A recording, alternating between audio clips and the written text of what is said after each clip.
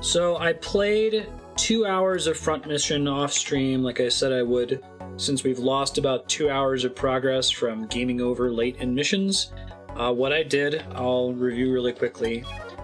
I leveled up all of the pilots up to the maximum level where they would continue to get experience points in the arena. So almost all my pilots are at least level 19. I think that's when they stop getting points. In the process, I also actually took the time to understand a little bit better how the hell skills work in this game, because they still eludes me a little bit, but I kind of get it. Basically, if you look on this guy's skill card, for example, he has melee level 3, short level 20, long level 22, and dodge level 9. Those skills go up as those weapons are used in combat in order to finish a fight. And then each character has a table that shows at which skill level they will learn an ability for that skill. For example, Long teaches Guide, which is the very powerful ability we were starting to get for pilots last session. It'll let you target a specific body part instead of having your attack target a random body part, which is what was making this game take so long before. We would get into fights with mechs and we would take, 7 turns to do what we should have been able to accomplish in 1 turn by just blowing up the mech's body. So I looked up all the characters and at which levels they learn Guide, and I've now taught Guide to virtually all of my pilots. Some pilots are incapable of learning it, but I've got 1, 2, 3, 4, 5. Frederick learns it eventually, but it's much higher than the level he can get to right now. 6, 7, 8. I thought about leveling up Molly, but it would take way too much work. She starts at like level 5 and it takes forever, so we'll see if I actually have to bring her in combat. I also got a shitload of money in the process. My main goal was leveling up pilots, not money, but because I was doing it in the arena, I got lots of money, so I have like 300,000. Pilots have completed basic marksmanship training, I know, right? Some other skills that I picked up on the way. Mei Hua is the only character I'm really using for melee. She has Double, which occasionally lets her attack twice. First Strike, which lets her attack first with a melee attack. Usually melee happens last. And Stun, which does what it sounds like. Now you'll notice that it says level 1, 2, and 3 next to those skills. I was puzzled as to how that works. Apparently the way it works is, when you get Guide, for example, it starts at level 1. Guide level 1 means that when you choose to use Guide, your accuracy takes a 50% penalty if you choose to target a specific body part. Guide level 2 means it takes a 25% penalty. Guide level 3 is no penalty. And if you can get to Guide Max, then it is guaranteed accurate, which sounds pretty amazing, but apparently the way these skills level up is via random chance through repeated use. So if you have Guide level 1, like I still have Guide level 1 on my main guy, Lloyd, every time I use Guide, there's like a 1 in 20 chance that will upgrade to Guide level 2. So hopefully I'll get at least Guide level 2 for everybody, so there's not this enormous accuracy penalty. Guide level 3 is like a 1 in 50 chance, and then max level for his skill is like a 1 in 2,500 chance, so it will probably never happen. That's something to be super hype about in front mission if it happens, though. If anyone gets a max level skill, that's a 1 in 2,500 chance. We have to save the game immediately and not lose our progress. I hope, right, Six Gun? I should do an FF2 vote for that explanation. So it looks like it's pretty easy to get to level 2, and because you're going to be using the characters every turn and they're going to have multiple attacks, so getting to level 2 is pretty easy. Most of my characters are at Guide level 2, which is only a 25% accuracy penalty. Getting to level 3 is much trickier. I only have one character at level 3. He was actually at level 3 before my grinding session, so I lucked out and got it. All other skills work the same way, so I actually have to double attack for double attack to level up. I have to first strike for first strike to level up. Now, Mei Hua has first strike level 3, which is like an almost guaranteed chance of her attacking first, which is really good. See if I learned any other skills that I haven't explained. Duel is like Guide, but for short-range attacks. So Guide actually only works for missiles and long-range guns. But Duel is the short-range version of Guide, and he's the only character that could learn it that early, so I gave it to him. So basically, if he fights in short range, he can also target which body part he wants to attack. The only other skill I think is called Switch, which is really strong. Yeah, Switch. Switch is a short-range attack that, if it procs, it causes you to attack with both your right hand and left hand weapons. So, I understand how the game works now. 16 and a half hours in, I took the time off stream to study it and get it. All that you need to know is that if I see a skill get leveled up, I'm excited. If I see a skill reach max level, that was a 1 in 2,500 chance. It wasn't going to happen. And I don't think there's any particular skills that I'm gunning for in any characters. Other than Frederick learning Guide, I just want everyone to have Guide so that I can actually end battles quickly. Let's see, what else did I do? I also bought new repair kits for everybody with that shitload of money that I earned, so everyone now has a medium repair kit, and I spent the 10 or so minutes to equip one to everyone's slots. And everyone has an acid bomb, which is a consumable item that reduces the defense of a target. So if we get into a hard battle, I can always have an acid bomb as a backup to try to get some damage in there. Okay, that's how this game works. Let's play it. 1995 tactical RPGs. Although the game is re-released in 2007 and they didn't change the calculations for that. I'd prefer that for skills to level up that it would be an experience point system or an RNG system. Like every time it doesn't level up, it gets progressively more likely to level up until it finally does. But it also seems like the max level skill, the 2,500, 1 in 2,500 chance thing, is like OP. Like it breaks the game if you happen to unlock it. In the case of Guide, it makes it so every attack always hits, period, which is a little ridiculous. You can give them a garbage accuracy weapon that's got a lot of damage on it.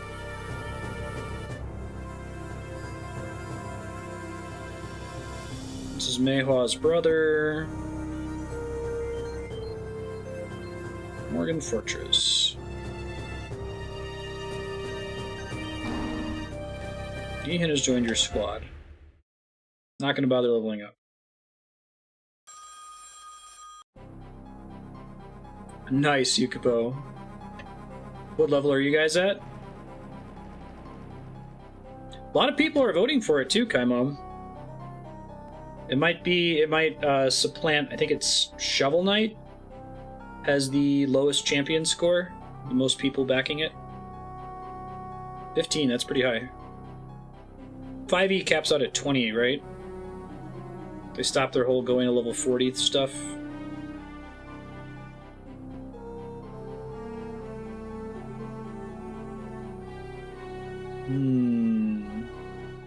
Olsen might be a bad guy.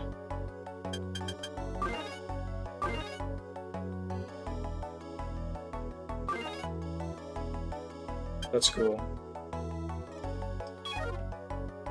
Let me see if I want to bother with leveling Yihin. I think I have more pilots than I can possibly bring on a mission, so I'm tempted to not stress out about it. No. I'm gonna try to just not stress out about it for now. I guess I could be forced to bring him on a mission, but my other characters are strong enough that it shouldn't really matter.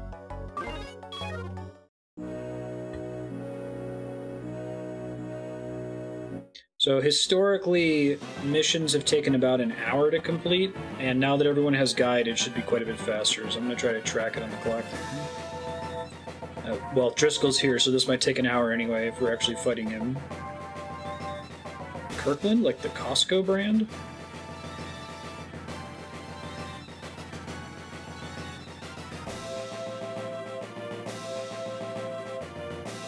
Driscoll's like Vegeta, but he's like way nastier and stronger.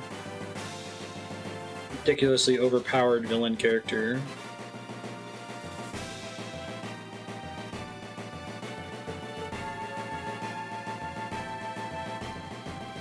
Nice, Yukipo. Land Destroyer indeed.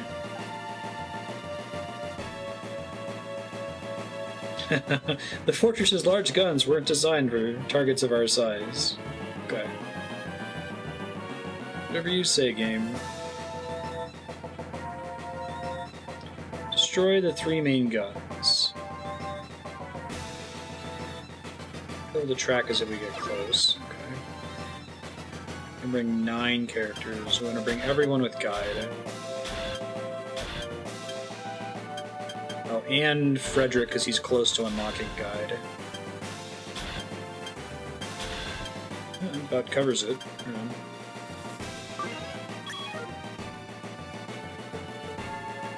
Nice game saucer.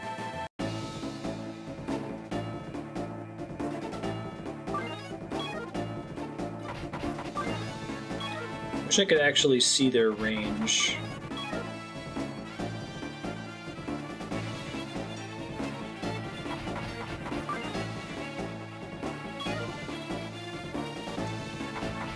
The gun's range, that is. Guess we'll find out soon enough.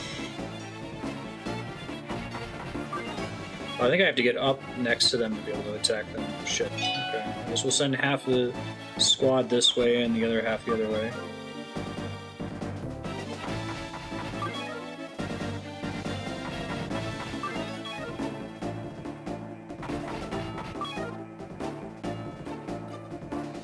So I don't know where to send the truck, so I'll leave it far back for now.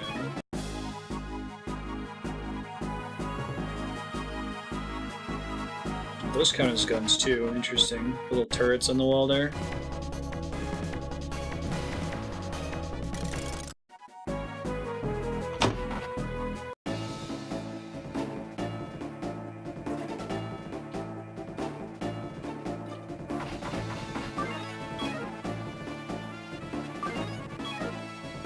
Alrighty. Oh, do I not have the skull on this guy? Huh. I wonder why I unequipped it. That's interesting. Although maybe it was the chaff grenade that stopped that from working? No, there's a skull. Alright, try to fix it later then. Weird.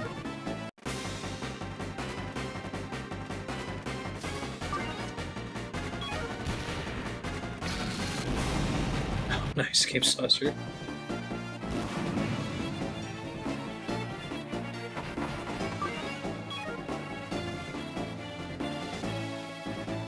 Think that's a... Okay, we just gotta deal with one jewel. Nope.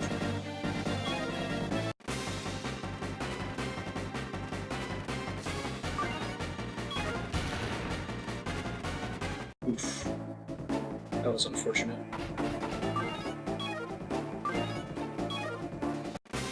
Because I only have skull there.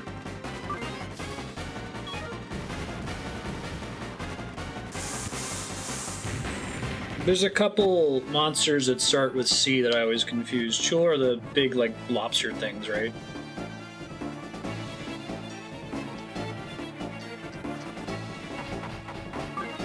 I'm trying to think of the other creatures I always confuse Chuls with.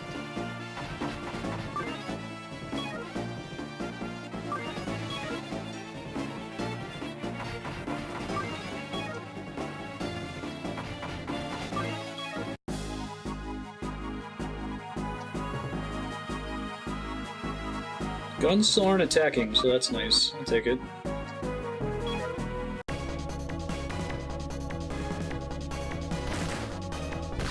Armor's a lot better now, too, which is nice. For a long time there, one of those attacks was usually enough to kill me.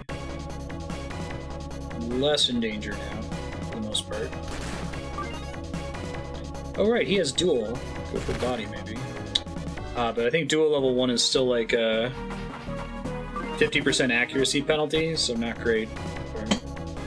I guess I should still use it because that increases the chance that it will level up.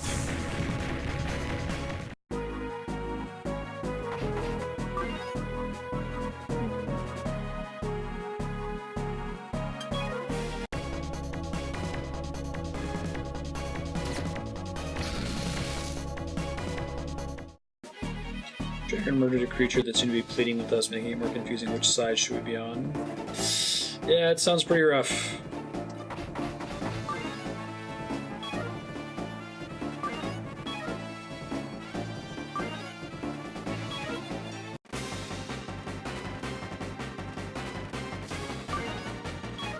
The shadow fell.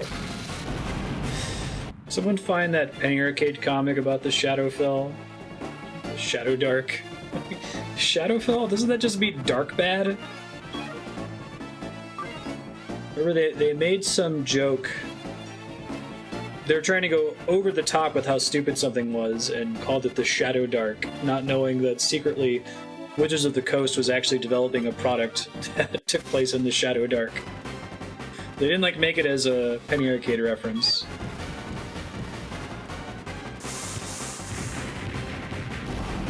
I love it.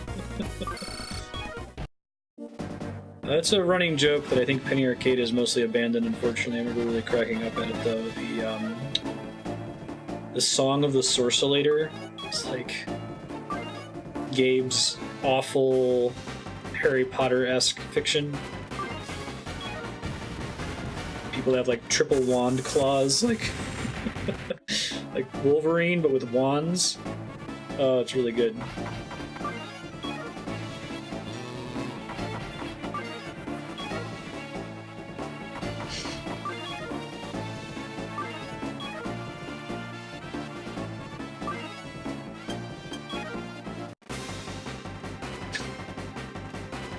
Pushes the bad place caves. Also known as the Deep Dark.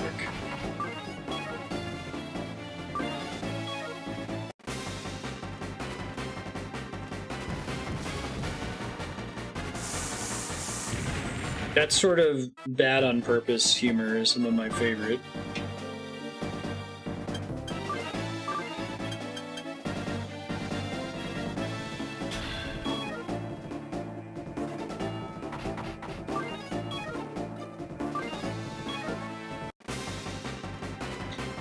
Decide now if I want to send the truck over to restock their missiles. We might be fine without missiles after we kill the mechs. Just to go into the Underdark to get to the Shadow portal.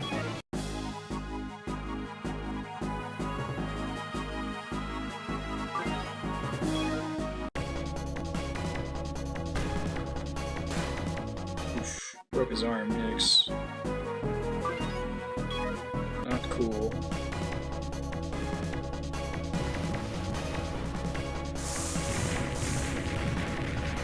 Or Paul's arm too.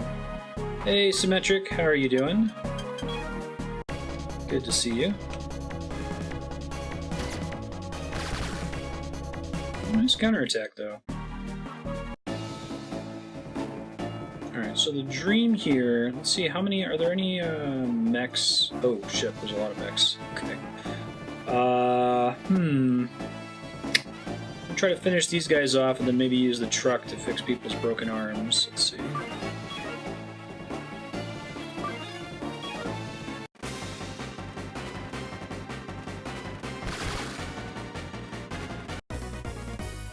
Nice job, Paul. Is Frederick over here? Yeah, see if he can get the kill here. He needs to level up pretty bad.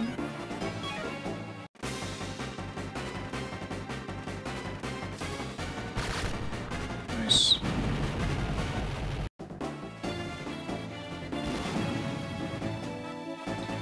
Does Nejan just mean river in Albed? It's a pretty good creative source for names.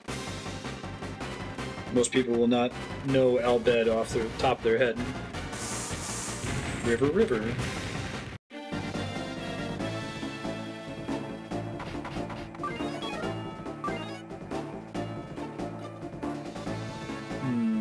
Decide whether I want to attack its arms or not.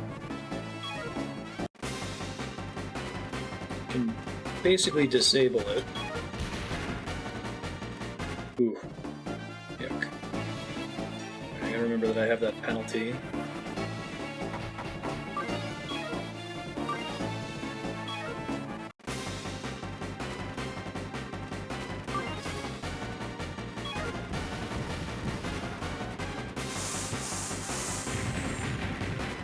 He's still alive. Happy travels, Yuko. Hey, Lufex, how you doing?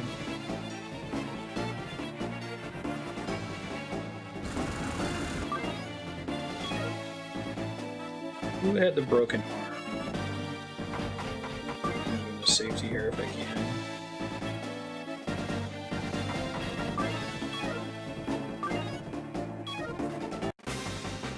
Oh, yeah. It's harder once you've started. I basically started by taking a screenshot of every tablet and putting like text on it. I don't think I'm gonna get to finish La Mulana, by the way, until after PAX, but I've got a plan set up for all those extra streams we need to do. So close. I underestimated the amount of prep work I'd have to do to get ready for stream, or not for stream, for my panel. Oof, broke my legs. 35 hours in, one more session and I'll beat it. I've done all the main world-spanning puzzles. Alright, let's kill the giant gun first if it'll let me.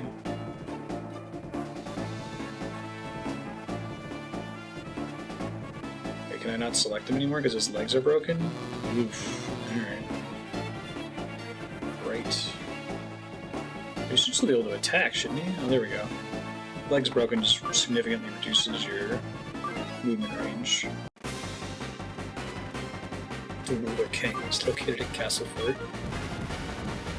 Oh, I should have set that. I don't think anything can miss the guns, though. I don't think they have the capacity to dodge.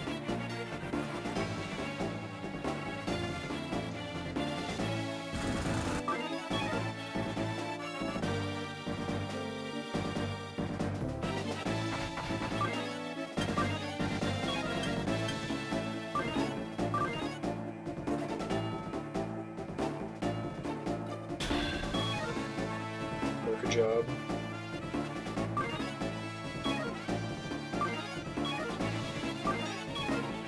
Can only use a skull. I'll try to conserve that ammo if we can. Sight place.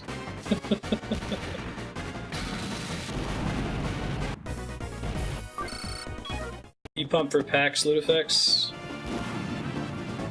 Do you think you'll be going to the concerts on Friday night? It'll be a good time for me to get you your Saturday, Sunday badges. Otherwise, we'll try to meet up somewhere. Pretty pumped about the concerts this year, so they got a lot of really good stuff. I've always skipped the night of the concerts, or at least a significant number of acts. But MC Frontalot seems to be gone for the first year ever. Which brings me joy. I don't like hate MC Frontalot, but I don't feel much about him. Friday closes with the Super Soul Brothers, which is, I think, mandatory viewing. They were fucking fantastic last year. Actually, if you guys are able to tune in to the concerts on stream, I really recommend it, especially Super Soul Brothers and Bit Brigade. Yeah, I love those guys. I've actually been following the Super Soul Brothers for a really long time. They were at TwitchCon the year that I was the inaugural TwitchCon. They're hanging out in the lobby.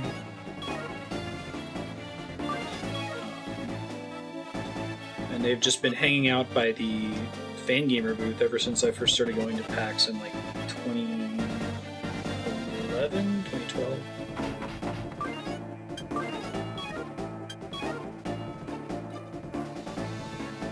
I remember I was already pretty into Penny Arcade, and I liked what I had seen online of PAX, but didn't think I would ever go. And then shortly after I met Andrea, I met all of Andrea's friends and colleagues and fellow grad students. And the first time I met HeyPax, he had just come back from PAX.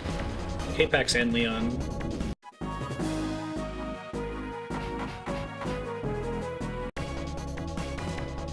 Talk about lucky. In the cases you get your girlfriend and then you lose all your friends, but I actually gained like 10 friends that were already into shit I was into. The first time I met Deidre, he had an OC Remix shirt on, and I'm like, wow.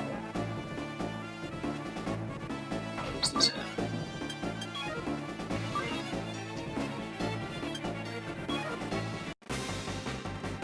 Guitarist for Super Soul Brothers, works for Ubisoft and the Rocksmith DLC. That's cool. They've been in downtown San Jose? That's really cool. I know they've streamed music making a few times, which is cool. Oh, just ending my turn next to the truck fixes my arm? Shit, I didn't know that. Right on. Learning things about this game all the time. Purple guy's gonna die. I don't think it can be helped, unfortunately.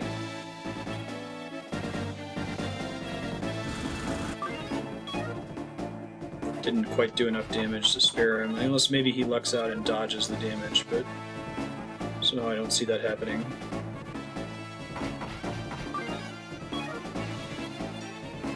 Rearming, disarming chips.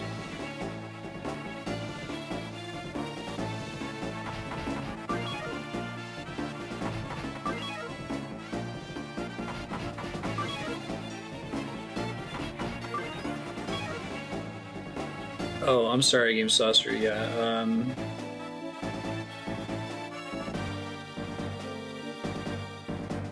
Have every name be redundant. Dark shade, light gleam, underdeep, light all sight plays, stream hook. Yeah, I totally missed that. You're not nagging.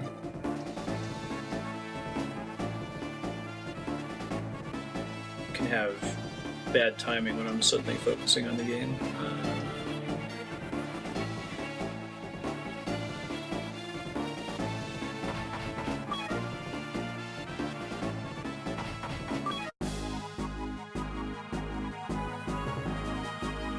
Oh wow, I guess I'm close enough to not trigger it, but now this guy's gonna shoot me and he's gonna die. Alright. Oh, he's just using chaff grenade. Alright. I won't complain. Wow, purple guy was allowed to live there. He did not deserve it. I'll take this turn to heal him then. Kill the big gun next turn. Ooh, maybe I should buy the large repair kits. I didn't realize I was already in the territory where I might have to do that. Already have their skull upgrade. We were heading to refill ammo. Push on the other side. Should have just been sending them all together. I think this game heavily incentivizes keeping your group together and not splitting them up just because of the truck mechanic. Let's see. Why would I send them up this way? I think I still have to rout the enemy. I don't get to just kill the big guns and then the mission's over.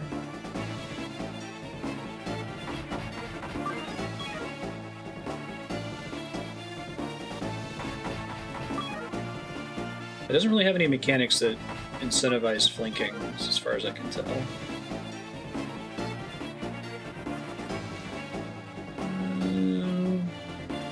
I'll leave him here for now and I'll move him next turn, I think is correct.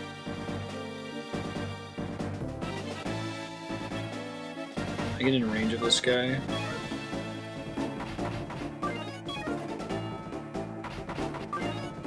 Okay.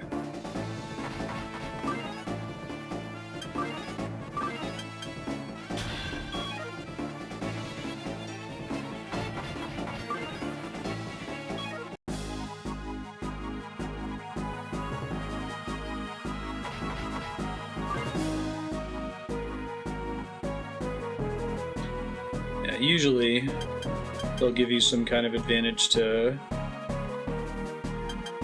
flanking or something similar.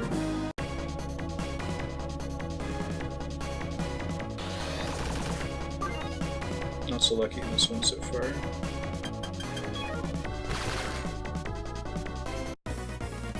Nice job, Keith. Level 20.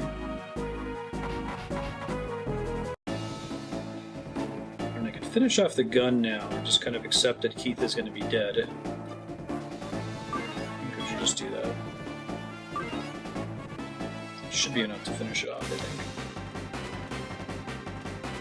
Your friendly neighborhood god, a dumb Flemish accent.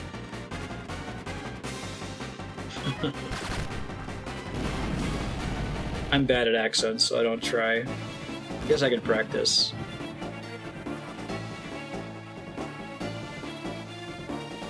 Turn-based tactics game that has a follow quality of life mechanic. We can attach for a unit to a leader. That would be nice. Not in this game. I don't think I've seen that. I think that if you're gonna make the next big tactical RPG, the goal should be quality of life. There's a lot about this genre that's just very rote by default, not through like any flaw of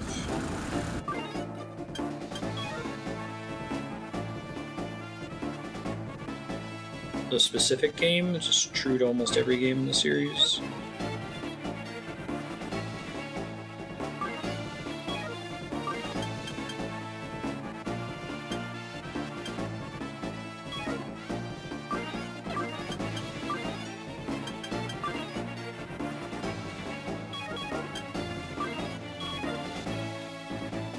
Oh, that was technically his turn. Whoops.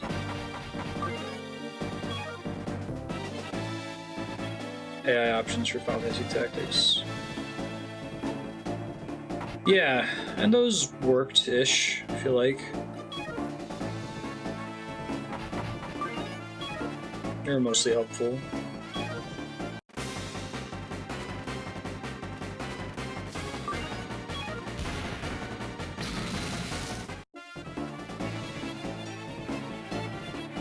Imagine how an Irish accent sounds to an English speaker.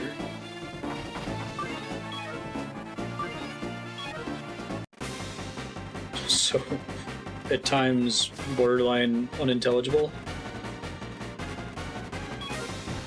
It's the snatch.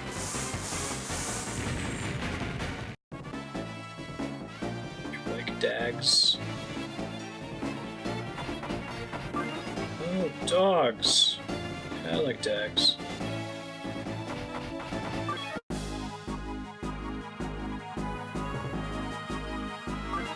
I've actually never seen Super Troopers. Is it good? Block. Yeah, I can heal next turn. Okie dokie, see you, man.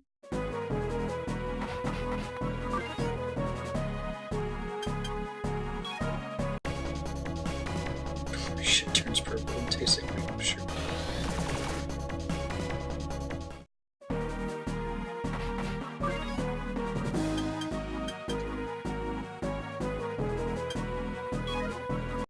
I don't think I can get to use Guide on the counterattack. I don't remember though. I do not. But I did also one-shot this guy, so... Nope. That doesn't happen. I believe Guide is the only long-range skill in the game, so once a character has learned Guide, I kind of want to try to avoid using it on that same character. Because there's no other benefit, as far as I can tell, to continuing to do so. Resupply...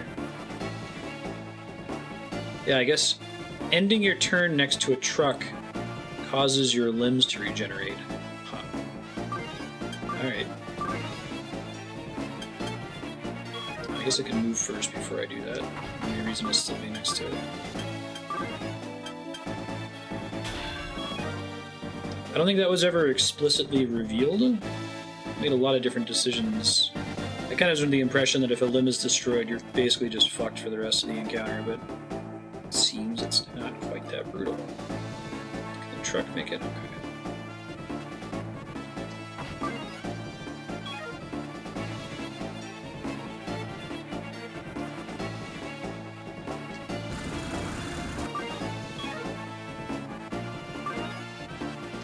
Resupply. Resupply. So I can move guys up here. They're all just surrounding my purple character. Yeah, this is where having a large med kit would be really nice. I wonder if I can out heal them though, even if there's two of them attacking. I might be able to. So we'll see.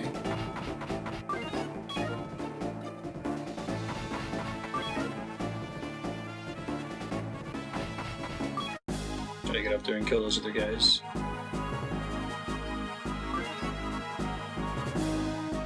We were saying front mission doesn't have a lot of turn-by-turn stuff to talk about, so this is free discussion day. If you had anything that was interesting you, whether it's video game related or nerd culture or movies, feel free to share.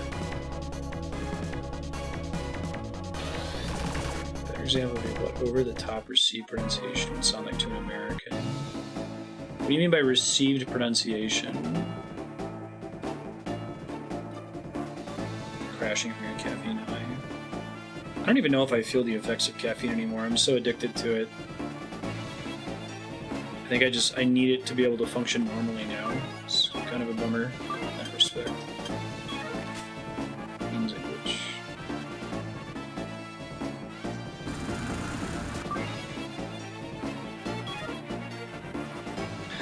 I know, right, Kai Mom?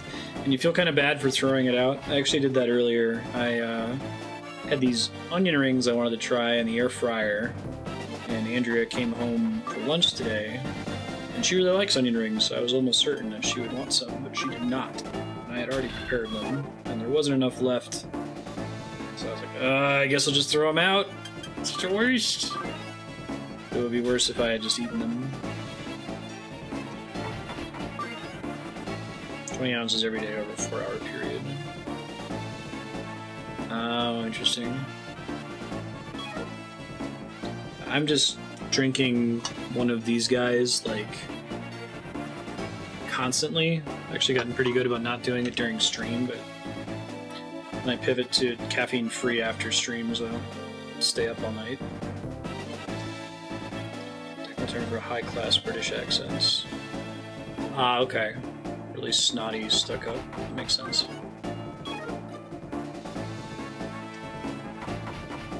Like, extend your pinky finger while mockingly saying it.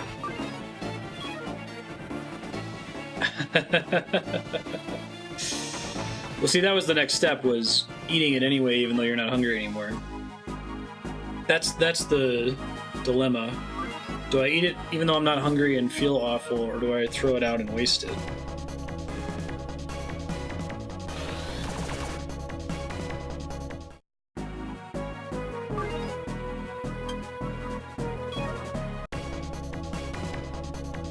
Gotcha. Okay, an air fryer, you can throw anything in there. Dude, some leftovers are better in the air fryer. Actually, Domino's is okay pizza, but now that I know what it tastes like in the air fryer, like, I order it and directly put it in the air fryer when it gets here. I don't even wait for it to get cold. There's a pizza chain in the Midwest, I don't know if it exists elsewhere in the US, called Jets.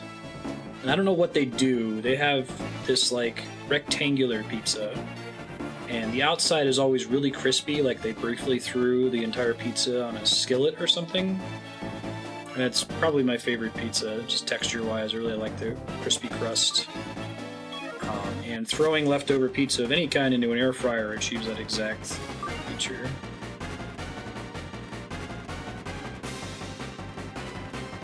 Mix of that in Irish, gotcha.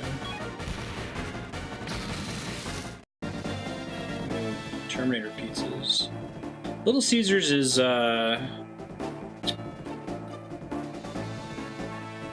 Little Caesars is a good cost to quality ratio pizza. Like, if it cost more than $5 for a hot and ready, I don't think I'd fuck with Little Caesars.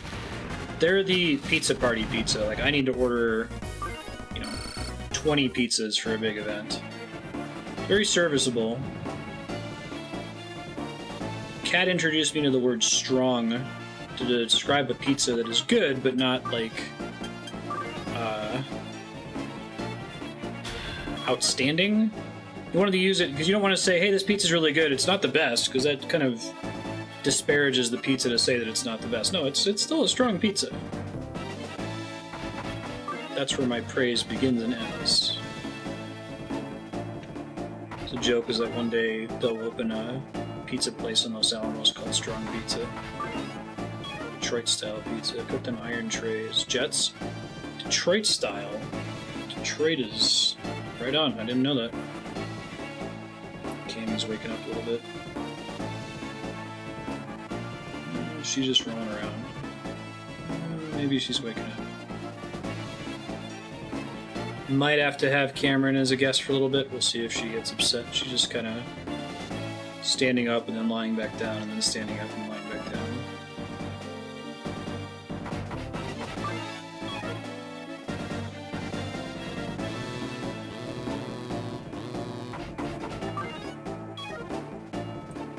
Something I only ever had once and haven't been able to find anyone else that can make it, and I feel like an asshole asking for people to try, is Pittsburgh rare steak, which is where the inside is like almost totally rare, but the outside is like charred black. It's already called blue. It's amazing. Best steak I've ever had. Only ever had it at one restaurant. I know, right? You guys happen to see Deidre? His son was just born, and his son's name is Locke, as in the Final Fantasy VI character. Send me a picture, like, I want to show you a picture of my new friend. Pretty sure he prefers to be called a treasure hunter. I actually wasn't 100% sure because Dieter has his major in physics and his second major in philosophy, so like, hopefully that's not John Locke. I meant the FF6 character.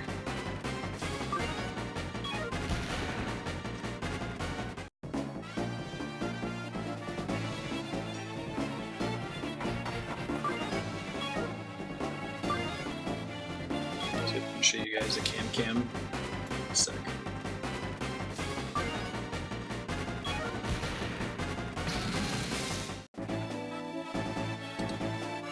She's so sleepy. She's getting up and she like flipped 4 or 5 times. I really thought she was gonna wake up and start yelling. Should probably get her like a small monitor in there or something. Throw on Frozen. Emergency Frozen. Jealous of babies. I hated naps when I was a kid, and now I hate young me for being anti-nap. What the hell is wrong with me? I just didn't know.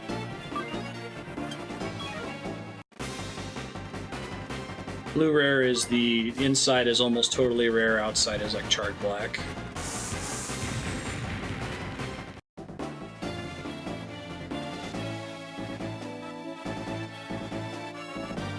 Oh yeah, no, I don't think I've ever made my own steak. I've never made a steak myself in my life. Might be fun to try on stream at some point. Apparently air fryer is pretty good at making steak. Sounds like blasphemy, but trust the internet. They've never led me astray. Anything ever.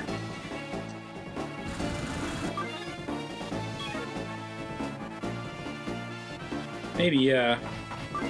That's, I don't know how to pronounce it. That's when you cook it in a vacuum sealed bag, like boil it. Poor purple guy is down, all of his arms and legs are broken. Can't even use his shield anymore. I'm taking a punishing. Is it like sous vide? I'm just guessing based on French meaning skip some arbitrary consonants and pronounce a vowel wrong.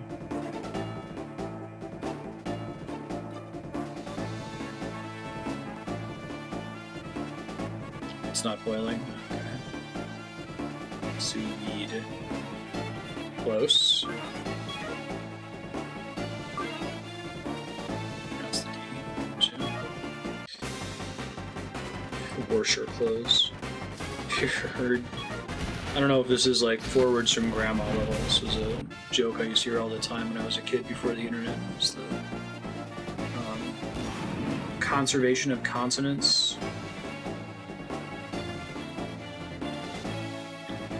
Where it's like people in Boston park their car and that R migrates southwest to Arkansas, where you wash your car and invest in Earl wells.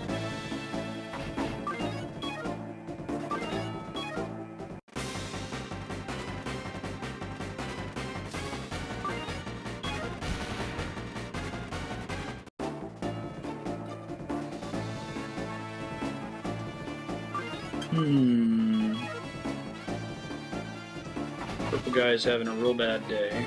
Out of healing items.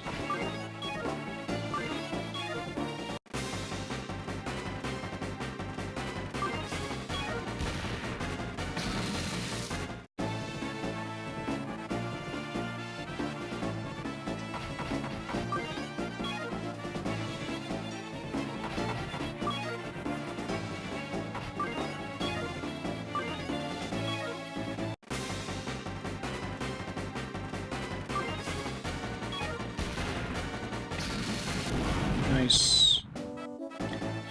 Hey, Yahan, are you around right now?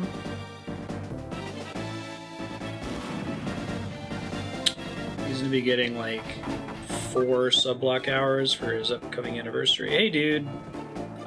Did you actually want to do a baking stream? Did you want it to be baking? You get those 4 hours. I think that's, I want to say that's October, not September. But I'm trying to get everything scheduled ahead of time. Tell me what you want me to bake, and I'll make it happen. 2 for 1.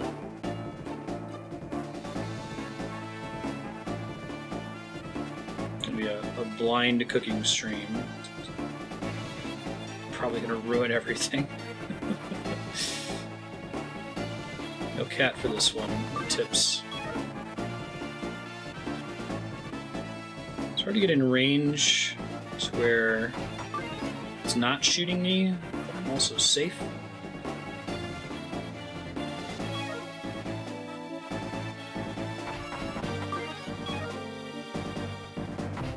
One of my robots is about to get shot through the heart. And you're to blame.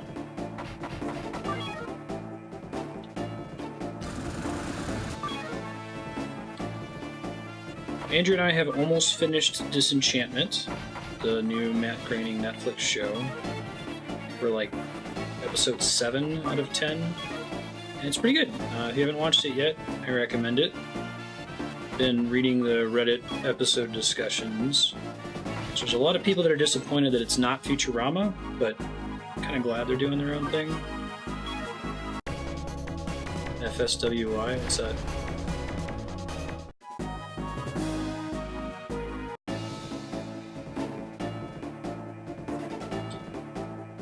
I've seen some people complaining that Disenchantment has like an audio mixing problem, which I'm not watching it with headphones, so I can't really hear what they're talking about.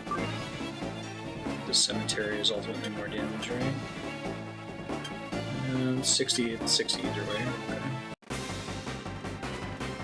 Gonna have to be baking. Oh, even with the plus 4 hours, Yahan? How long were you thinking of taking it? I think both of our cooking streams, even with a ton of stuff, ended up only going for like 2 hours.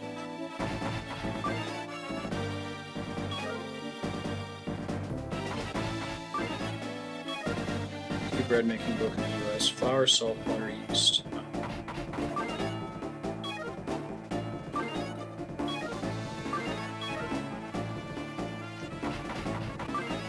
Worried that little turret up there can reach me from here, I'm not sure. I mean, if you go back and watch the first season of Futurama, it's really weird. Like, there's nowhere near enough music. It feels like there's really long gaps between every line of dialogue. Bender's voice sounds different.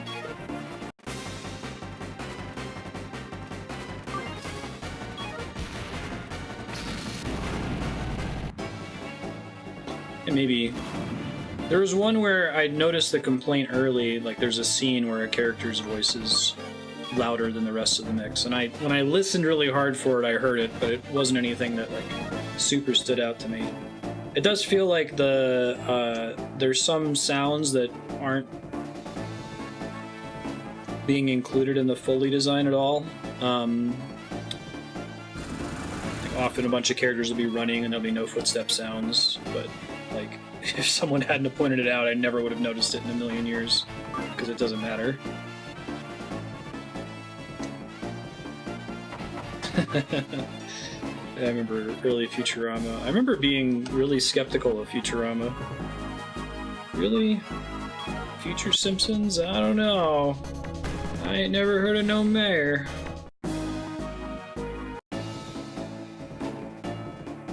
Yeah. You don't have the central speaker, so everything is super loud, but you can't hear dialogue at all.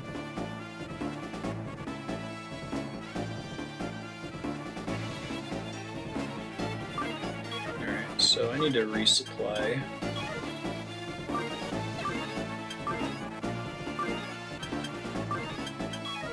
I think after this I'll give maybe half of their healing items to repair large. They're pretty expensive. They're like 200 gold a piece.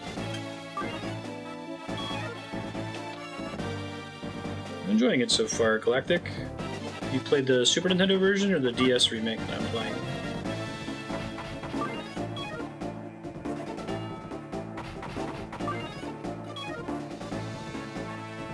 Or one of the later entries in the franchise. Hey, I can reach it. Nice.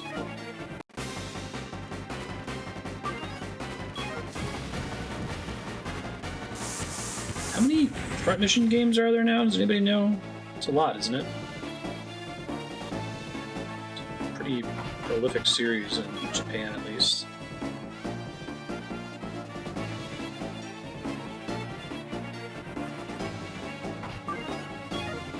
Gotta get up there to be able to reach him. Someone else is gonna get shot by the turret then. Nothing down for it. It's 5. What went wrong with Front Mission Evolved?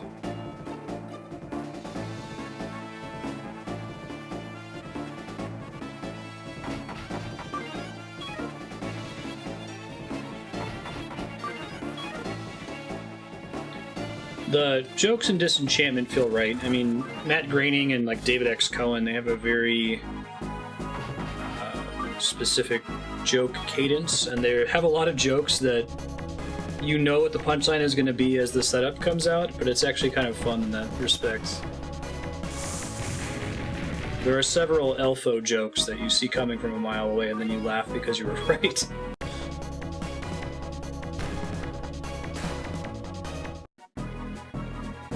I hope they develop Eric Andre's character more. I think I've gotten the least laughs from him so far in this first season, but it could also be like early season Bender. They didn't really know what they were going to do with him. Wanted him to be like an alcoholic. He wasn't really an asshole yet.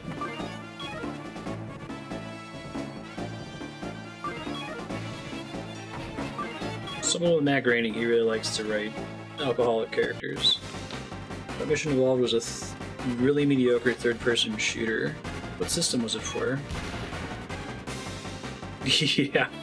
There's a lot of good visual jokes like that. I've had to pay extra close attention to it. Even after watching through Futurama like 100 times, I still occasionally catch a extra visual like sign joke or something similar. I think my favorite one is probably still is the Poison Shop Pub Little Seizures. Hey, good job, Paul. Proud of you. Alright, this guy is really buff. Kind of frustrating.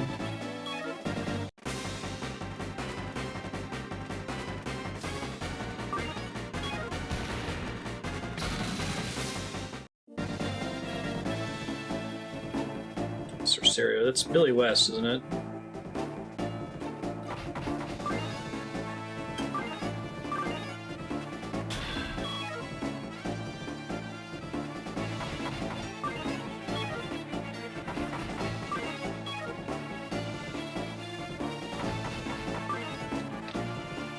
Quoster talks about elbows. Calling it what it is and putting an O at the end is a little on the nose.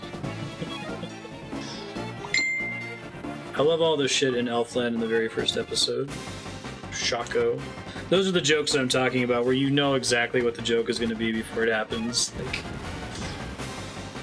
after they set up, this is a very mild spoiler for the first episode of Disenchantment if you haven't watched it, but like the one character Elfo comes from Elfland, and everyone in Elfland has a dumb name like that.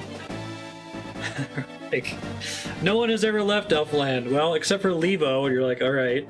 And no one has ever returned, except for even Returno, and you're like, god damn it. Yeah. Obvious jokes are fun sometimes, especially if they deliver it well. There's still a world-class voice acting team. I think the only person that's missing is Katie Sagal, but she only really ever voiced Leela on Futurama. I don't think she ever voiced any other characters ever. Tress MacNeille is everyone. Any somewhat old female character or young male character. as is her way. I don't know who voices Bean or Elfo. I guess the guy who voices Elfo is some, like, screenwriter.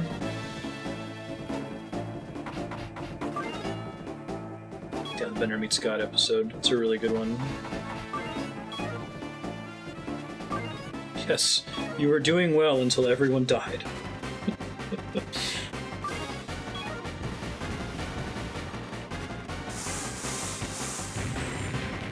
He's got 3 hit points left. He still has a turn left. Gross. Oh, that's the worst when that happens.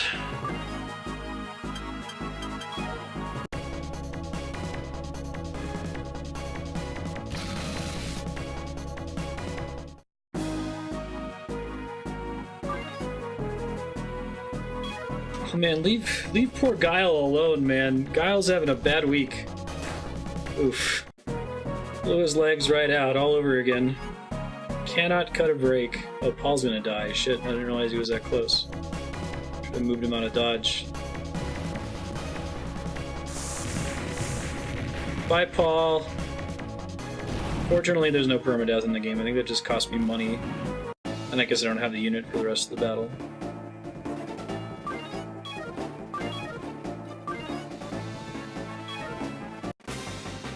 That body shot, 50% accuracy penalty is not all bad.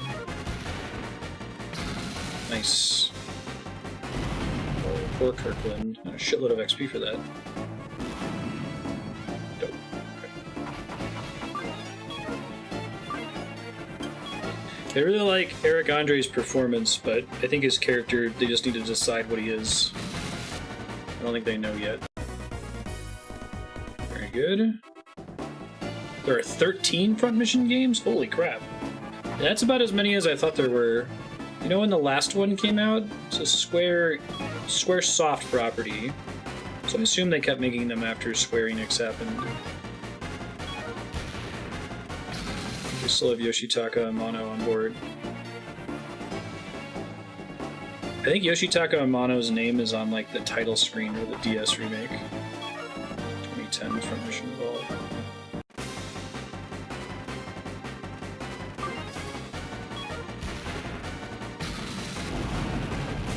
Or wasn't well received.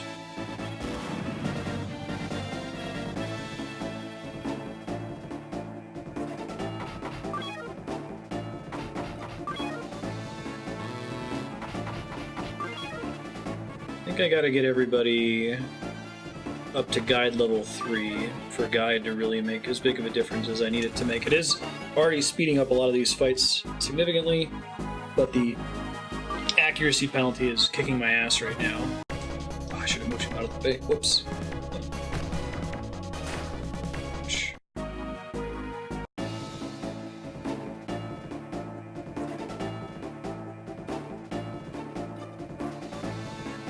Get to safety, friendo. He end his turn next to the truck so that his legs magically regenerate. Makes perfect sense. The last gun. Over this way. I think I killed all the robots too, so I just gotta do the guns now and it should be game over. Few on the DS, 4 and 5 are on PS2. Front mission online? What? Was it like a PvP game?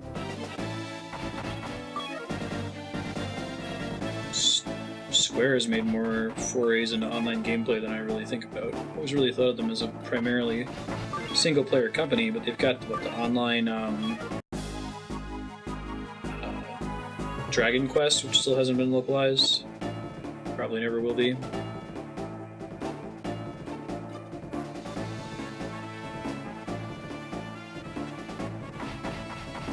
Focus on PvP. I don't think I've ever played a tactical RPG PvP. I could see it being interesting. I feel like a lot of the failings of the genre are due to predictable AI more than anything else.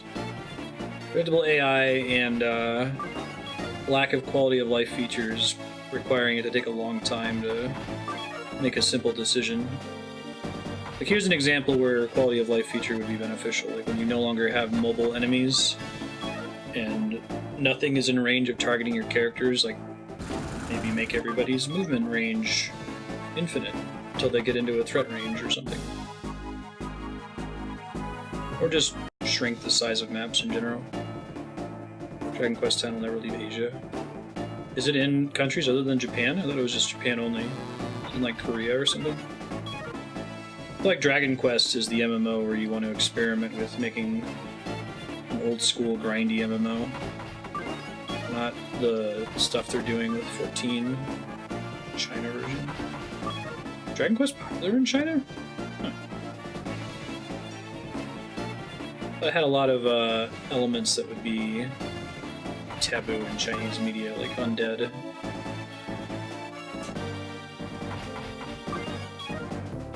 That's the big one, right? Like, they had to make a huge censorship pass on World of Warcraft to release it in China.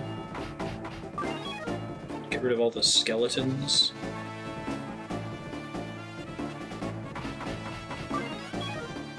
It's one of those cultural things that always kind of crack me up. Like, when I try to think of the least spooky, horror-related anything, I think skeletons are probably at the very top of the list. Like, you could pull just about anything from the monster manual, and if I saw it in real life, it would freak me out. But if there was a walking skeleton, I don't know if I could help but laugh at it. Yeah, well, that was an issue in Season 1 of Futurama as well, sir. Season 1 of Futurama was heavily focused on Fry, Bender, and Leela. It wasn't until later, like, I don't even think that Hermes, for example, was a starring role. Like, Phil Lamar wasn't getting paid as a star until, like, after they got canceled on Fox and came back. He was just listed as a guest star in literally every episode.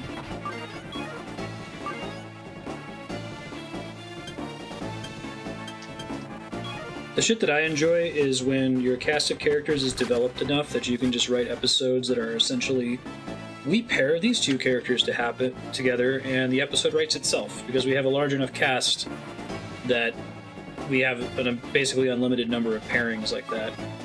Like, the Hermes Bender pairing episode of Futurama is really good. The Bender Amy one, not so much, but still kind of a funny concept. The Amy Nibbler episode has one of my favorite lines in the whole show. It's the doctoral exam.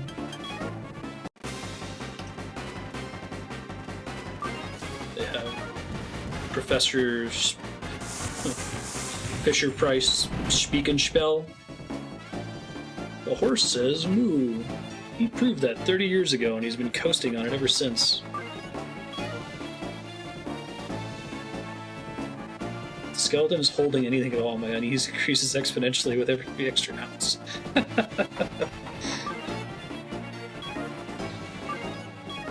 Yeah, maybe I'm overestimating my courage at seeing a skeleton. But, like, there's a pretty infamous scene in Game of Thrones where they decided to use skeletons instead of traditional whites. And it just felt very silly instead of feeling urgent like it was supposed to. Merkimer's great. Merkimer's voice actor is from that BBC show I was talking about in Discord and Cool Stuff. Garth Marenghi's Dark Place. If you haven't seen it, it's like a 6-episode BBC miniseries. It's like a parody of Twin Peaks and a bunch of really shitty, overly self-important horror. It's one of my favorite things ever.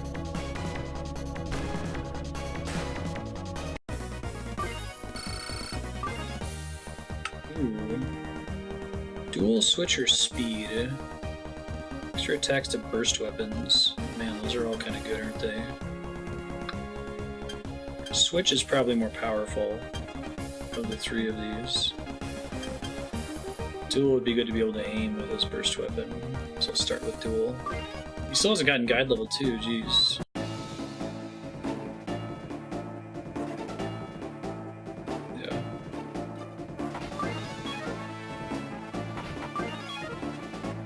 Right, at first, like, oh, okay, it's Zap Brannigan, but I think it's pretty different.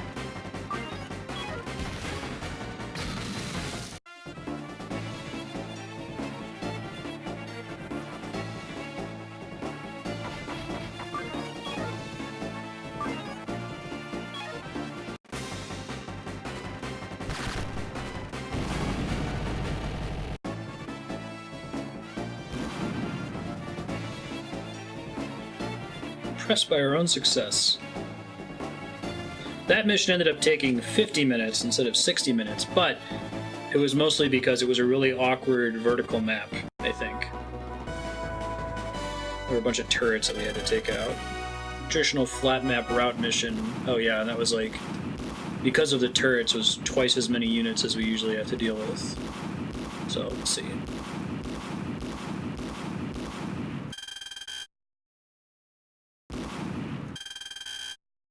So if you haven't seen Disenchantment yet, it's 10 episodes, it's very good. Recommend it highly. Oh shit. I didn't just walk into another mission. Driscoll here. I guess I'll save when we get into it just in case.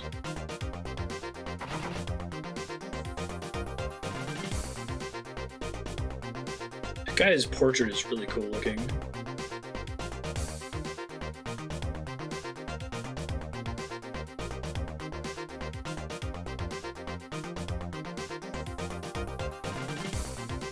Sea King.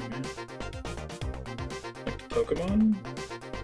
Sakata's newest weapon model. It's big, but it can move as fast as a monster. I'd love to just be able to run away. Right, I get 11 characters for this one. Okay. Good thing most people do have guide. I got one more. Guess I'll take... Molly's so garbage though. Do I really want to take her?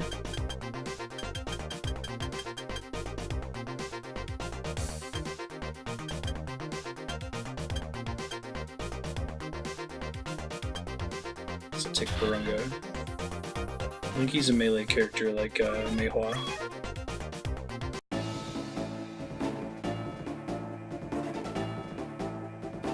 Let's see what else we have to.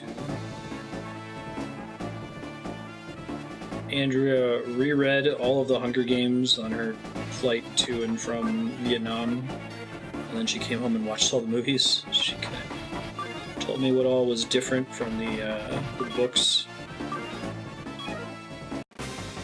Pretty good series. There's a really funny parody Twitter account that's like making fun of post-apocalyptic young adult novels. See if I can find the link later, maybe somebody in chat can find it. But it has like these one-off tweets that just sound like a bad Hunger Games rip-off young adult novel. Yeah, that was pretty good. Snow's a pretty good villain.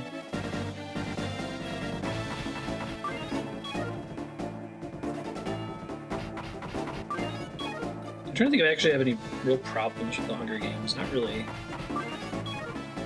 I think the thing I thought was most interesting about the Hunger Games is that it chose to focus on elements of revolution and war that I think most other authors wouldn't really focus on.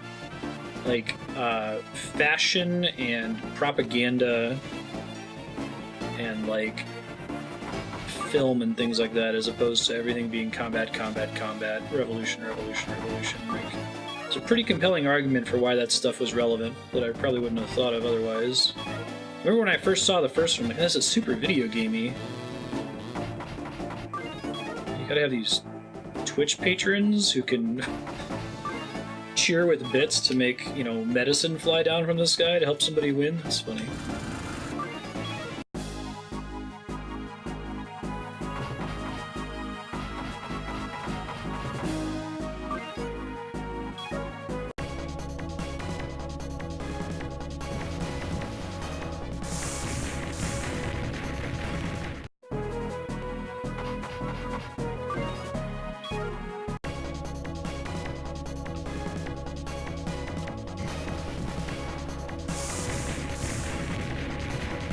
Definitely had some shit that was just a little bit over the top sci-fi for what the setting was trying to be. Like, they apparently have the ability to freely genetically engineer monsters. You can just craft a fucking Pale Man from Pan's Labyrinth and make an army of those, no big D. I mean, that has some pretty rad implications for this setting as a whole that it doesn't really ever explore. I kind of has that J.K. Rowling thing where it's like, you just wanted there to be monsters running around in here.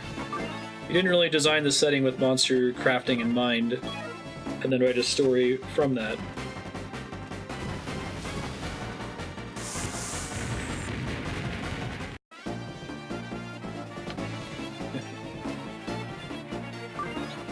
Did you read the book, Yukiko? I've only seen the movies, so...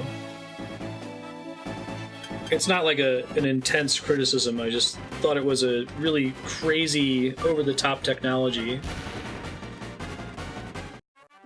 Sometimes you just want a T-Rex in the training room. Like, you could write an entire sci-fi setting about, hey, we can, like, 3D print these gorilla demons.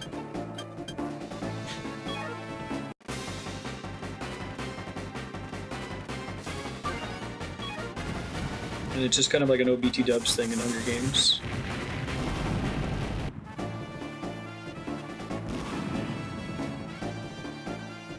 What's up? Everything okay?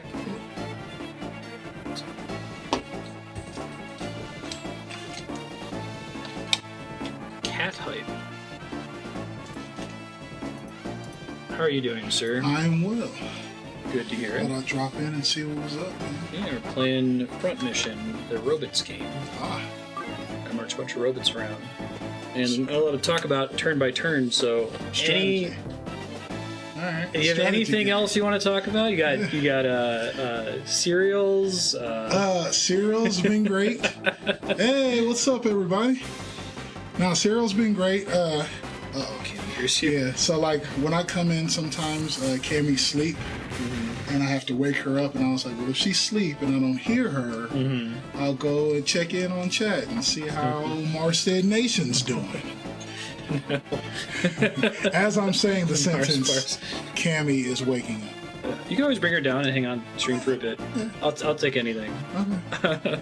So it's really kind of like essentially like the Monopoly problem. Like you all agree to sit down and play Monopoly. You're all excited to play Monopoly, but what do the 8 other people do while it's your turn and you're sitting looking at your cards? It's an issue. It doesn't mean the game's not good. Tactical RPGs, there's just not a lot of talked about turn by turn. It's not like Dark Souls where I almost can't look at chat at all because there's too much going on. Did I miss any PAX hype? Did you do 2 days before we leave checkup talk yet? Oh no, I haven't talked to anything about PAX really. Yeah. So super what are you hype. feeling about it? Thanks, chat, and everybody that helped donate and make this dream come true. I'm super excited, man. I'm super excited. I have very little to no expectations because I don't know what to expect. Right. But I'm super pumped. Super pumped. You're fighting in the street. I am. This is chaos. Although you're keeping both feet inside the lanes. Yes, of course. Right. But it's still staying on my side. Pretty much chaos. Yeah. Right. Okay, Cammy's crying. I'll go get Cammy, but then I want to come back and check in. Sounds good. See you in a sec. Hang out for a bit before you go. Sounds She's good. Oh, is that the speaker? That's the speaker, Okay, yeah. I was gonna say.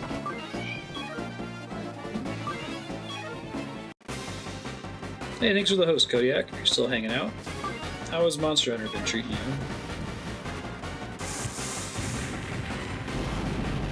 Probably go through and heal everybody after this here.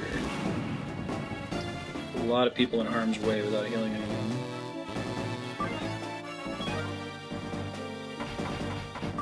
And she's been asleep, and she heard him the instant he started talking down here. Just kind of like super hearing. Maybe I should close the door.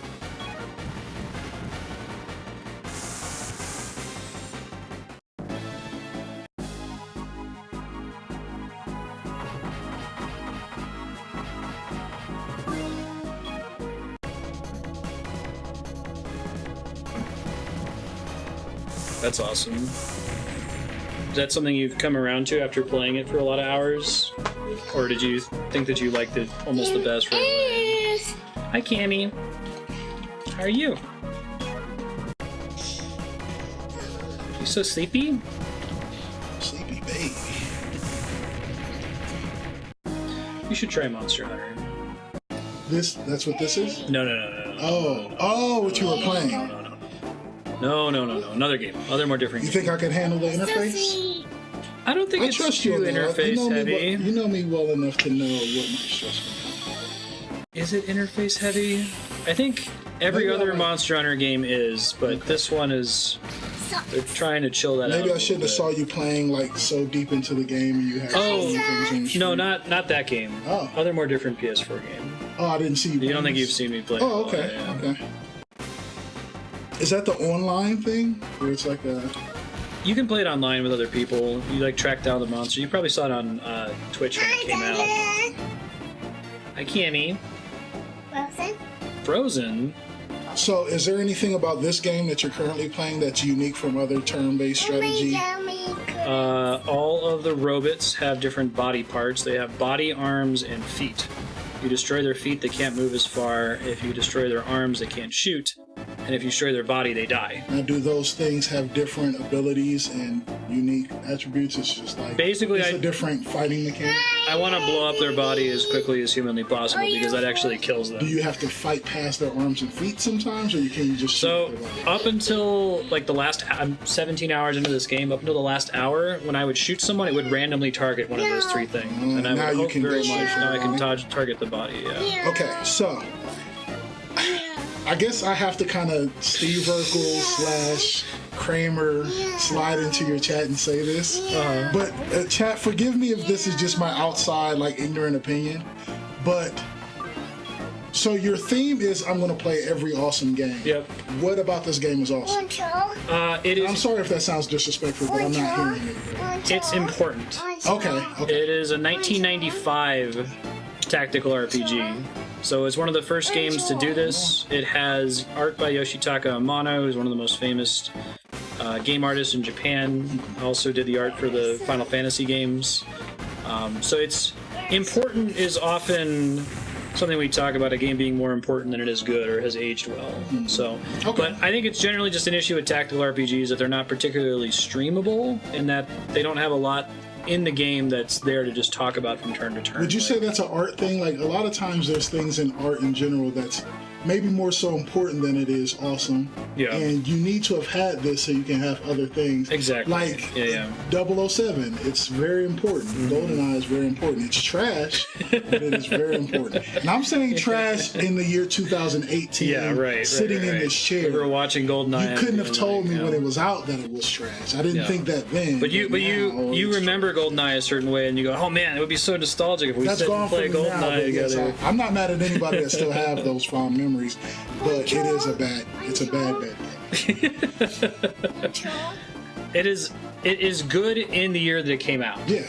I feel like every time I jump on your channel, I'm saying something really bad about something loved. I don't want to be that guy. No, man, I hear you. You're right. It's true. What, you want a controller?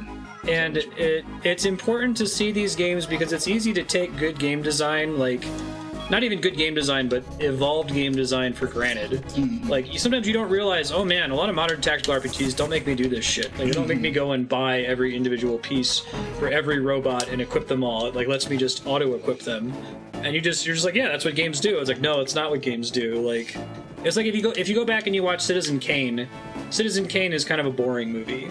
But if you understand that it did all these things for the first time, like, oh, that's the first time anyone thought to like dig a hole in the floor and do a shot from underneath the floor that shows an angle pointed up at a character. Like, there's a lot of that in hip hop. Like, there's a lot of albums and songs that are trash. They're trash now, right? But they were really important. They made a difference at the time. I mean? Yeah. Like we joke about the Casio loop. Shitty Casio horns, but it really made a difference at the time because that's what we had. Yeah. Hammer and Vanilla Ice were very important. Like, we look at them as a joke, but they're very important to where showmanship in hip hop is today because, like, there was a big difference in hip-hop between hip-hop and other genres of music, particularly like rock or country, where you had these guys with a microphone and a pre-made beat behind them, and they didn't really know how to be showmen because all I'm doing is saying words in this microphone, whereas a band, you can do windmills on your guitar and flip it in the air. So Hammer and like a Vanilla Ice, they really kind of bridged that gap for like, what am I doing while I'm standing here with this microphone? Am I dancing? Is there a show? That's a really interesting point. Yeah. And like all that stuff is why you can have a Drake. You can't if you don't progress the culture in that way. I think it can make it hard for people to go back and play some of these older games then, because they don't, unless if they have someone as a guide to be like, do you see how this happened? Do you see how this evolved? It's really easy to just dismiss it and say, Indeed. I don't get it. I feel like I'm dismissive a lot of times, but I try to like look back. It happens. I might initially be dismissive sometimes, but I do like to think that I go back and give it a little extra thought before I say Sonic is trash. 90s XCOM is super important, but can't even start playing it right now. Yeah. So the XCOM that I played was a remake of the 90s XCOM, wasn't it?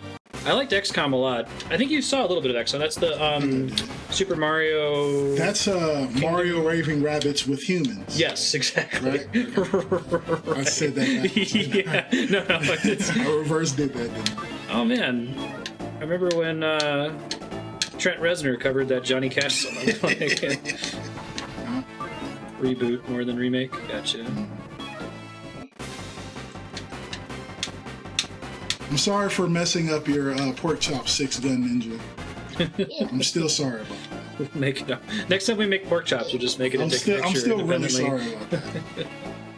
I don't think the chat knows about my crazy anxiety. And that I literally, for days, was like, oh, I let him down.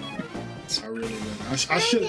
I'm thinking to myself, like, I should have never let Luis dip those pork chops. I should have dipped them myself. Critical mistake.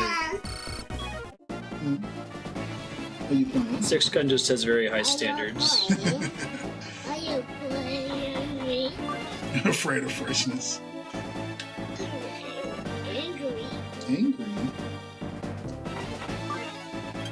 Say angry? Yeah, she said something about being angry. She's been really fresh lately. Fresh? Very fresh, very attitudey. Ah. She looked at me the other day and cocked her head and said something.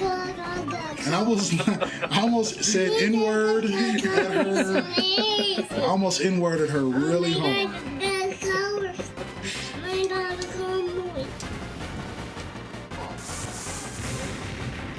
Do it again though, or 6 is gonna go molasses on your asses.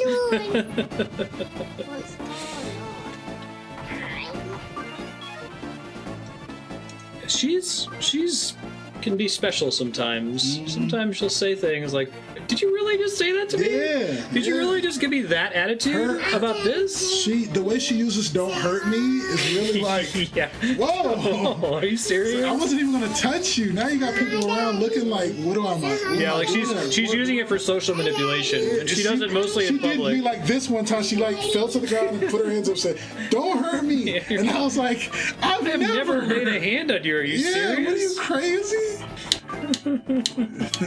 You play. 21 people died because of molasses flooding the streets of Boston in 1919? What? How? That sounds fake. That sounds like something that would be in a cartoon. Like people running really slowly from a giant sloth or something.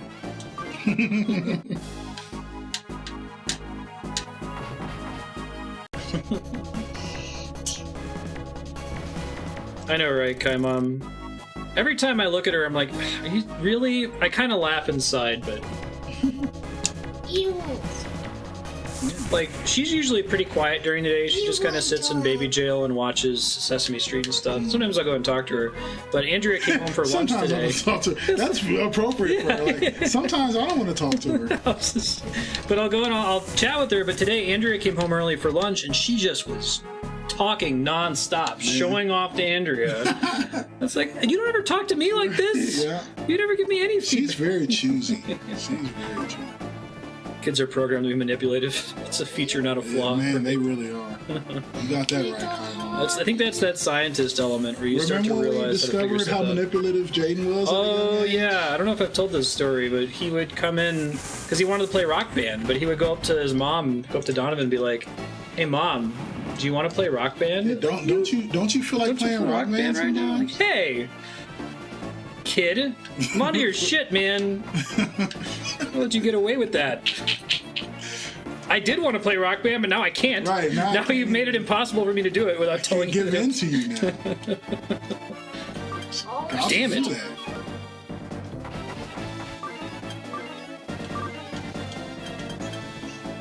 Oh, I didn't give. Did I? I haven't talked to you about the band thing. Oh, at no. the game. No. How'd it go? So You went to Jaden's marching band was fantastic. Nice. It was great, man. Like they're serious, dude. Like they do cheers and cheers. Well, and... they marched onto the field and they had their little formation and they played September. And your nephew was the only guy out there like marching in place to the music. So I don't know if he was supposed to or not, but everybody else was being still and he was like keeping the beat.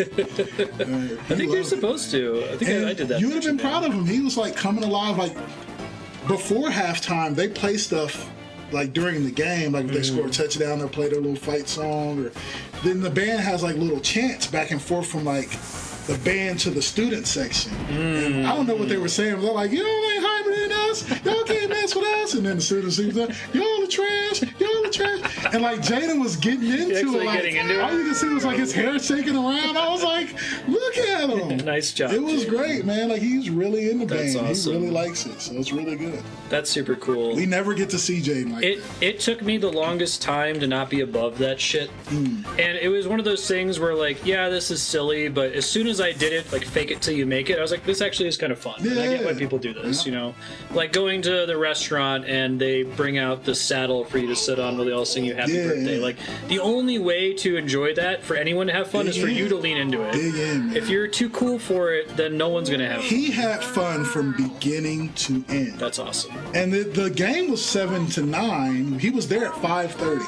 Every time we saw him, he had a big smile on his face, super participant. That's like cool. he was into it. Like he partied so hard, he crashed when he got home. Like, he had a great time. That's awesome. The band was definitely the right move for him. It's got him getting really active. I like it. Yeah, I hear you, Yukipo. I was the same way. Like, I kind of regret it now.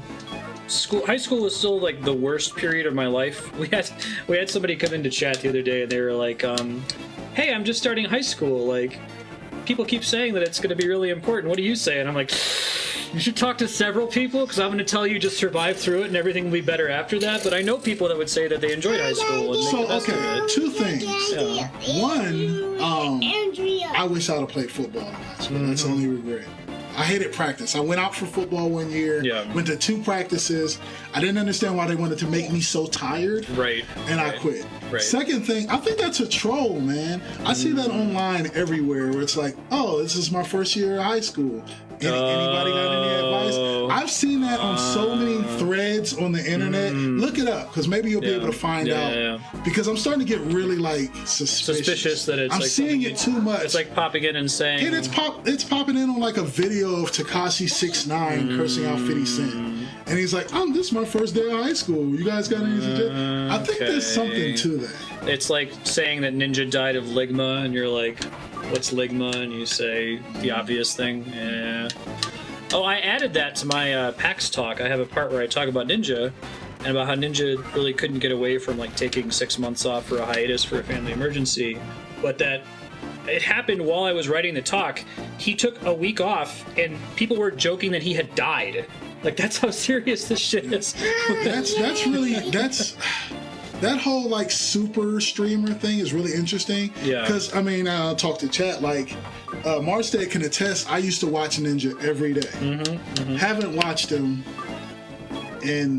since I left here. Really? Yeah. Haven't watched him. I wonder if he went on the break. When he went on the break, he went on and the you break. found somebody else. He wasn't there. No. He wasn't there. He wasn't there. And then I wasn't there.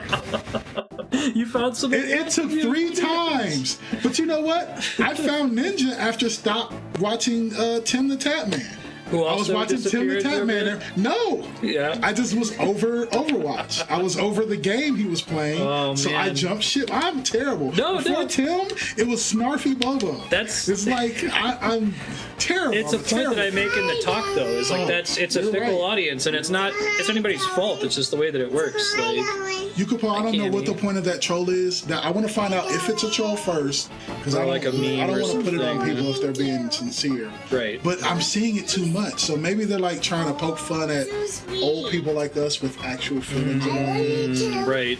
And they don't watch this guy go on and on about tell something. this big like story. They type it and then they leave and never check it. Right.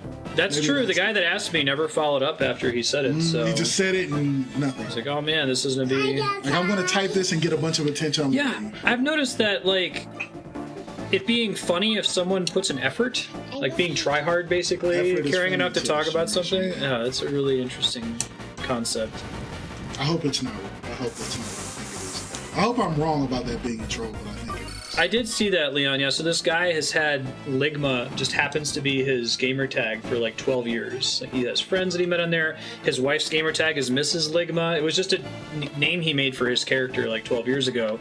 And then Xbox banned him because of this stupid meme. Just about because Ninja. now Yeah. people. Oh, So he like tried to get Major Nelson's attention. Like, come on, man. Like, can I just have my account name back? Right, I just he, want my game. He showed a picture of an Xbox controller that had Ligma on it. Like, he had a specially engraved controller. Oh. Like, Jesus, guys, why you got to do this? Oof. Ruin it for- It's a conversation starter. I know, right?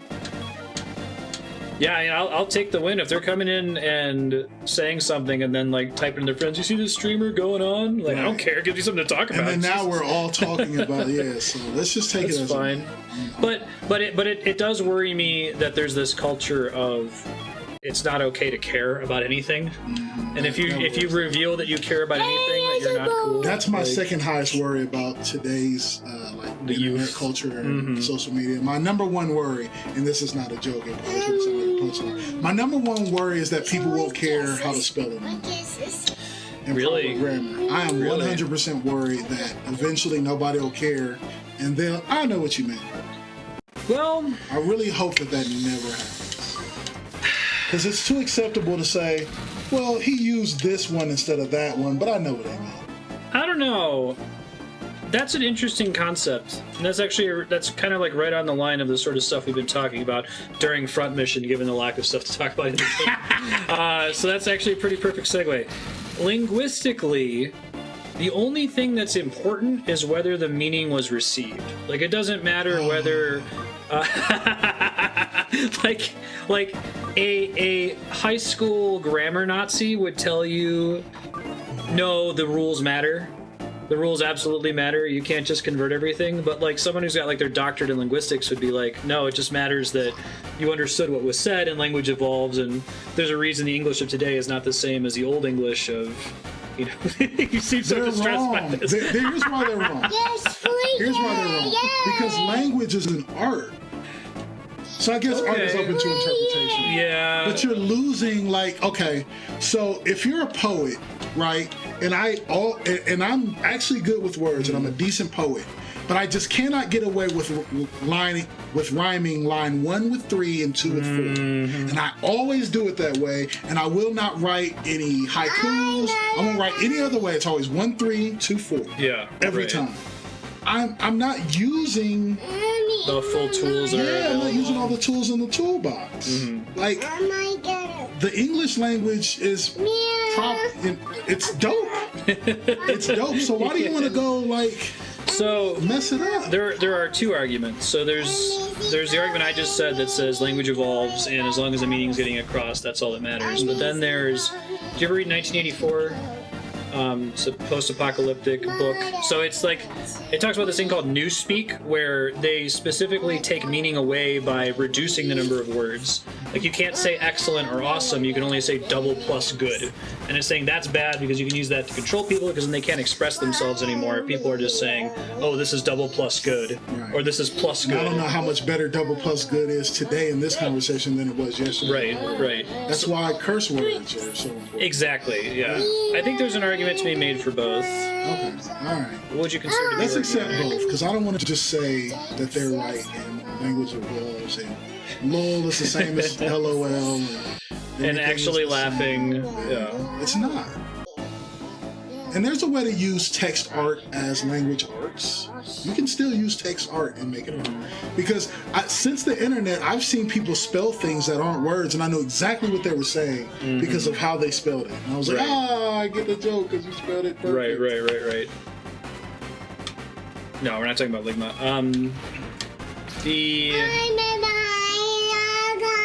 Yes, I know, Cammy.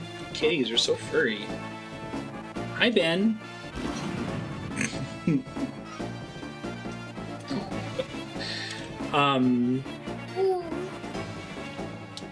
Yukipo says a culture of it's not okay to care is called being a teenager.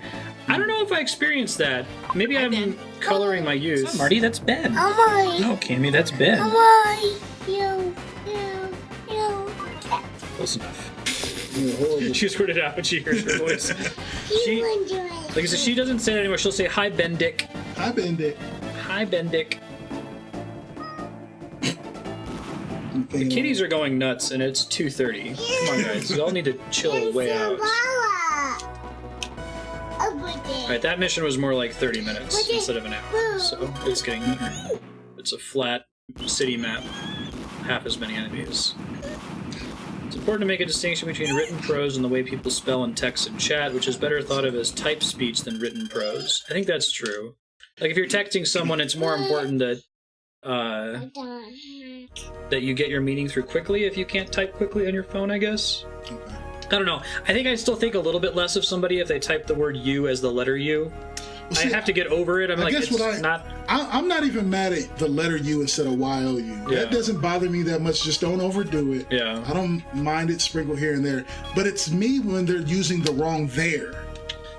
Okay. It's those things that really irk me. Sure. It's like if you want to put the letter U instead of YOU, I'm okay with that. Because I understand that you're intentionally, but there's no change in effort between missing there, and there, your. You just don't know. You literally just don't know. Mm-hmm. That's what I feel like that's getting lost in the importance of knowing when to use the correct one.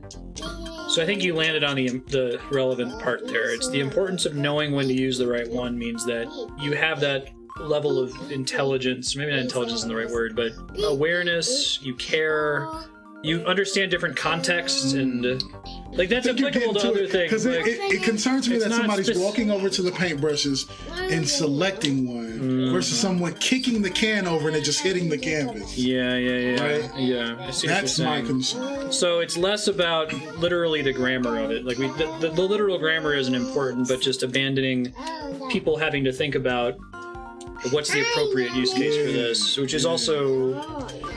I can see what you're saying. Codification of something that did evolve organically, as people are using literally wrong. Yeah, right. So now we use literally to mean figuratively. Everything is literally, but it's fine because that's people understand what you mean when you say that. Or I couldn't care less versus I could care less are both the same thing. There's probably a grumpy person back then when that was happening. It was like, that's not what literally means. I was one of those people. Because I get really pissed when people say I couldn't care less, and I'm like, but you could. You could. You could care less, and that's what you meant to say. Yeah. Look, right as I'm saying it, exactly. Yeah, but it's I could care less. As someone not I couldn't if you couldn't care less. As someone who used to bitch and moan about that all the time, if you could care less, then just do it. I get what people mean. Then care less. Like I couldn't care less. But there's no idiom that's I could care less, right? There's not a different phrase. It's not like there and there where one of them means one thing, one of them means the other. It's I could or couldn't care less both mean the same thing if you're not being a Nazi about it, right? They do? Well, yeah, because no one actually means I could care less. No one has ever said that ever. People say I could care less, and then they think that they're saying it right. And then irregardless is one of my favorites because one of my close friends used to say that, and he thought it was a word for sure. Yeah, for all intents and purposes. So now I laugh and laugh when I hear irregardless. Irregardless, why did somebody feel like they need to put those extra letters on there? What's up, sir? Yes. Okay. Yeah, I said it backwards, in my example. But yes, I could care less is the wrong. 324, 330? Ooh, that's just a flat upgrade. That's the dream. Oh, thanks for the sub, man. The follow. GT the mom, how are you doing?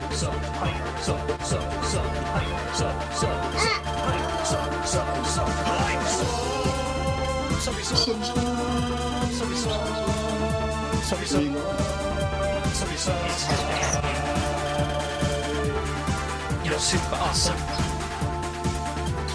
Thanks. Appreciate that. Welcome to you. What are you doing, baby? You don't mind me asking, how did you find the stream? Oh, that's the penalty with this, is that it has 2 fewer range. No, sir. Yeah. Awesome. Well, welcome. It's good to have you.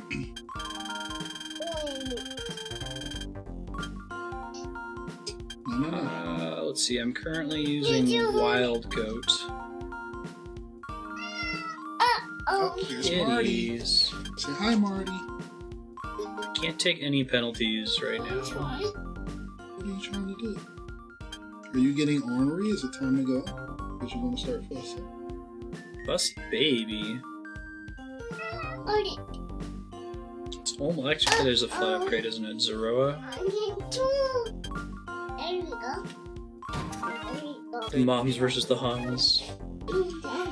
Oh, nice. Oh, it would be really nice to have you at the panel. What? If somebody is looking at the PAX lineup and found my channel on there. Oh, sweet. Yeah. I know this guy. I know this guy.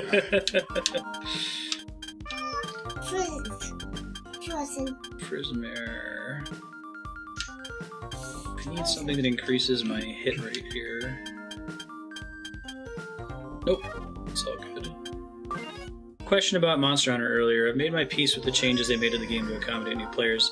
Yeah, I feel like that's something that I keep running into with games. Remember we played Final Fantasy XIV very briefly? The online game? Mm-hmm. Like, the hardcore community has this sort of attitude where it's like, we should never make this game more accessible to other people because we like it just the way it is.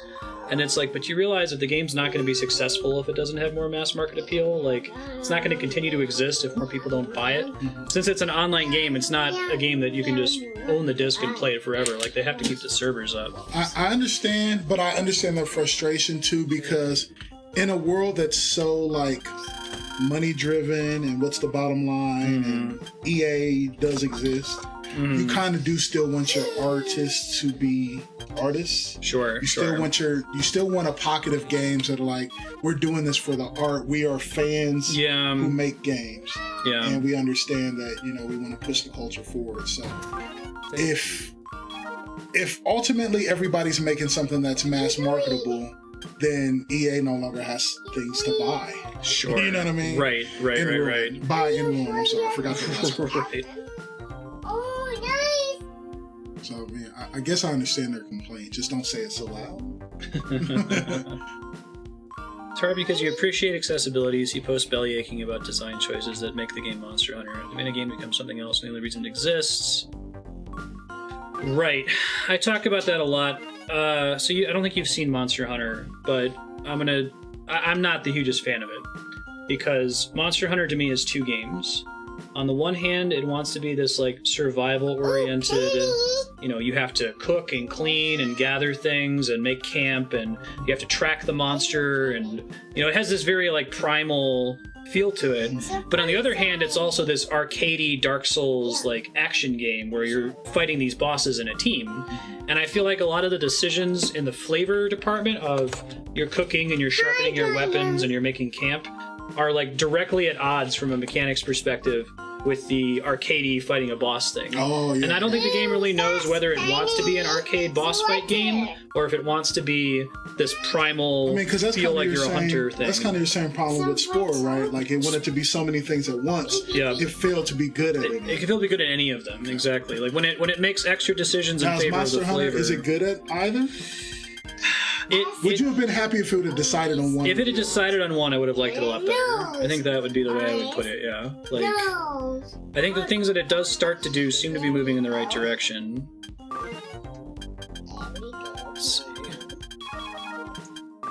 I'll have to show you the game to show you what I mean. Let's see if maybe you would like to play it.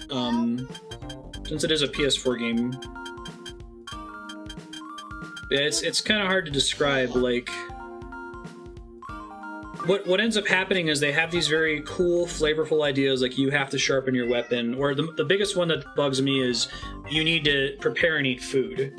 But, like, there's not a lot of choice there. You don't really get to choose. It's work. It's busy work. You know how we were watching the Red Dead Redemption 2 trailer and it's talking about like doing quests to keep your townsfolk happy? Like that stresses me out because it sounds like a great back of the box bullet point, but is it just going to be work? Just take this thing over there and come back. And maybe do it again. Maybe they'll do it and it'll be awesome. I certainly hope that that's the case, but Man, I have this fear. God, chat.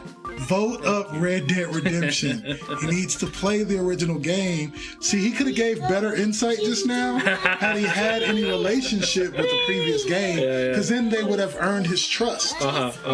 They got my trust. So I do understand though, because it does sound like a bullet point on the back of the box.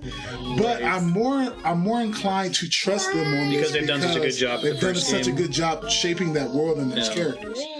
So I mean, they could still mess it up, but I'm more inclined to find out if they mess it up. Right.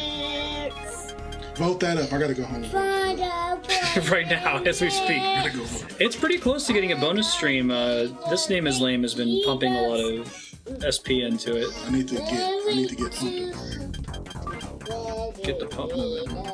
Some Zoroa. Pumping means something way different on HBO. That's Mina. Kimmy, you're so chatty.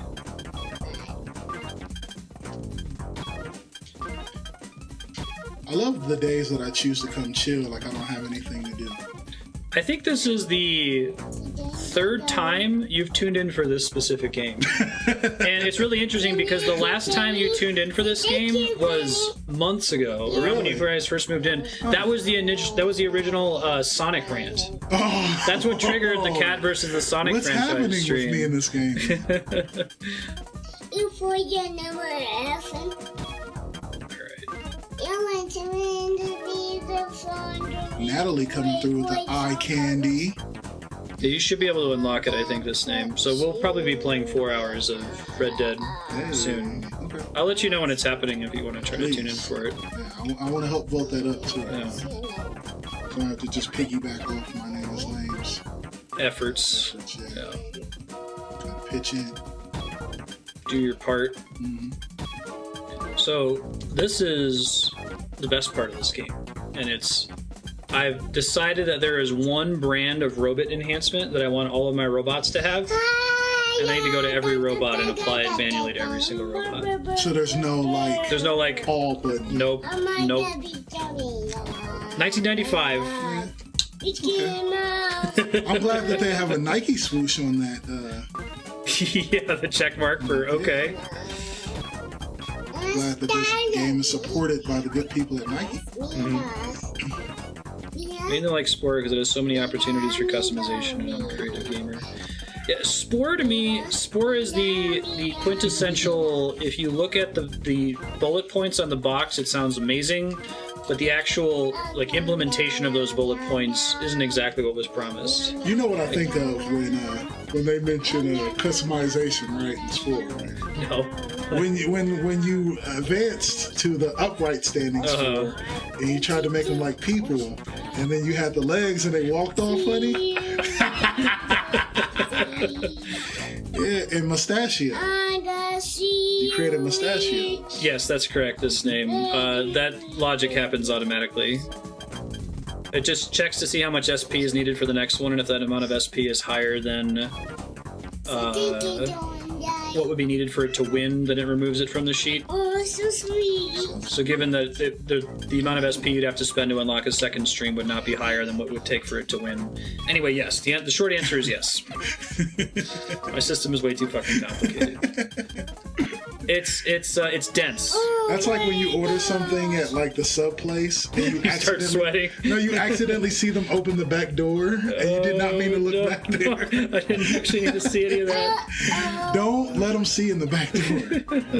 There's mop buckets everywhere where the meat is. Don't look back here. Oh, I was gonna think it would be like going to McDonald's with a family order and knowing that one person wants to add pickles and one person wants no lettuce, but the other one wants no mayo.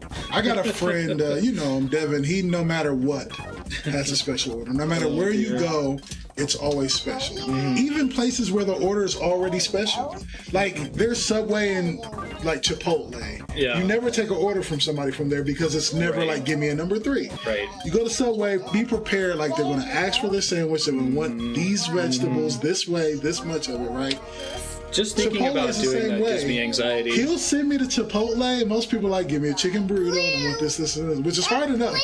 But he'll go, I want chips. all right. And then he'll wait until you're about to go out the door. And can you give me a cup of sour cream on the side? All right, I got you. There you go. And a cup of corn on the side. Write it down. And then you're like, so you want a cup of corn and a cup of sour cream on the side? And they'll be like, yeah. And then bring me a bunch of spoons because I like to mix it. Oh, like, no. are you serious? Like, Dude, are you serious? when I worked at Subway, my favorite thing was if somebody came in and they were just like, I have a really big order, I wrote it down, can I just give you the paper? And I'm like, yes, give me the paper and go sit down. And they'd be like, they would say, I'll thank ask you. I'll ask you if this says pepper or peppers. Yeah. I'll start working on it in between customers if you don't mind waiting a few extra minutes. And they would often be like, if I don't have to talk to you, Right. then And everybody I don't have to wins. sweat over this or talk to you or forget somebody's sandwich. Yes. I should have worked at Subway. Just Cell for the stage is a chore, experience. creature stage is interesting, tribal stage is mildly interesting, civilization stage is just tribal stage again, space stage is the most fleshed out. I think they sold cell stage as being, it's like the first stage is Pac-Man, and then the second stage is Diablo, and the third stage is civilization. And like when you play the game, you're like, that's technically true. And the third stage is civilization. And if you liked Iron Man, this is just as good. Like, dude, how many references you want to have? Just make your game. So that joke, I remember when The Incredible Hulk first came out with Edward Norton. That was how they were billing it. They said every bit as good as Iron Man. That was like 10 years ago, and Kat was so annoyed by that. Like, just make your movie. You don't have to compare it to Just Iron make your movies. Like, if you liked Iron Man, do we got something for you? Like, no, you don't. Don't say that. There you go.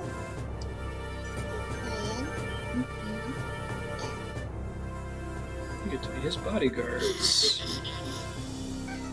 Like Terrorist grid calling themselves the Spirit of Huffman. That guy looks like a street fighter. I know, right?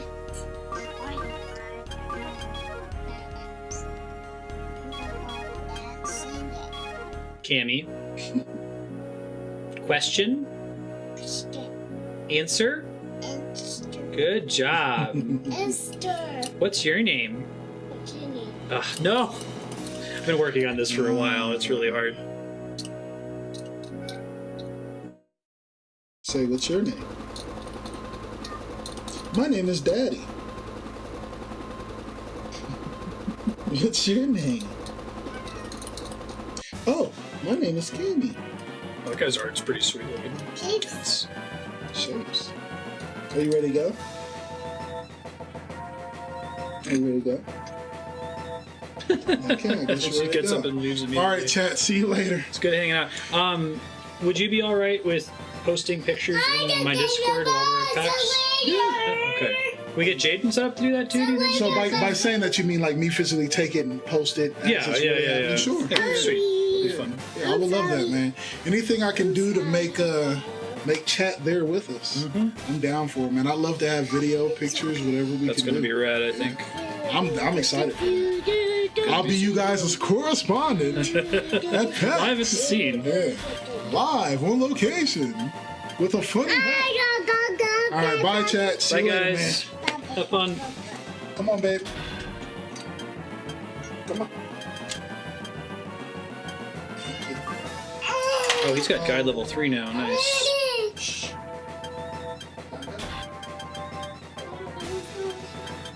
So I'm trying to bring the people that don't have guide level 3 yet. All right, Lloyd got guide level 2. Nice. Hey, Kat, No, can you pop upstairs and turn off the camera? Thank you. remember to not forget. I appreciate it. Wait, whose robot is this? It looks like that's a bad guy, but it doesn't look like I can reach him for some reason. Oh no, is it because of the shrubbery that I can't shoot over? Alright, I can focus on chat again. Is anybody talking about anything that I missed while Kat and Cameron were here?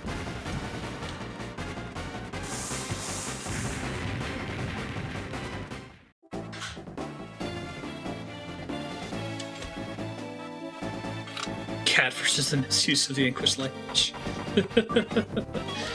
I think it's interesting because I don't think that there's a right answer to it. Keep that conversation going because I think that's really interesting. I used to be a super grammar Nazi when I was in high school and even when I was a young adult. I remember I had somebody in Final Fantasy XI like defriend me and block me because I used to be a grammar Nazi to him and his friends. Yeah. I think there's truth both in the 1984 sense of like if you remove complexity, that's a problem. Yeah.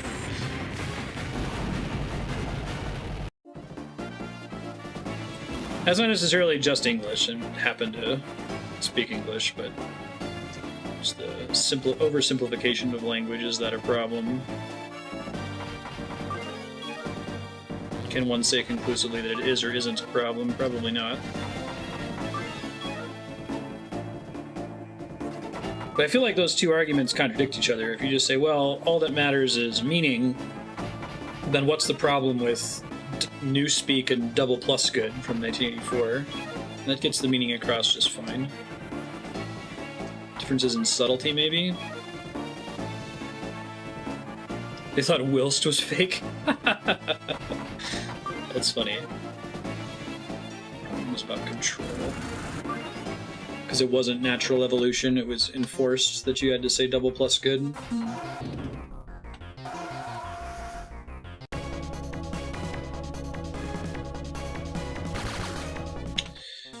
The argument make for removing complexity to increase accessibility, transfer the language argument as well.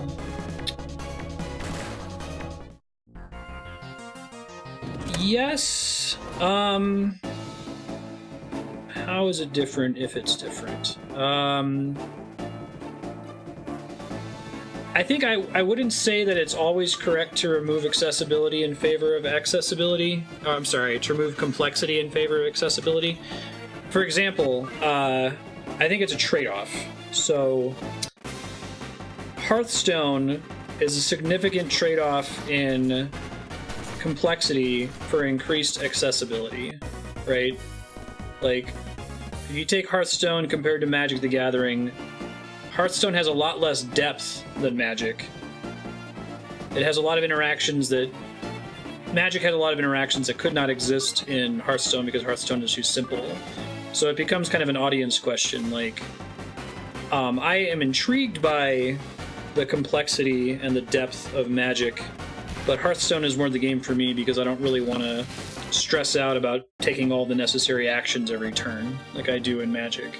You know, it's kind of hard to... It's much harder to fuck up Hearthstone. I think... I briefly jumped in with Kat about talking about making Final Fantasy XIV more accessible, and I think that argument differs in the sense that I think it can be made more accessible without sacrificing anything for the hardcore players who already like it. It's a question of whether or not something is mandatory, not whether or not something exists in the game, which isn't a choice that you can make about something like Magic the Gathering. The removal of anything from Magic the Gathering removes something critical from the entire audience. I like how this guy says we failed because just he died. Like, the rest of the army's still alive. He must think very highly of himself.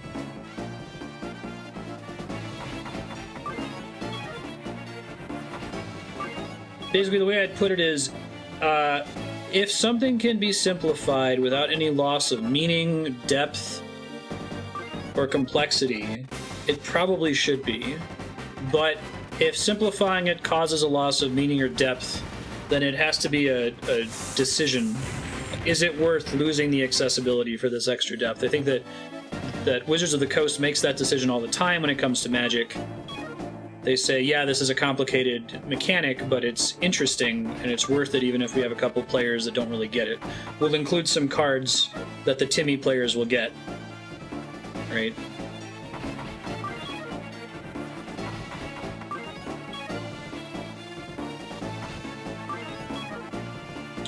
I can get them close enough here. Trying to decide how best to progress. Soul Result? I haven't heard of it before. What is it? Game Saucer? The more general something is, the fewer phonemes you need, and the more specific, the more you need. That's interesting. Is it a constructed, like, fictional language? Dumbing down is a larger phenomenon. Personal experiences from vocational training. You lower standards, you end up losing essential skill, and have a less skilled population at large. Sure, right. It's like, making a class that's impossible to fail in order to increase your pass rate versus trying to teach it better. Constructed language.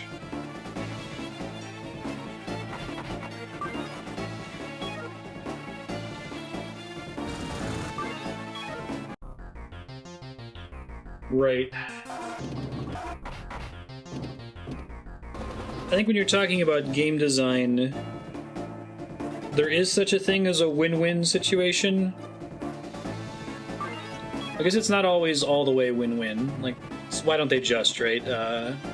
There's always some kind of cost, even if it's just the mental energy of the person thinking about including it in the first place. It might not be obvious to add a convenient quality of life feature, even if doing so requires virtually no time to implement.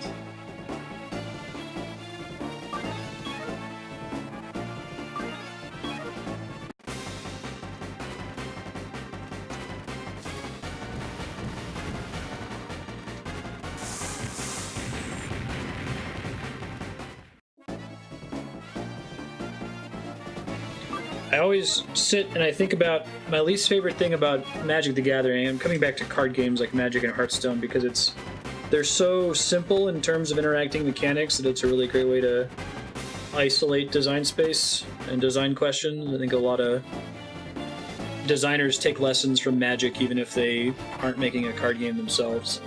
But the thing that I always think about in Magic is the land problem.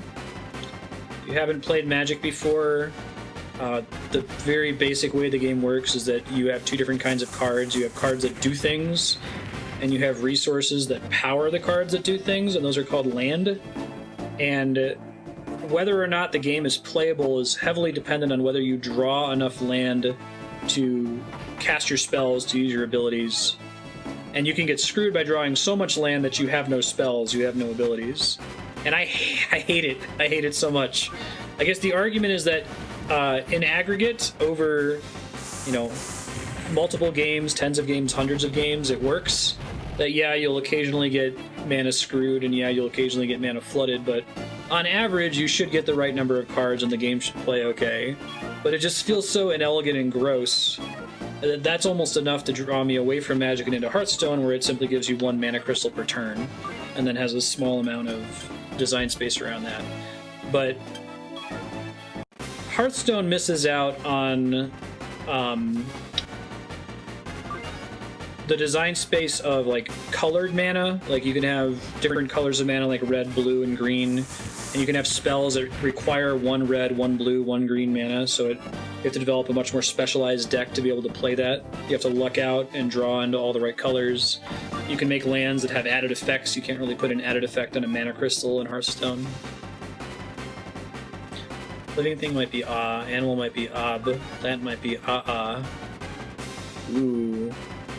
I really like that game Saucer, that's super cool for a constructed language.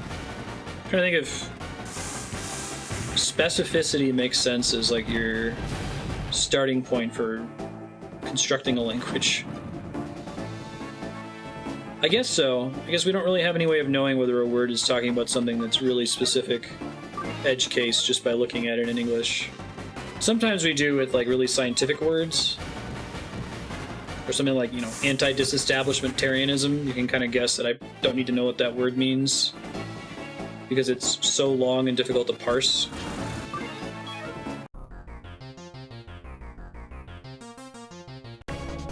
Or maybe I should know what dog means because it's such a short word.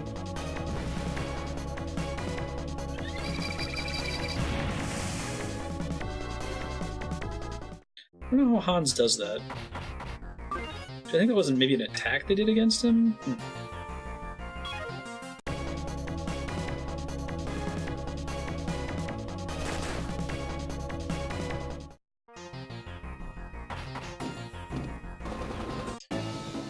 My point in bringing up land, though, is the question, is there a way to change the rules of Magic, to preserve the depth and complexity of the land system versus Hearthstone's mana crystal system, that still gets rid of the bullshit part of it, of drawing your hand and not having enough mana, or drawing your hand and having too much mana. Like, I think the only solution they really use right now is being able to mulligan, to draw again if you get a sucky draw, but is there a win-win, no loss in complexity, no loss in depth, just solve a shitty situation? I don't think that there is.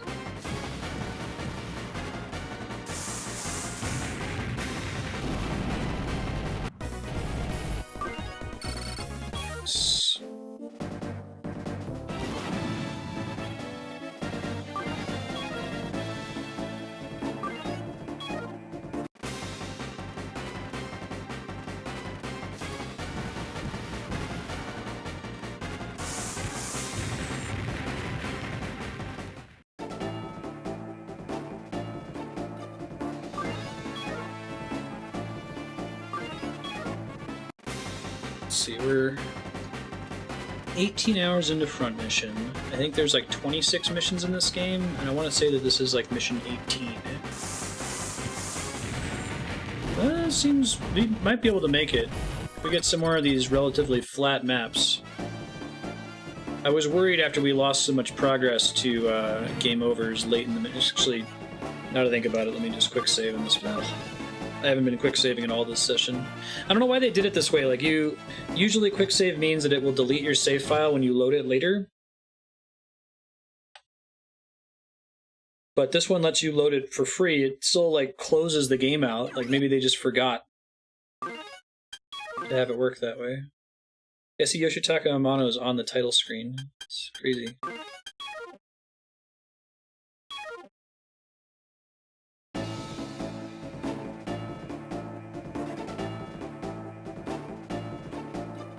Todd McFarlane, only other artist I can think of that gets their name on the title screen of a game.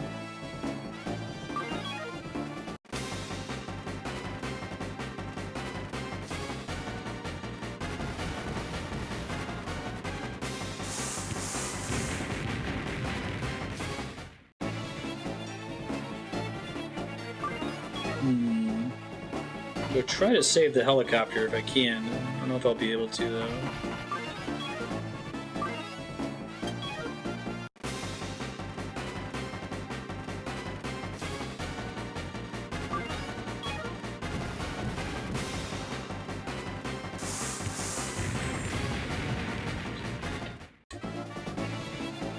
I wonder, Kai Mom, if you can make something more accessible without dumbing it down, or if making something more accessible basically expects that you're going to be dumbing it down.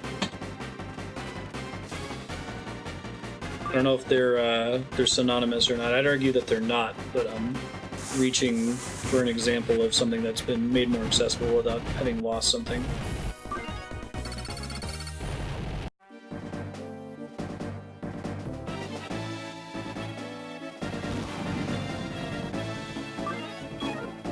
I guess quality of life UI improvements are part of that, right? Like, but if you want to be really anal, you could argue that it's dumbing it down. Like, when I complain about CRPGs like Pillars of Eternity not giving me an optimize button to equip my gear for me, there's someone out there who really likes having to search through the gear and make the decision of which one of these is the best one for me to equip. Like, they feel like that's an interesting part of the gameplay that would be taken away if it was streamlined.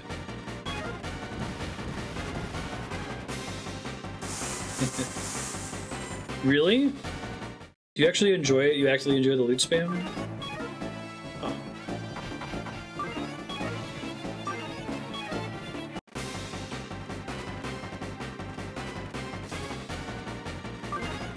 I think loot sorting, picking through loot and deciding what's good is uninteresting to me because there's very often one correct answer. If you can make a situation where there are multiple competing answers and the player has a good reason to, you know, search between them. Like manual optimization. Yeah. So, like, I do not like optimization in this game. I've already made my optimization choices, which are I want the thing that weighs the least, provides the most power, does not downgrade my HP or defense, and increases my accuracy. Like, if I could code that into the game and just have it automatically buy the gear I want based on those rules, that would be great. And technically there's a decision there. I might say, screw HP, I don't mind, I'd rather be a glass cannon and just do as much damage as possible. But once I've made that choice, every extra step that's added between my starting position and reaching that optimized state annoys me. I was like, I already know what's supposed to happen. I just have to, like, do the busy work now, basically.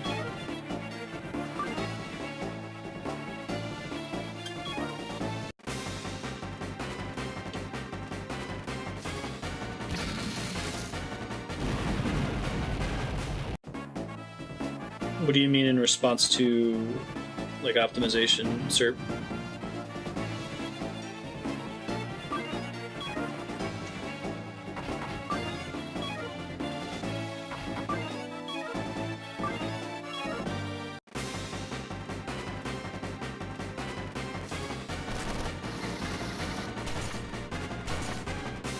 Oh man, I didn't know double could proc multiple times. That's pretty dope. Should see what level it is.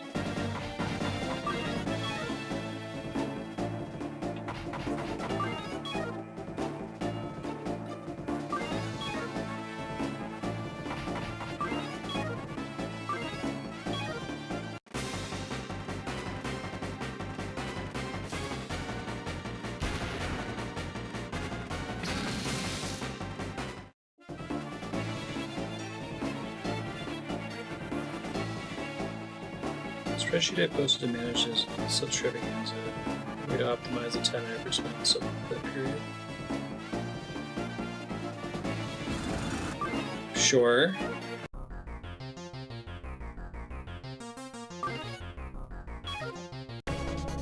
Can you tie that into how would I do it differently? Like, can you compare it by analogy to Pillars of Eternity or a CRPG or something? Like, yeah, I like to optimize stuff, but Jesus, that's not bad. Oh, I'm not complaining about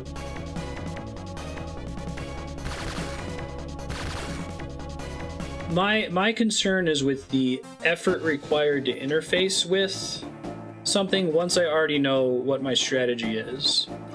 Not so much the mere act of optimization. I enjoy trying to find the most ideal path. That's why I talk so much on stream about, like, you know, what build do speedrunners use when they play this game, or what's the most OP statistic, or when we play like a turn-based RPG focusing so heavily on haste stats because actions are the most efficient thing to use. If you don't know what the strategy is,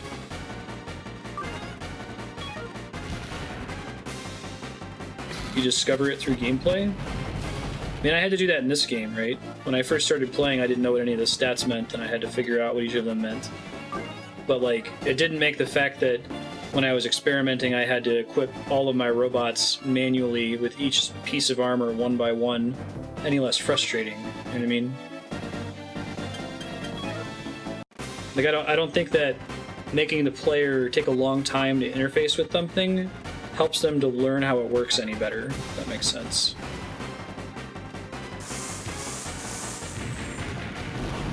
Pillars 1 was even harder to optimize because of the stipulation that you can't have two separate items boosting the same stat. Like classic D&D, you can't equip a strength +1 cloak and a strength +2 boots. Yeah. But even that feels like that's something that's solvable via algorithm, right?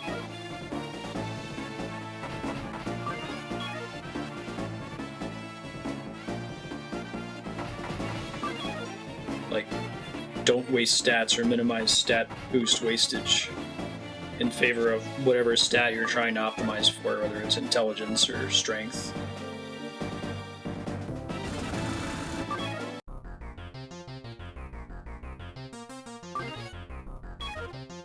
Block it.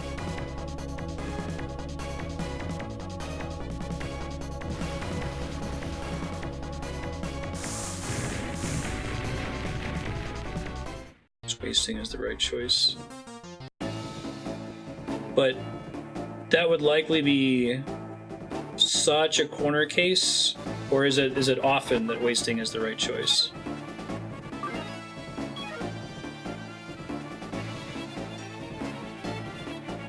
Like, I'll often use an optimize command. In Final Fantasy IV, for example, I would hit optimize just to see what the game recommended.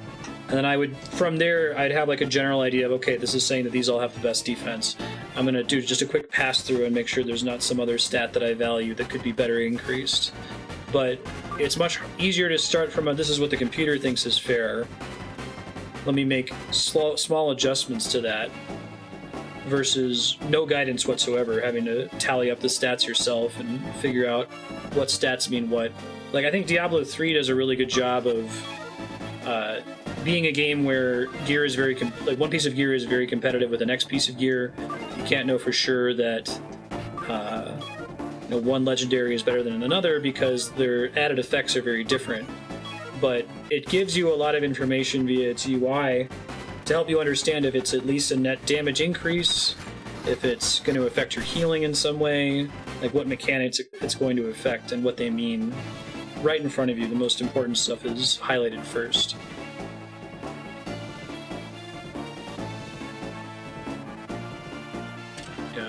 But can't you do that though? I guess this is what we were talking about it being like zero sum, or there being, it can be made more accessible without losing anything. Like, if they added an optimize button, couldn't you continue to do everything manually? Or would the optimize button discourage you from manually picking the perfect thing? Like I was saying with FF4, I would hit optimize and be like, okay, now let me look at each slot and see if I actually agree with that, yes or no.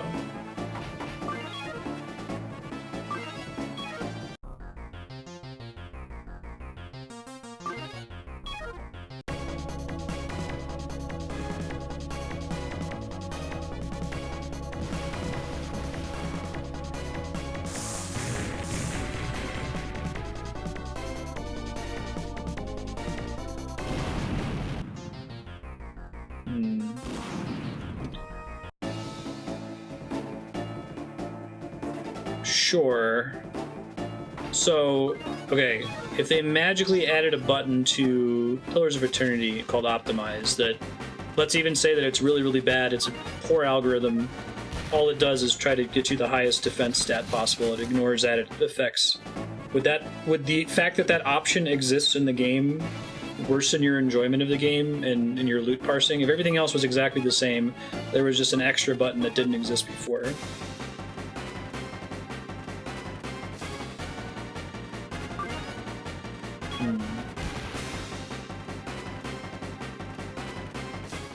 But there is a solve puzzle button for every obstacle, and I can choose not to use it without feeling like the existence of the button in Machinarium ruins my experience, you know? In fact, I appreciate that it's there. Yeah.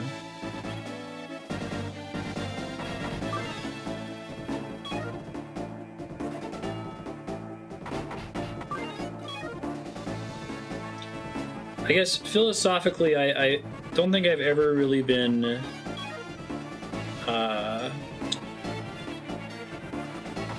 convinced of the argument that an option you can make something worse. The only one I can come up with is the difficulty settings argument that I make, that you shouldn't have any difficulty options at all, because the difficulty options make it hard for the player to play either the way that the developer intended artistically, or to play a way that they would enjoy.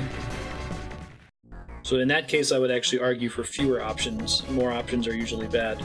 But when we talked about that during Trails of Cold Steel, I think we clarified that to say It's not so much that difficulty options are bad, it's careless difficulty options where they just throw 4 of them in there, just tweak the numbers and don't really think about what they mean or really describe them well. What's up, Nodovan? How you doing?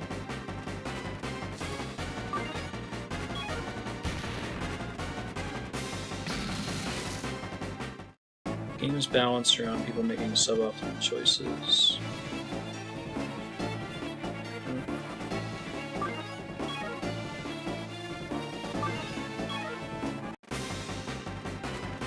Mm-hmm.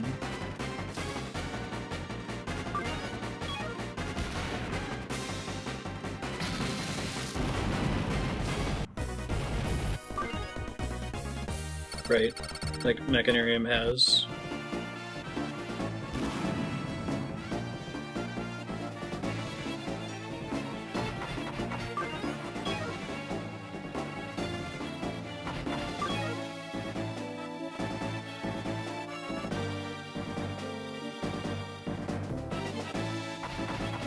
It hasn't so far in Mechanarium, and maybe the reason for that is that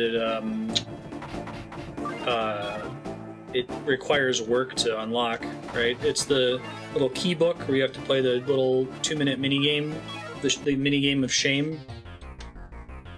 It's sort of like the argument against the white Tanuki suit in the more recent Mario games where you die a certain number of times on a level and it gives you a skip this level button.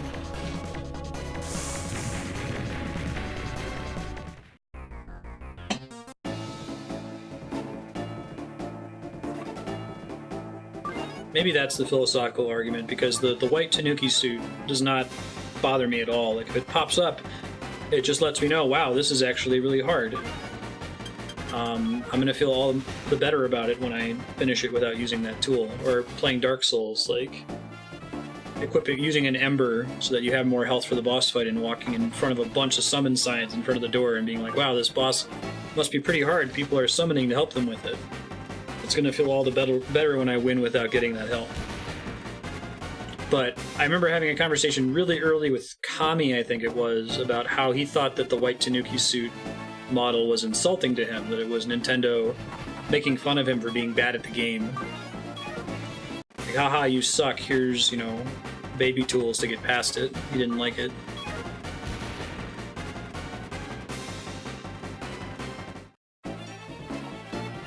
But I usually interpret it as upside. I see, like, when Nintendo adds the white Tanuki suit, that means that they can make the overall game harder.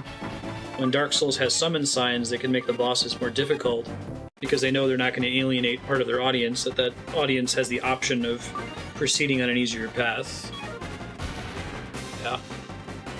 Maybe that's just a philosophical thing.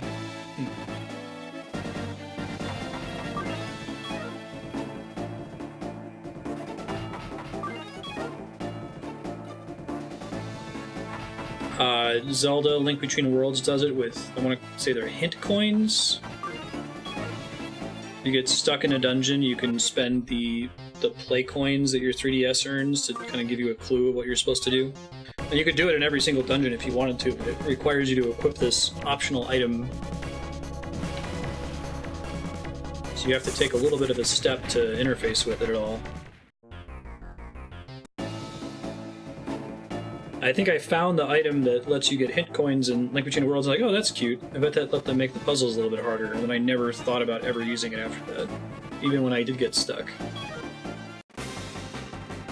It's free to play where the solution could be pay, which incentivizes devs to make the game actually unfun. Right, right, and that's a problem.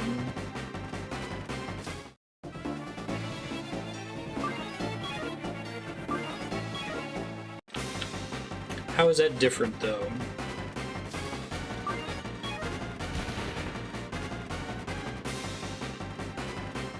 I think I agree.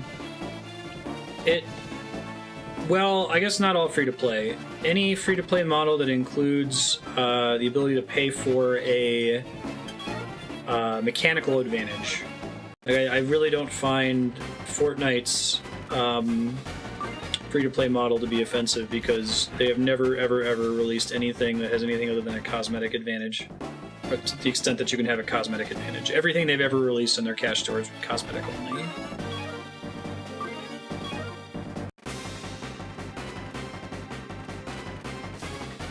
button you can press for help rather than the condition you get for not making progress. It's not insulting. That's interesting. So, Yahan, you're saying that if the white Tanuki suit was available to the player at all times, if they just simply went into the menu and asked for help, you think that's less insulting than it specifically pops up after you die 8 times on a map? You already need to have a large audience. I wonder if people are going to be able to advertise. Why does this guy have so much defense? I haven't been able to hit him at all.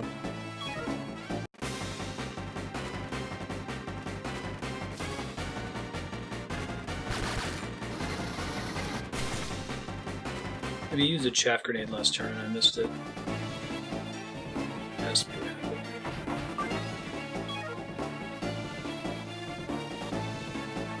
Difficulty settings are great to have in most games, but easy, medium, hard isn't always the best way. I think difficulty settings should be... There should be a very clear setting where the developer clearly broadcasts, like, this is the way we intend you to play this game. This is what we tested it under, this was the developer's vision. If we had no other difficulty setting, this would be the way the game would play.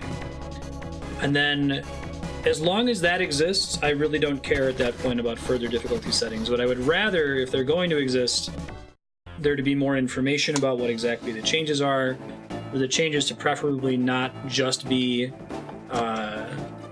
math changes, like do something other than increase hit points.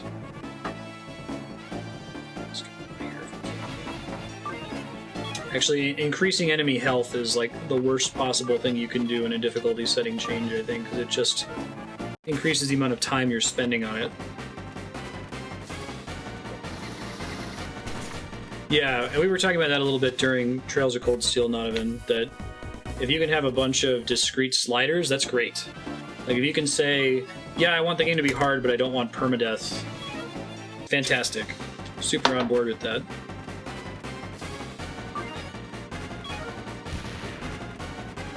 Right. I didn't know sports games actually did that. That's cool. Makes sense. No, I totally agree, Yahan, that having the little mini game of shame in Machinarium that you have to soldier through.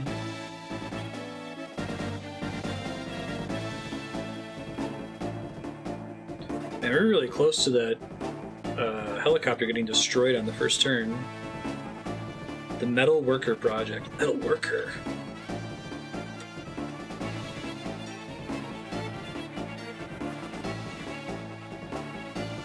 Ryuji is here. Having really granular difficulty settings. Do those games have like a... In order to get achievements, you have to play with these sliders set to these positions?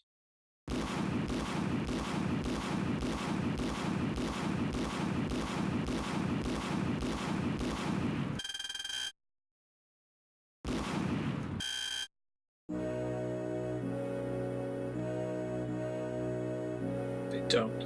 Huh.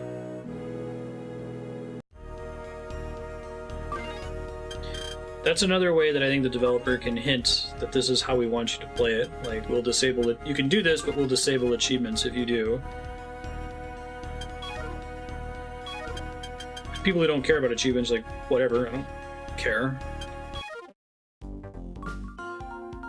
I just got to a great town. Hope I didn't.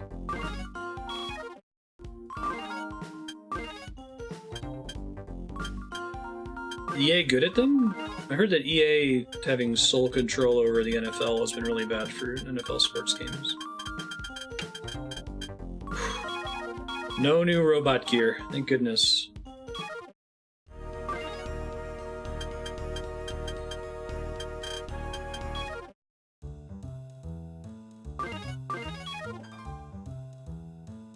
Members of the Spirit have been used to frequent this establishment. Baseball games don't exist. I think I already talked to all these guys. Don't look like they have any new dialogue.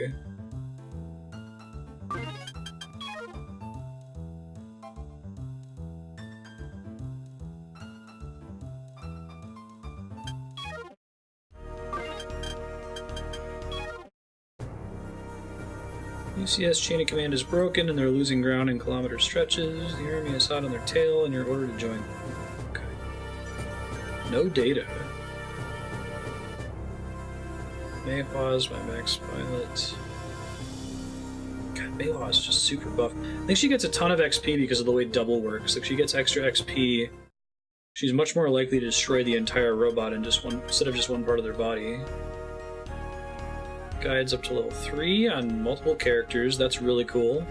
I will never get to guide max on anyone because it's a 1 in 2,500 chance. For strike level 3. So Paul, I think, is the only one who still needs guide 3 among the characters that I'm using in my core. Oh, and Lloyd.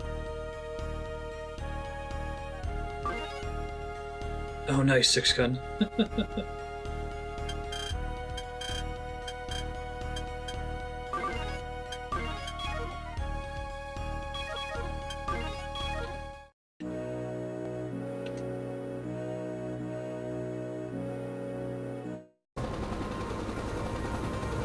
Best MLB game is clearly MLB Power Pros with its Persona mode. Slip away from complete under victory. The politicians sign a damn peace treaty. The Peace Mediation Organization, huh?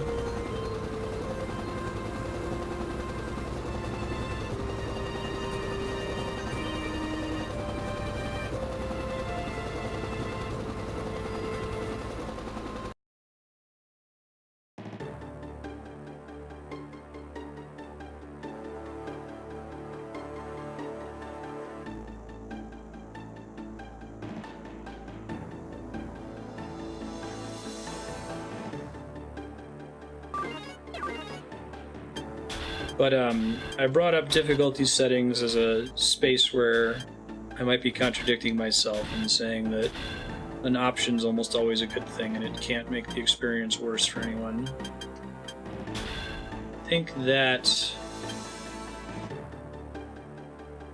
Okay, he was already caught up. That's generally true. I wonder if Jahan's right that the main difference is whether the option appears after a certain number of failures. If the option is hidden in a menu somewhere.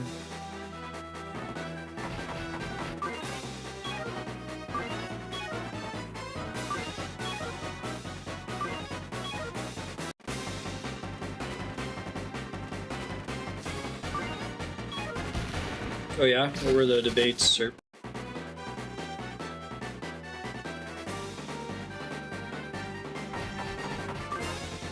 Competitive versus casual.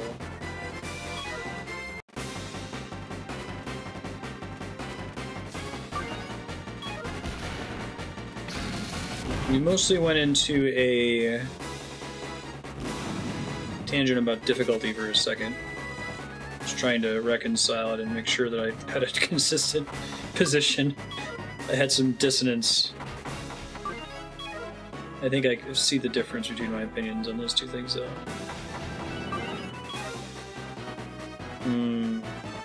Power users can underestimate how intimidating and confusing a boatload of options can be, right?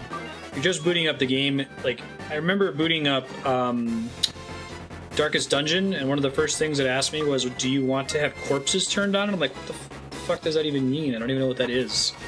Why would I not want that? Like, it's just a cosmetic effect? And then I went to go see what happened when I shut it off, and it said I wouldn't get achievements if I turned it off.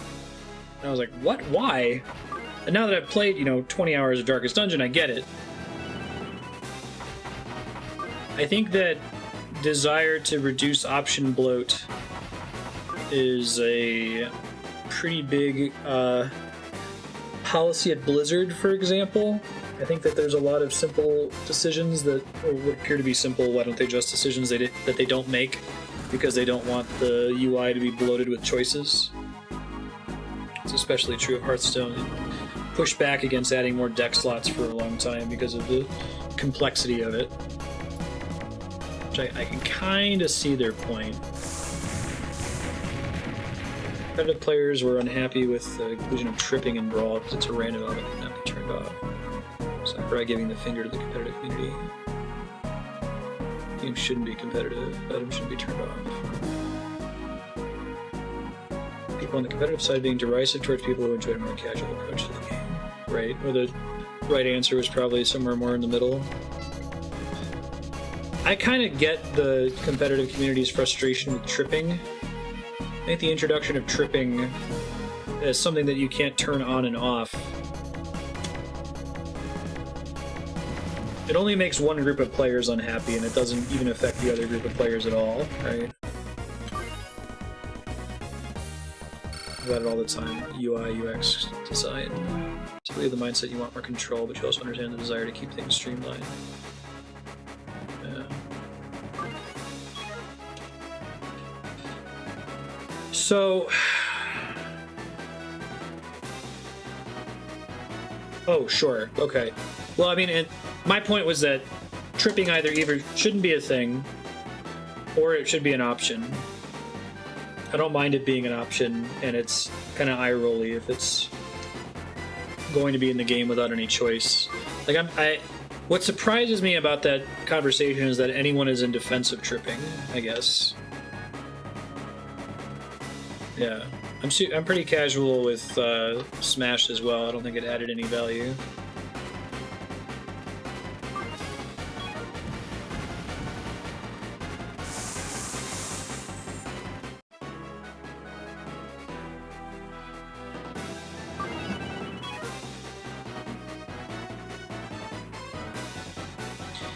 I think my favorite solution to UI bloat is the Diablo 3 solution.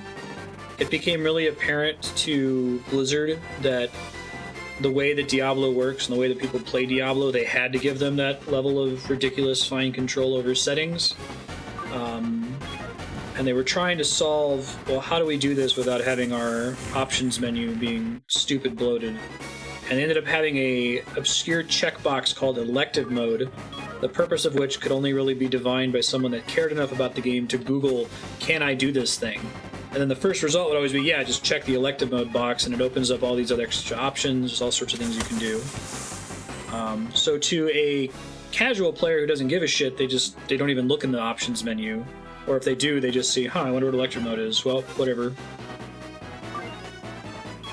It doesn't frighten them because it's not something that they're forced to interface with.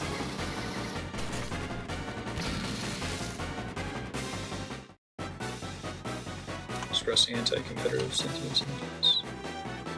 I don't think I've ever been anti-competitive. You thinking of a different streamer, maybe? No, I think competitive elements, goodness, Marty, are more, tend to be more balanced, involve less random number generation, like, can still create a fun atmosphere for a casual audience with the inclusion of options like items and Smash. Which probably, if I said competitive bait, that's just in terms of like what Sakurai has been presenting about the new Smash Brothers. That's not meant to be derisive, it's just these presentations are designed to appeal to competitive players. They mean nothing to someone who's casual. Like, someone who's casual doesn't care about a training mode that shows you the exact launch angle of different attacks. They're going to go into training mode to figure out what B up does.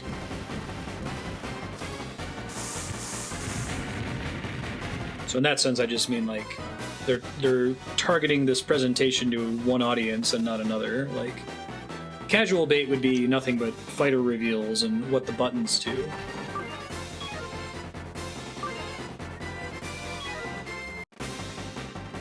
I really like the fact about Smash that you can play it however you want in random madness or mostly purely skill-based competition. Yeah, I think I agree. And that's only doable through provision of in-game options like the ability to turn off or turn on items or adjust their frequency of their appearance or adjust how stage selection works.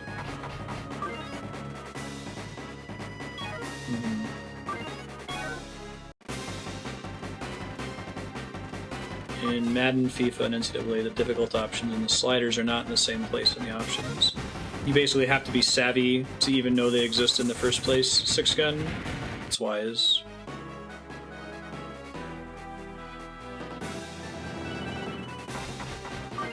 Right. Yeah, I don't like the... I think a lot of my frustration in this whole topic comes from that attitude of other people playing your game wrong. I really dislike that attitude. You know, someone that says, oh, you didn't really beat Dark Souls because you used summons, or you played it on easy, so that doesn't really count. Crap like that. I think that's horseshit.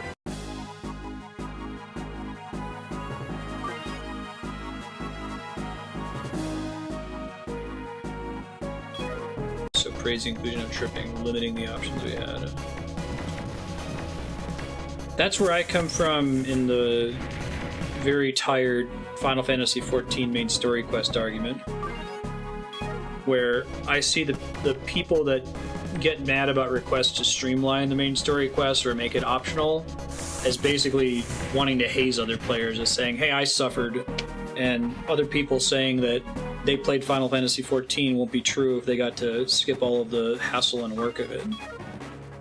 It's like, my joy of this game is dependent on other people enjoying it exactly the same way that I enjoyed it.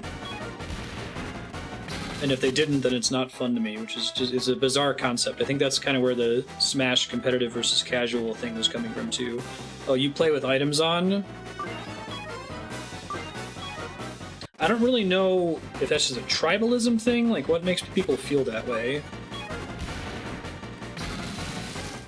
How to eat food or play a game. Yeah, as someone who's historically gotten my steak well done, it's pretty annoying to have to apologize for it every time. Right.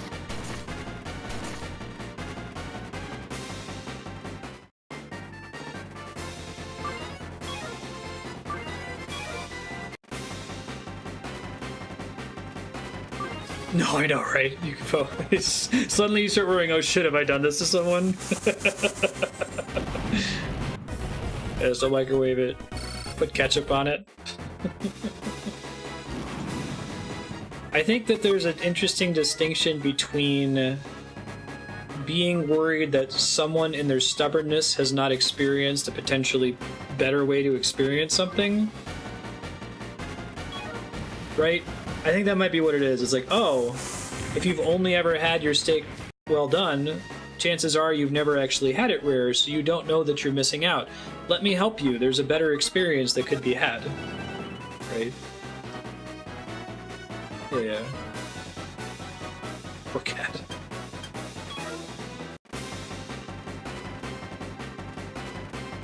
I think it's one thing to tease people that you're friends with, and that's certainly fine. It's another thing to, like, seriously lose respects for somebody because they have a different preference, right? And I don't think anybody here actively engages in that kind of activity of being mad at someone else for experiencing the same product differently.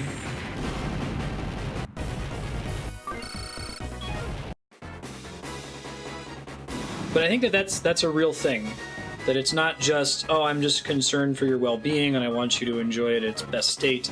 It's, my experience is actively made worse if your experience isn't identical to mine. Pineapple supremacy. Andrea gets a barbecue chicken pineapple pizza from Domino's. It's super good. I like it. Barbecue sauce, pineapple, and premium chicken. It tastes really good. I'm not a big pineapple guy either, but I'll eat a slice of that one. When I lived in California, I went to a place called Pizza My Heart, my favorite pizza places, and they had this like really weird Watsonville apple pizza. Probably Google Pizza My Heart Watsonville apple to see the ingredients, but it was like gorgonzola and apple and a bunch of other weird, probably shouldn't be on a pizza toppings, but it was super good. I really liked it. It's part of the vicarious experience. I can't live it through you if you don't live it the same way I did. I think it's the same people that are like telling me that I should jump off a bridge and kill myself because I didn't talk to the hamburger guy in Undertale on YouTube. Is it the same feeling?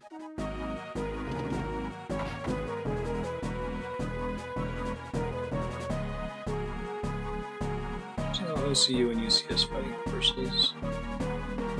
Nations have agreed to a ceasefire. Terminate hostile actions immediately and return to base. Ceasefire. Captain Driscoll, what's going on? Interesting. What have we fought for all this time?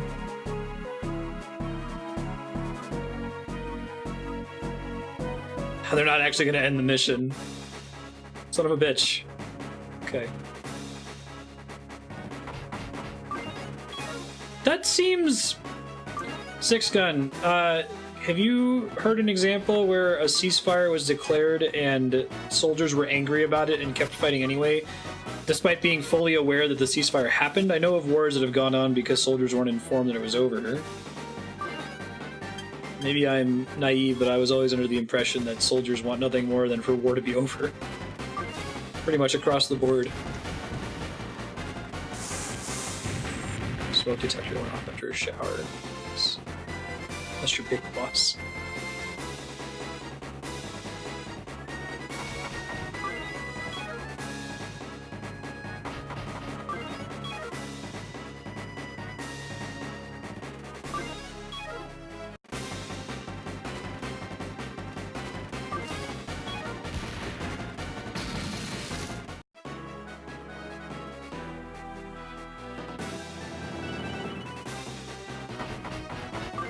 I think I'm better prepared for the next RTS game we play after checking out Age of Empires 2. It's a really good Babby's first RTS game. It was a very well constructed tutorial.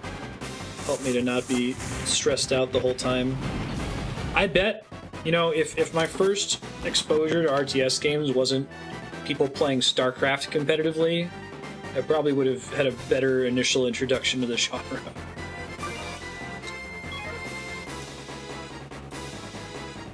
It's a genre where, like, the gulf between... I guess it would be like if the first time I ever saw Super Metroid was someone speedrunning it and thinking, like, this is the only way that the game can possibly be enjoyable. It's kind of absurd in that respect, right? Why would you think that?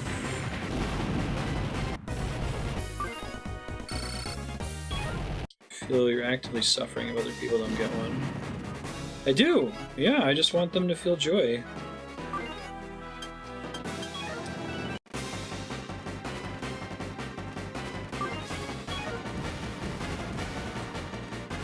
Continue propping up the tyranny of paper. You want other people to eat a good steak.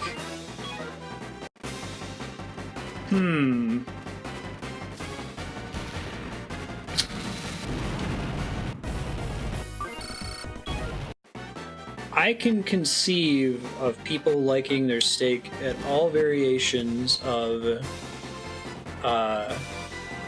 temperature, how well cooked they are. I can conceive of people liking hot dogs with any number of toppings. I could even conceive of somebody liking a microwave steak. Though that sounds disgusting to me.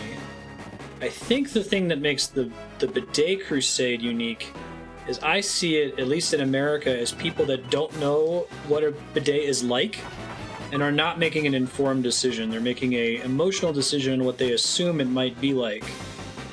I am so confident in the persuasiveness of the bidet after it has squirted your butthole that if you just try it once, that you'll be a permanent convert for life. But if I were to give one to somebody and they tried it and they're like, I don't really see the big deal, I'll keep using paper, I don't think I would keep, like, jumping down their throat like, no, seriously, you're still doing it wrong.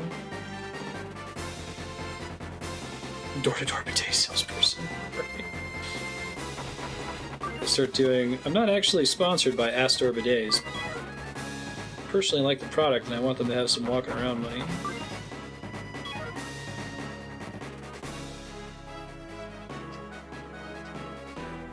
Now, have you used a attachment bidet or one of those the like little shower head ones? I don't think I would like a shower head one. I like the little attachment that doesn't require me to get up off the seat.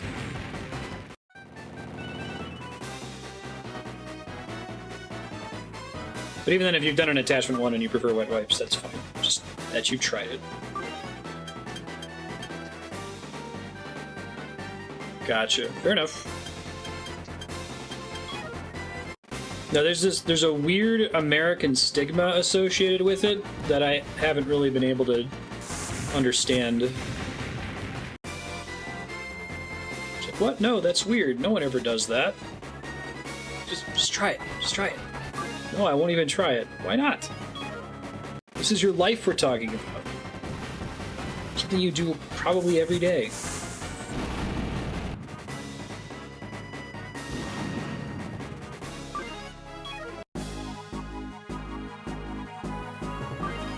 Potato smoke detectors, chemical or optical.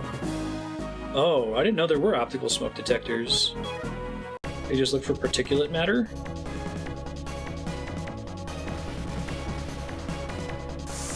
Microwave steak is evil.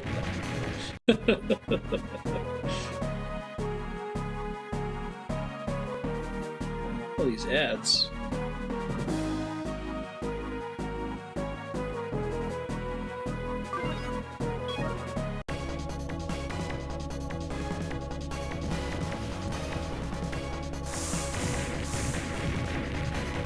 That might be where, like, Hapax is coming from.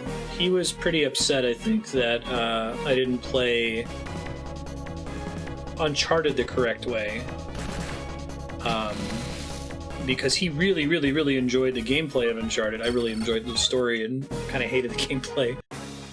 But it was because I didn't know how to play it right. And he was coming from a position of, if only you would play it right, then it would be fun, right? And I was kind of irritated by that, like, well, you know, if there's a right way to play it, I wish the game would tell you. Because this style that you're describing is not hinted at through UI elements or really anything in the game.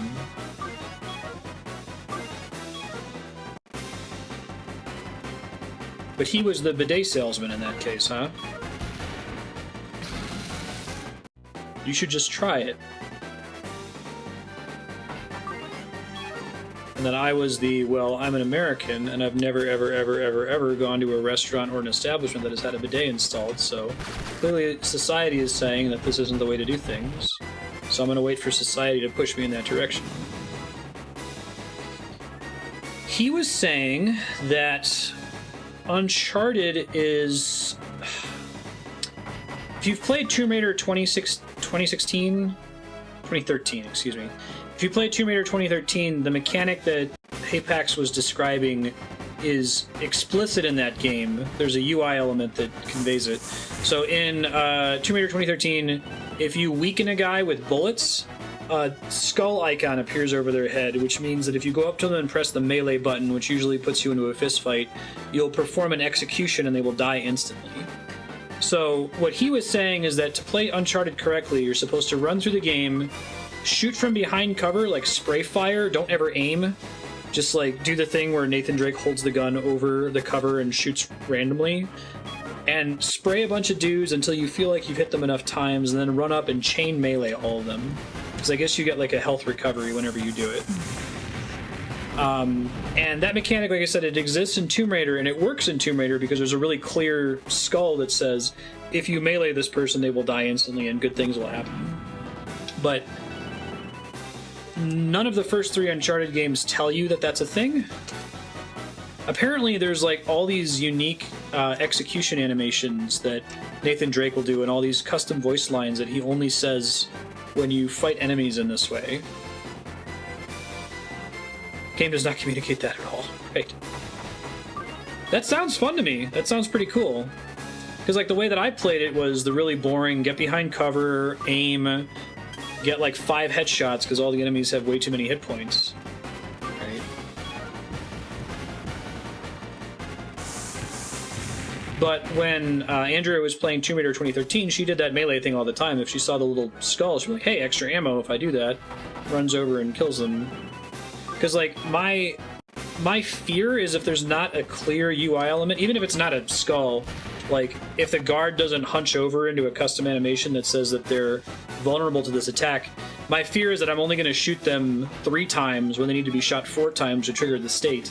And then I'll run up to melee them, and then it'll just be a regular punch. It won't be the execution, and I'll be like, God damn it.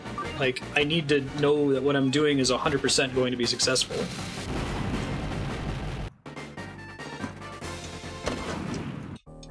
Okay, Leon Six Gun, I'm really glad to hear that. If you get a chance to talk to Hapex again, tell him I'm not totally crazy. I'm sure we'll talk about it at PAX. This day, the Second Huffman conflict comes to an end, but the OCU and the UCS sign a peace treaty drafted by the Republic of Zoftra.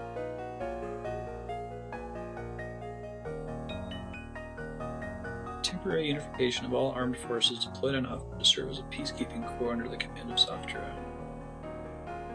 The world's media gave Zoftra's initiative unprecedented praise. Interesting mid-game twist. True mission begins now.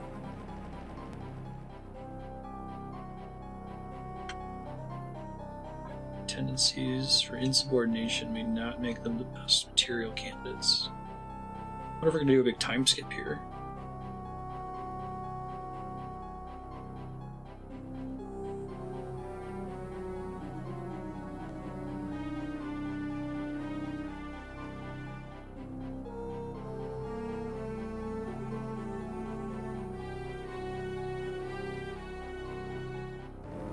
I guess Six Gun and Leon, there's even like achievements that'll give you achievements after you get a certain number of these kills.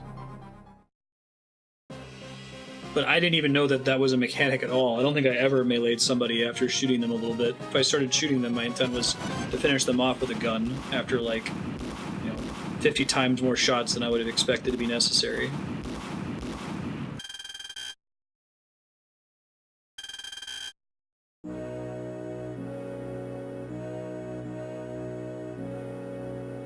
I think green means a mission's on a trigger. Gotcha.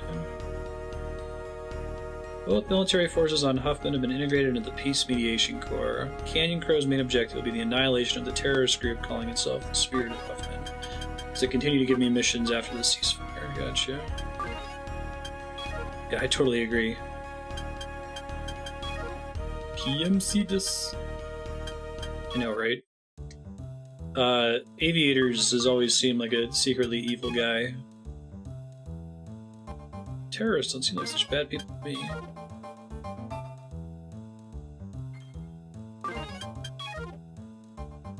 These guys are all saying this area. Bartenders is something new, though.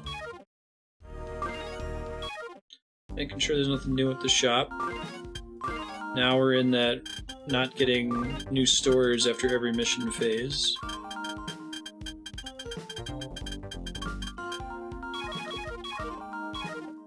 Nothing new, I love it. Should check and see if I can get a new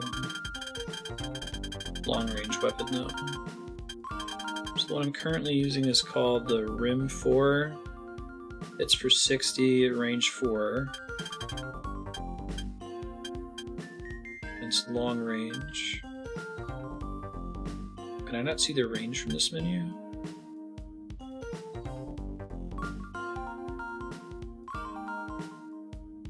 It'd help if we claimed we're not evil, that God is on our side.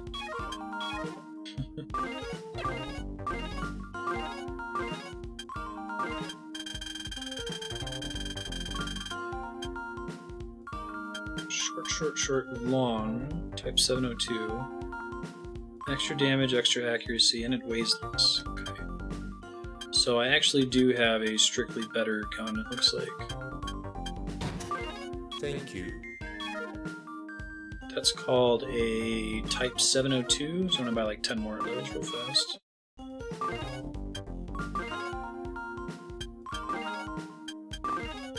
So I think I'm gonna try that playstyle when we do Uncharted 4 eventually, Leon. But yeah, that was my core irritation. Thank you. Was like, if that's really how the game is meant to be played, then the game should tell you that, right?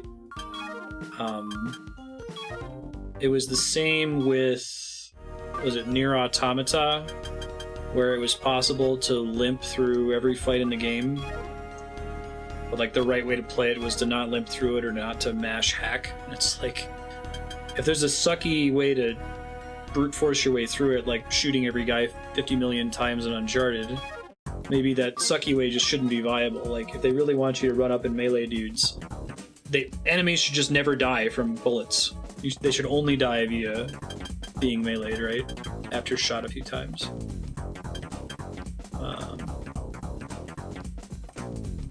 I think I feel pretty strongly about that. It's a hard thing to get right, especially if you're the one designing your game, because you're probably already playing it the way that you intend it to be played. It might be hard to foresee a cheesy, limpy way to beat it. See you, sir.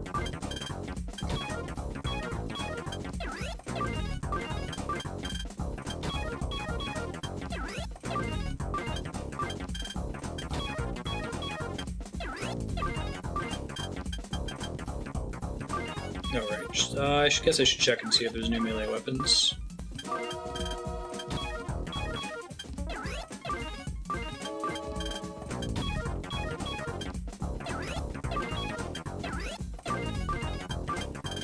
I'm trying to think of other games that have that problem. Yeah, can't all spend 10 years making Breath of the Wild and have every possible gameplay path being fun. I don't think there's a shitty way to play that game, is there? I mean, I guess you could, wait, is the accuracy that bad? Oh, it's because it's replacing it. That makes sense.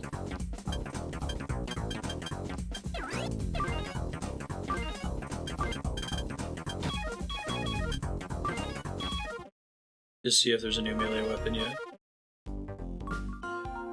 Even if you got into a fight with a Lionel and just kept pausing and eating food to survive, like, even that I don't think would be unfun. They have a reasonable amount of hit points.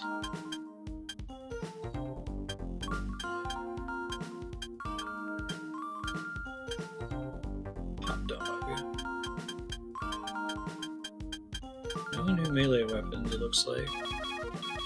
Maybe next town I'll get one. Look at that, $365,000. That's all from that off-stream grinding. Shouldn't have to grind on stream, hopefully ever.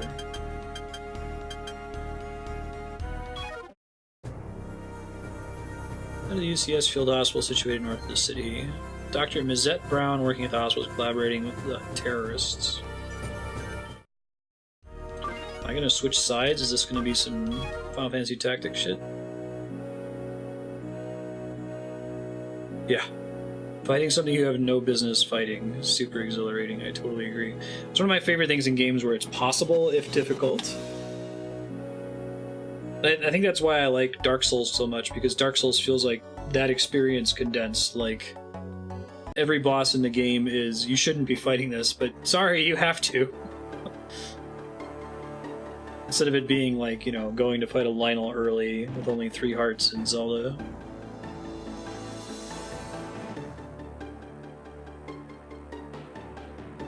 I'm a member of the Spirit of Huffman. Doc Brown, I'm not a terrorist, used to work for the OCU Army. I don't have any proof. I want you out of here immediately. I don't have any proof. There's some interrogation techniques from a TV show. Okay. Okay, phew, there's not a shop here, thank goodness. Right. Ends the cheese. You can't just like throw one bomb at a time. Doc Brown seems like a good guy. I wasn't anything bad to say about Doc Brown. Most of the injured were transferred to real hospitals after the war, but Doc Brown refused to move to the city. He doesn't want to leave us. Sounds like the doc's a saint, which means these people are hiding something. Don't be so distrustful.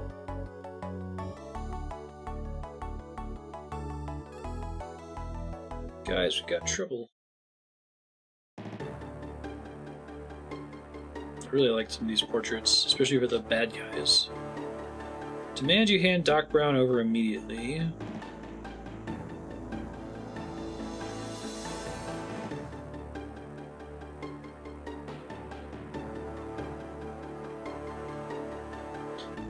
The only thing I'd like to have them add to Master Mode would be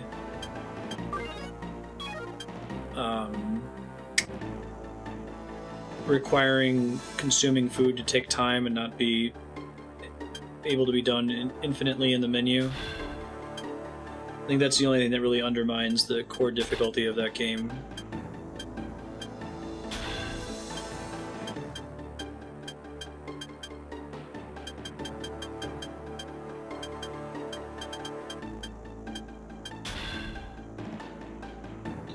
Only get 5 soldiers for this one.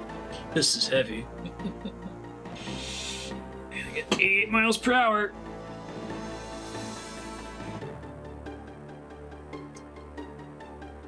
Not in a tactical RPG, I can't shoot faster than them. Oh yeah, this doesn't be ugly. I only get 5 dudes, and look how many of them there are. Alright. Gotta take out as many as I can here.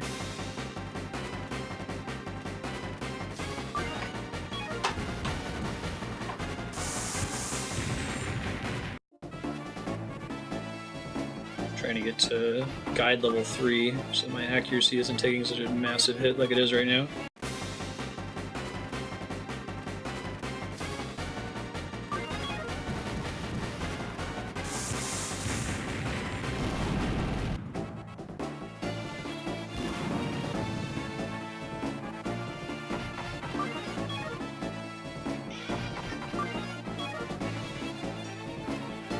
I'm gonna go for all the dudes with the lowest hit points first, I think.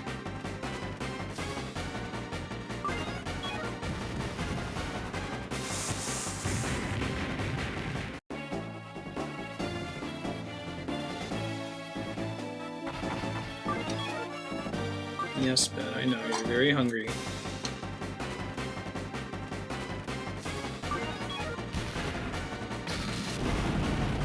Cool.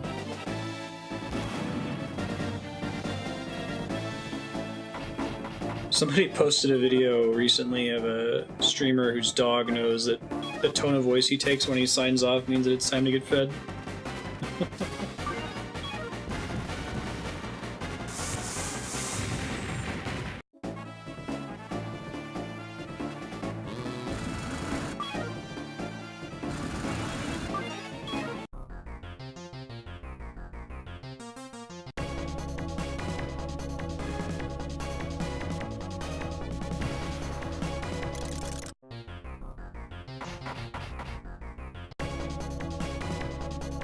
Ben and Marty know chip go live means it's food time soon.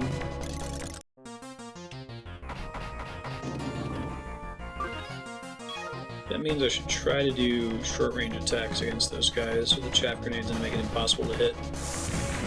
I do wish it projected hit chance against specific enemies. It's another innovation I really like in tactical RPGs, getting as close to perfect information as you can.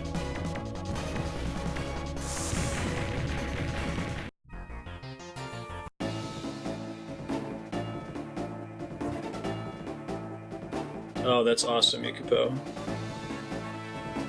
That finally pays off. Oh yeah, I'm going to dinner. There's a Greek place in town. Andrea's co-workers.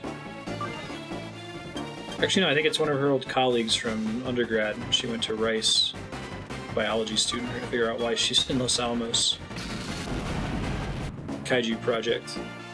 Go to the Greek place though, get some hummus, get some euros. Oops, waste a turn.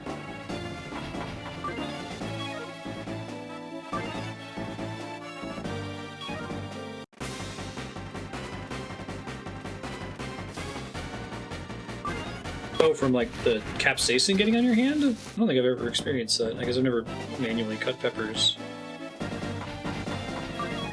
I've definitely gotten like capsaicin on my fingers and then touched my eye, which that sucks.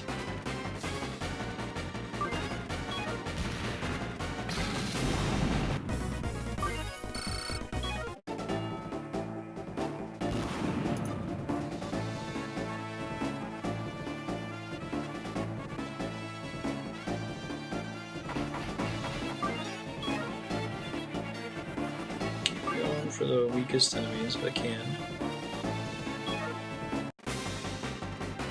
Yeah, you don't want to touch your eye. It's awful.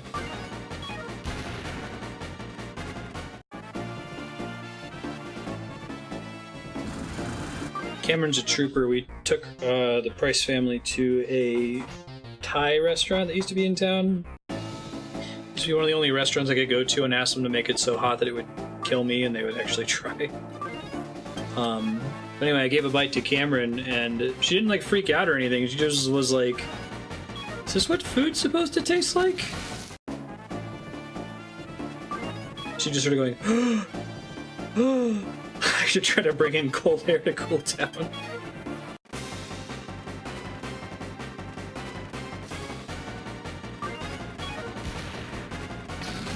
Jaden was really afraid, like, oh my god, you're gonna kill my sister. It's like, no, man.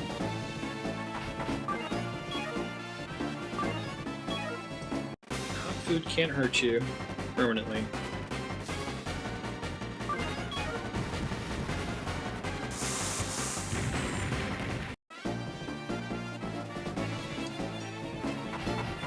Chili is an important dish to me. I used to be a super picky eater when I was a kid. And chili is way too many ingredients for me to try it. Picky me. But I remember being at like a Cub Scout, Boy Scout event, and I was really cold because I didn't dress appropriately for it, even though it was pretty cold outside. And someone was like, you should try some of this hot chili to warm up. And I was like, I don't want to eat chili. I'm a picky eater. There's too much shit in it. And I tried it, and it made me warm, and I was like happier with the warm than the taste, and then I liked chili forever after that. Cameron's chill about some things. It's like stuff that you'd think a baby would have good reason to be upset about, like eating something really hot. She just kind of soldiered through, but then she'll like complain about something really dumb. You're like, seriously? Are you really bitching about this? For reals?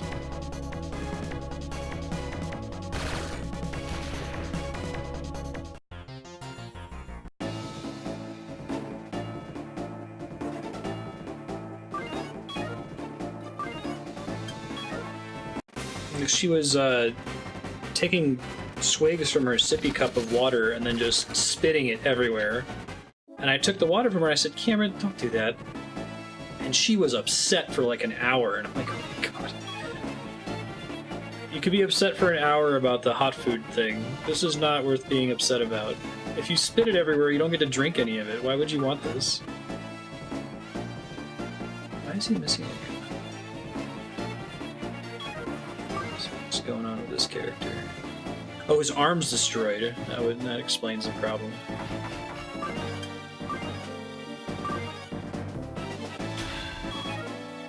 Kaihan's a picky eater, and chili is one of those things she does like to eat.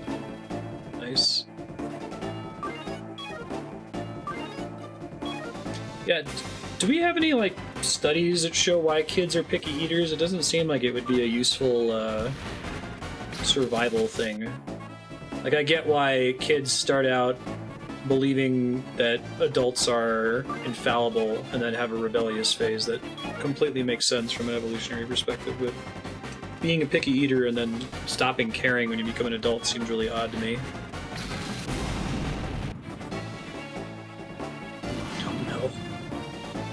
There's a pretty funny subreddit I like to read sometimes. Kids are fucking stupid. They had a post on there where this kid was crying because he wanted to go in the oven with the cornbread and his mom wouldn't let him. I think it's because they're from Satan. Oh right, that makes sense. Should have thought about that. Taste bud development? Oh, they literally taste different? Huh. Very sciencey.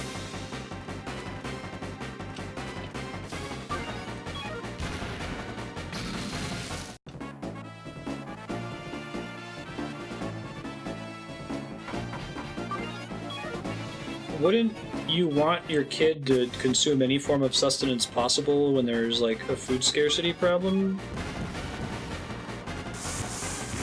Or maybe the like simplest, easy to access flavors are generally appreciated by children, and it's the more complicated, luxurious, first world civilization stuff that takes an adult palate to appreciate.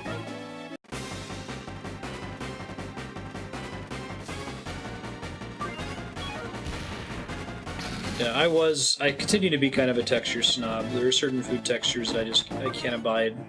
And not like oh, I don't like what that tastes like it makes me want to gag if I taste it. Like really mushy steak fries make me feel like I'm gonna throw up just from the texture.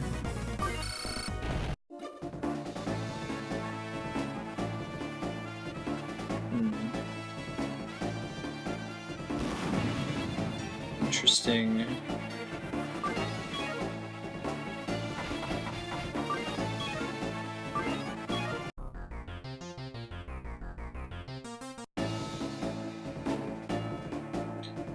I feel like I didn't magically stop being a picky eater. I stopped being a picky eater because of intense peer pressure. Like, I can chart my willingness to try things pretty closely to when I started dating Andrea and didn't want to come off as picky and annoying. So I would go out of my way to eat something that I fully expected to be gross, but I kind of psyched myself up into just eat it anyway, I'm sure it'll be fine. And then, like, pretty massively expanded what I was willing to try and eat. Maybe it was because it actually did taste different, and it was really gross when I was a kid. I personally thought it was mostly a psychological thing, that I had already decided that I wasn't going to like something, so that colored my perception of it when I chose to eat it. It's a condition where your tastes never change. You only eat stuff kids like, corn dogs and chicken nuggets. Huh. I wonder if it's a little column A, a little column B.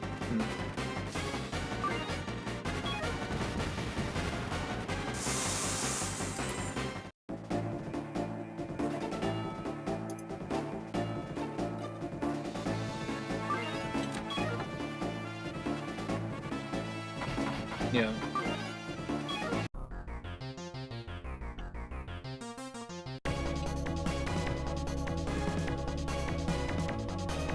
I've definitely seen Jaden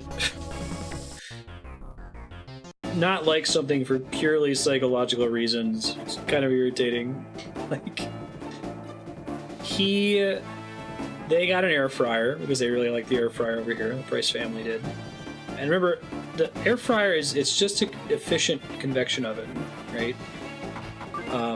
He really likes to eat these taquitos that he makes in the oven.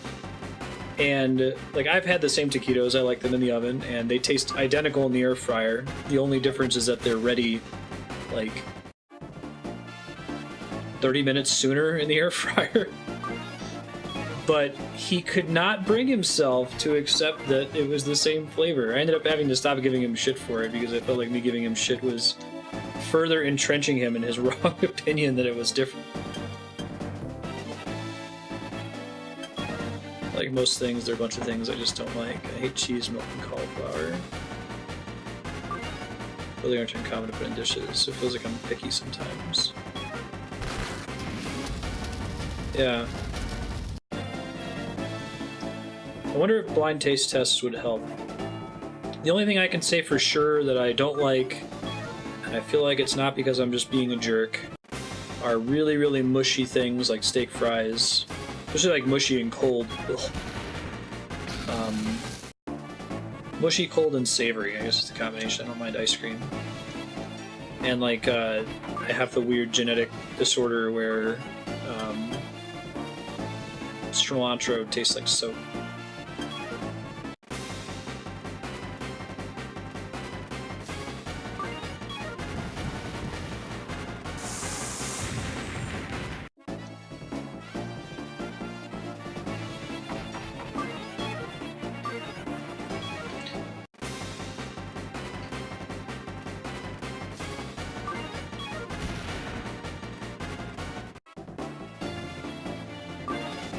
Yeah, I thought for a really long time that part of my problem is that I can't really appreciate subtle flavors, and so I grew up poor.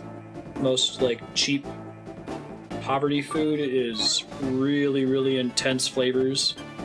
Like, you know, ramen or mac and cheese. So, lettuce just tastes like gross, wet, and crunchy to me. I don't taste anything. Give me cauliflower to eat once. I said, hey, you know I don't like cauliflower. This is white broccoli, not cauliflower. Give it a try. And you hated it. No idea what you're talking about. These guys weren't terrorists at all. What?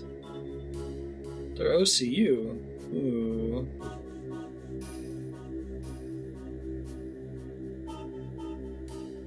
Was involved in a secret experiment during my years in the weapons research department of the OCU Army. We were attempting to implant information into brain cells extracted from cloned human embryos. I was blinded by ambition and pride. My desire for fame and recognition suppressed my screaming conscience.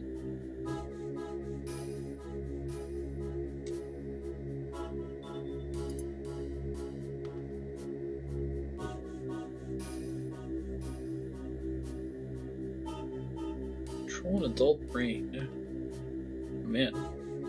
Good plot in this game. Theoretically, is it possible?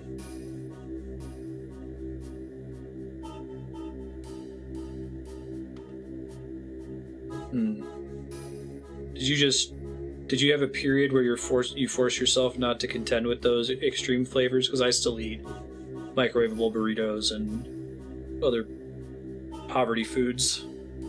So I've never, like, totally weaned myself off of that.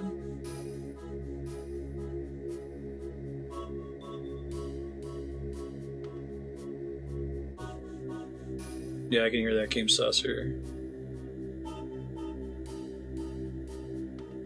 Like, if you go to Melting Pot, which is like a fondue restaurant for special occasions, they give you a bowl of different things to dip in the cheese and the chocolate. I think cauliflower is probably my least favorite. I mean, granted, it's just a vessel for a giant glob of cheese or chocolate, but... just trying new things, you realize how amazing the flavor can be.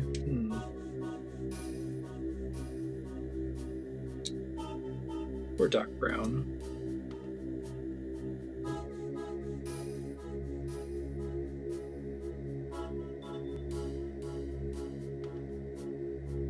To national vegetable.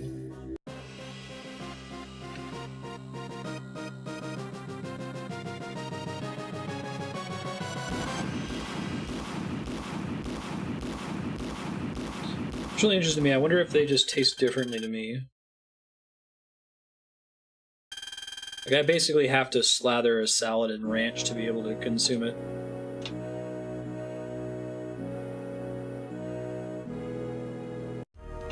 For a brief period, you were unchained. Great.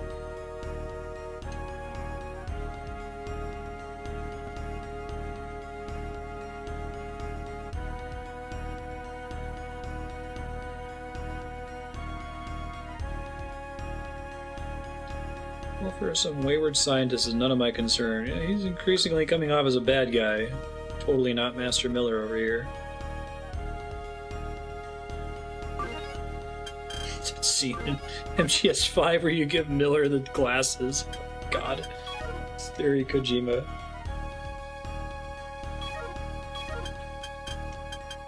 This is something in his original artwork, so it has to be important, right?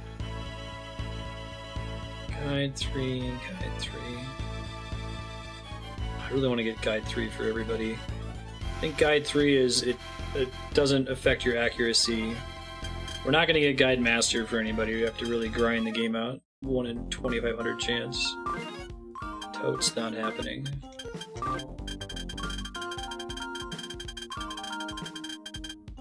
Hey, nothing new again. Nice.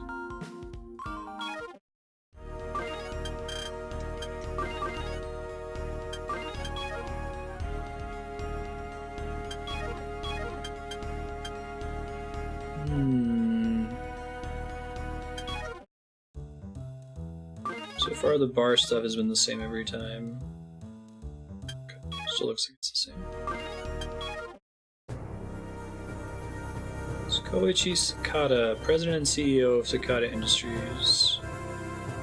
There are good things about you. Brother?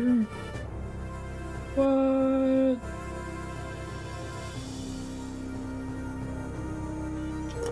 Quite a blot on our family name. They hinted at Ryuji being related to them earlier. Eat a restrictive diet, you don't have to taste so many things.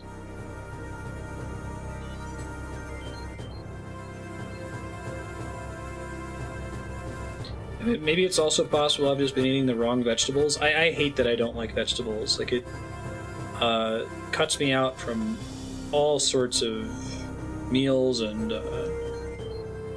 entrees. appetizers. You basically have to trick me into eating them by like heavily frying it or having some kind of dipping sauce, baking it into a bread.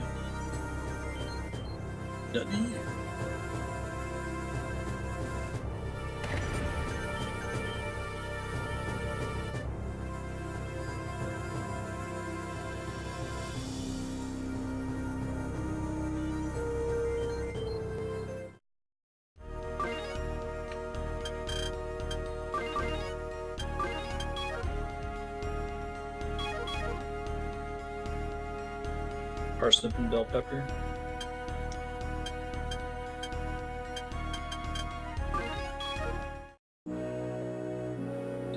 I'm pretty good on combats. I'm trying to think what combat we're on right now. I guess I'll check after this next battle. I think we started on mission 13 day.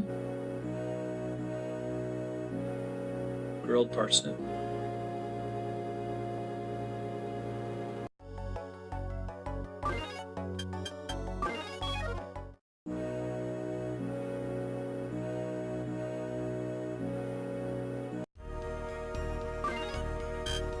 Seeing the matrix of seasoning. Maybe that's the problem. I mean, I thought I hated fish for the longest time because my only exposure to fish was like poor quality fish sticks, which taste fishy. And then through, you know, the peer pressure of dating Andrea, I tried sushi as someone that claimed to hate fish, and I love sushi. But I guess I also looked out in that respect because my first experience with sushi was at like a high-end sushi restaurant. I didn't get like crappy grocery store sushi. Hey, Driscoll's here.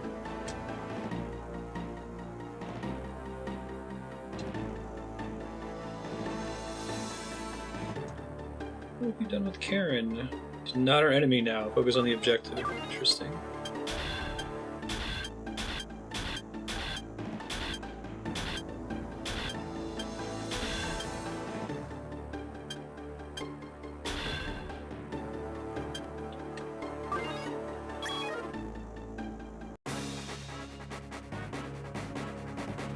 I don't think I've actually ever had cooked fish, though, now that I think about it. The only fish I've really tried earnestly has been sushi. Spaghetti hype. Nothing much. Food, yeah.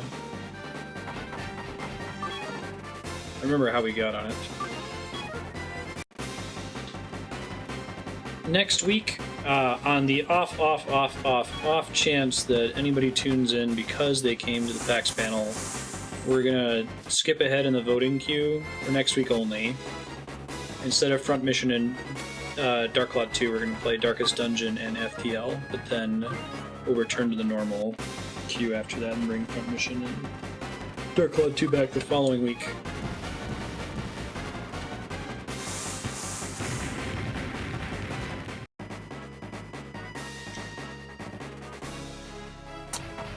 I'd like to do a post-stream, like PAX post-mortem, go through all our pictures and videos and stuff, and have Kat and Jaden talk about what they saw. Stuffed peppers are the way to go. Mincemeat and put it in bell pepper. I've had good experience with like stuffed peppers, yeah. But I guess my problem is, maybe, are you not supposed to eat raw vegetables with no amendments whatsoever, no seasoning, no dressing? If I've just been doing it wrong the whole time, that would make a little bit more sense. Stuffed celery. Ooh, stun, double, or first strike? First strike is applicable to things other than melee attacks.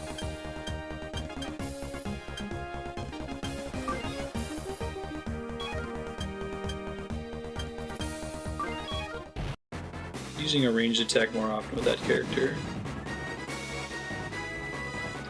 Raw cucumber, parsnip, carrots, bell peppers, and tomatoes. Tomatoes is something I don't think I'll ever like, just for a texture thing. Like, I like virtually every form of the tomato, but its natural one. I like salsa, I like ketchup, all kinds of different tomato sauces. I like tomato soup. But something about the, like, wet, crunchy kind of... Oh, it's weird, because I like apples that are wet and crunchy. I don't know. Raw broccoli.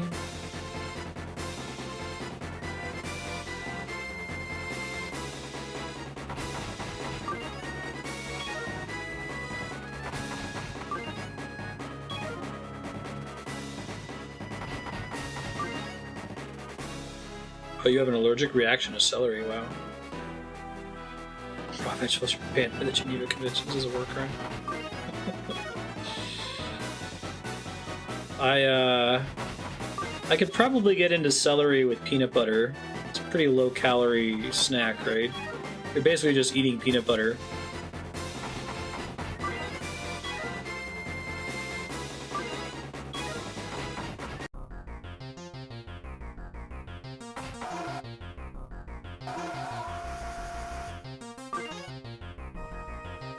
The cream cheese. Peanut butter's high calorie. Could be worse though, right?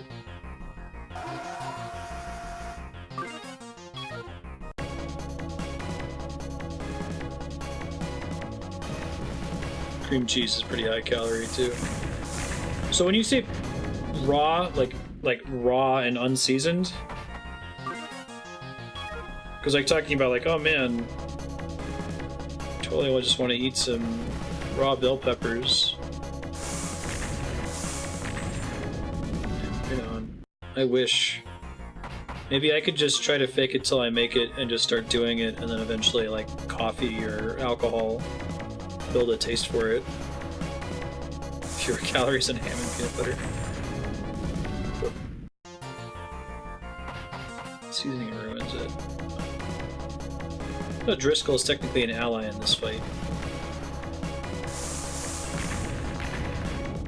He's still super OP.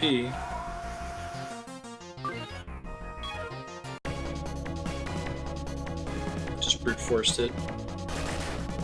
Yeah, I don't particularly like coffee, but I've had coffee enough times now that I can kind of get how if you experience it enough, you can taste more than just the gross part, if that makes sense.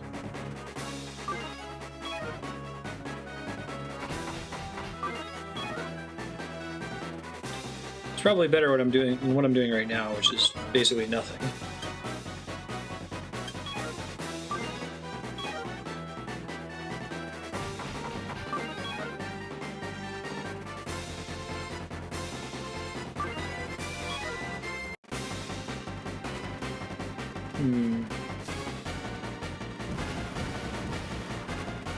I still think that's pretty true, but I don't know better, so...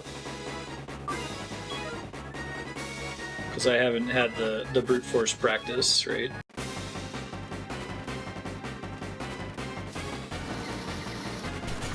Double strike? Yeah, and a stun. Very nice.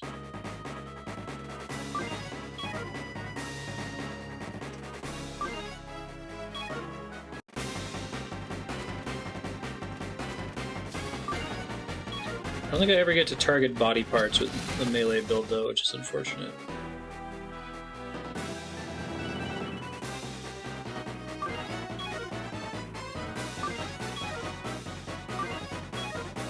Yes, kitties, I know you're very hungry.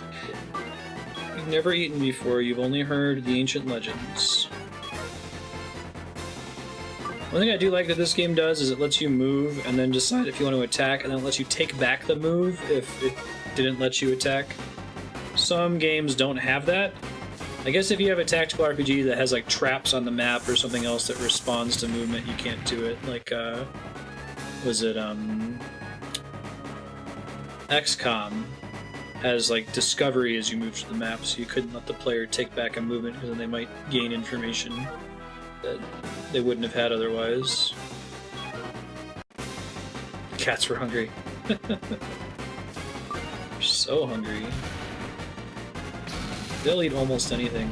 They actually, Andrea had some clam chowder for lunch today, and they refused to eat clam chowder. I'm like, what? It's like fish and milk. That sounds like way up cat alley. What the hell is wrong with you guys? Are you serious? Only reveal new info at the end of the turn. Would that be a perfect solution to the way XCOM handles it? I haven't played XCOM in a while. I think the problem with XCOM is that if you reveal an enemy in mid-movement, it can attack you? Is that true? It's been a while, so I don't actually remember. Cats are weird. No kidding.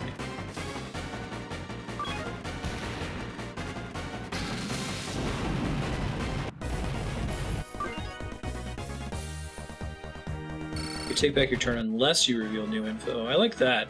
It's a good solution.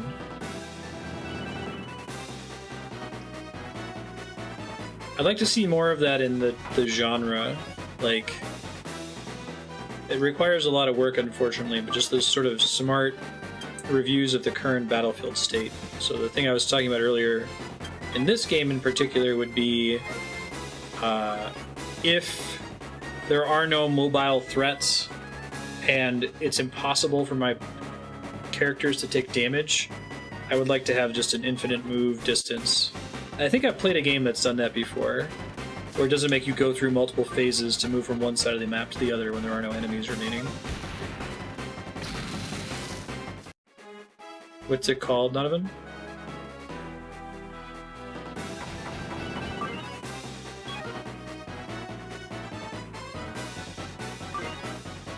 Solution to movement that is canonically simultaneous. Forces. Fantasy General. Right, effectively it's simultaneous. Yeah, if you have the opportunity to attack, it kind of ruins that a little bit.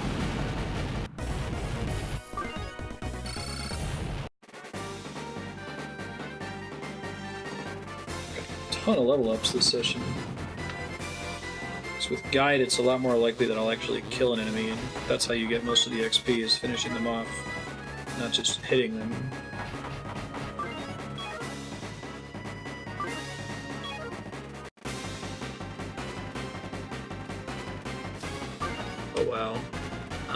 When Ben walked on my keyboard, I should just take a screenshot of this and post it in Discord.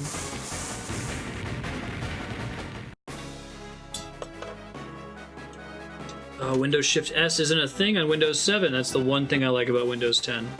It's the only thing I like about Windows 10. I've gotten so used to it. It's the best keyboard shortcut in history. Bring up the snipping tool by default, by manually, like some kind of caveman.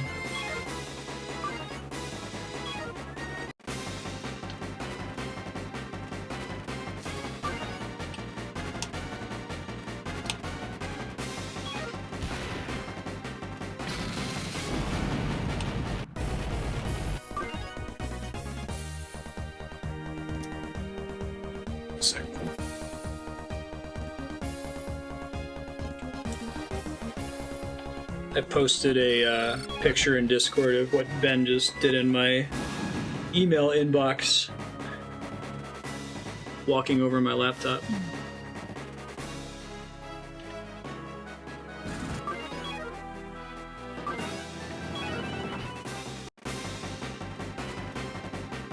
Let's see. All turns are decided in secret and executed simultaneously. Played a couple games like that. That's how Seven Wonders works, isn't it? Everyone chooses their cards separately, and then you all time a reveal, so you don't gain any information from turn order. Clearly he's an ass man.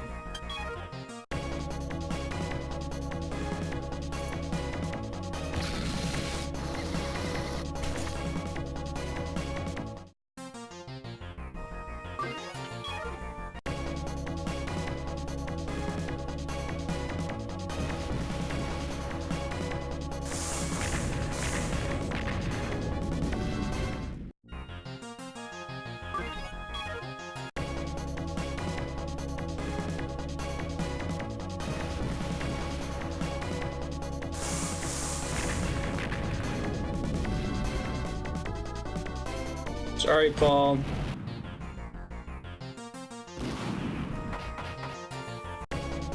Game lasts 2 weeks. One of my favorite games I've played, it's a long, like, 2-week game like that, is called Neptune's Pride. It's like a really, really slow, really slow RTS. It's technically real time, but all of your decisions and troop movements take place over, like, real-world hours. So realistically, you're only signing in and, like, deciding what your ships are gonna do, and then hoping that they manage to make it to their destination 8 hours from now. Typically, you'll, like, start a game with some friends and you all make a room together.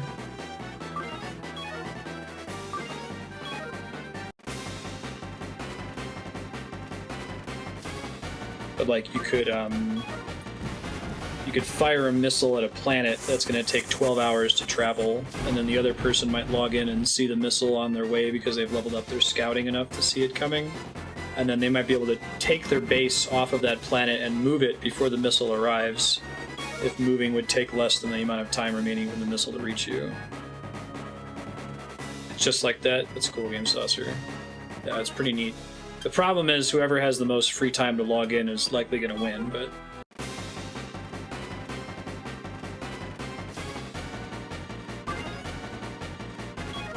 I definitely did some stuff where, like, they encourage you to try to make alliances with people and then backstab them.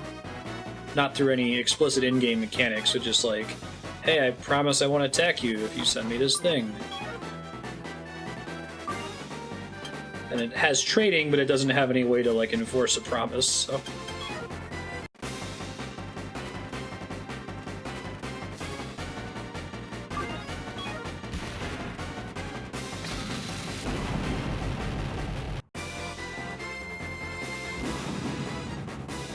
I'm actually curious how you solve for the players who have more free time to sign in multiple times will likely win problem. I think I played it right when I started streaming with Ganymede Native, Deidrearch, maybe Leon, and a couple other people. And because I didn't have a real job, I was able to, like, check it while I was streaming and stuff all the time. So I won just because I was able to check it more often than anybody else. Maybe you give somebody limited actions per day. Even that seems like it's against the spirit of the game. Hi, Ben. Subterfuge rarely comes down to minutes. Oh, that's kind of cool. Let you look back and ahead according to the info you have. Also plan future actions that'll be completed automatically. Yeah, I guess Neptune's Pride doesn't let you plan future actions. Maybe that's the difference.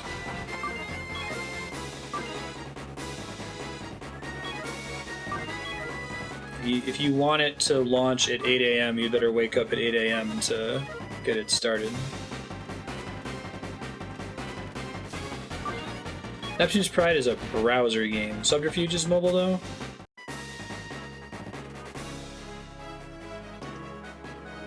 Most mobile games are garbage. I think there's like 5 good exclusively mobile games. Several of them are idle games, which work just as well in a browser.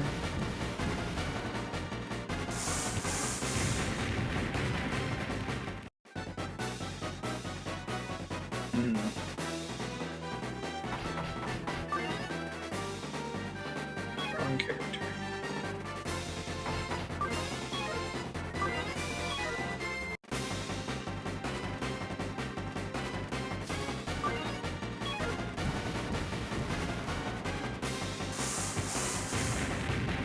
That'd be cool. Be down. Be tricky to stream. It's a problem we're gonna have to solve eventually. Animal Crossing is definitely an awesome game, but it's a weird format to try to fit into streaming. Given that the intended way to play it is to, like, sign in for 30 minutes every day and do your daily chores and then turn it off. So I've tried to think a couple of times, like if that ever got added in the voting spreadsheet, how would I handle it? I'd probably just open every stream with 30 minutes Animal Crossing, or end every stream with 30 minutes of Animal Crossing, and then swap games. Just have it eat into everything else other than the subblock.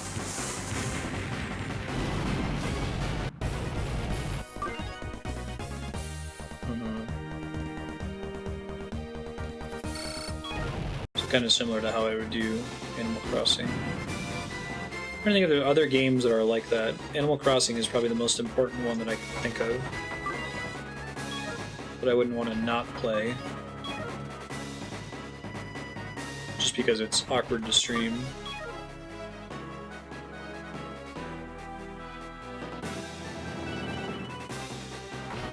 I see. I'd probably just stitch together one VOD of explanations of what I did. So another thing I want to take into account is, can I get a VOD record of the playthrough? And I guess I could record what I'm playing offline, and then stitch the whole thing together into one video at the end.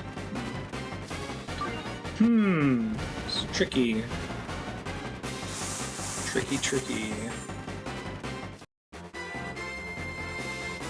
I'm not in the mood of throwing up a bunch of like 7-minute VODs on YouTube.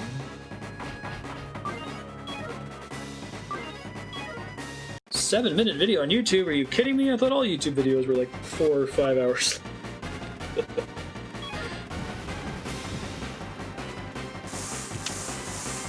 At this point, I feel like I would avoid it just for non-clinical OCD stylistic reasons if the rest of the way the YouTube channel is currently oriented.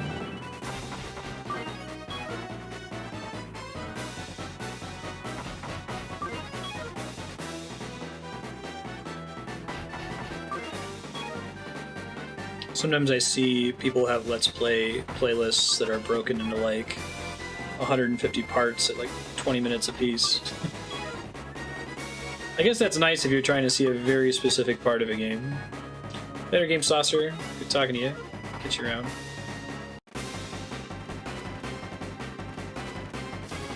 Should be able to finish this mission, I think. Especially with Driscoll wrecking face on his turn. Oh, so just that... I guess you didn't let Driscoll get all the precious XP. Just a truck and a robot left. Nice. That was a quick mission. This one was like 15 minutes, maybe? Just having the bad guy on your side helps a lot.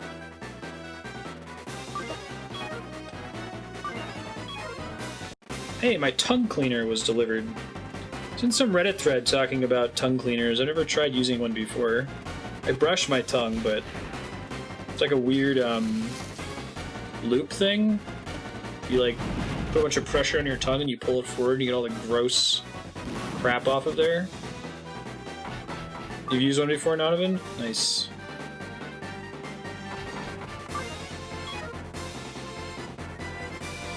I can see why Reddit advertising is so valuable. I've only probably ever bought one thing as a result of seeing a banner ad, but I bought several things because of people talking about it organically on Reddit.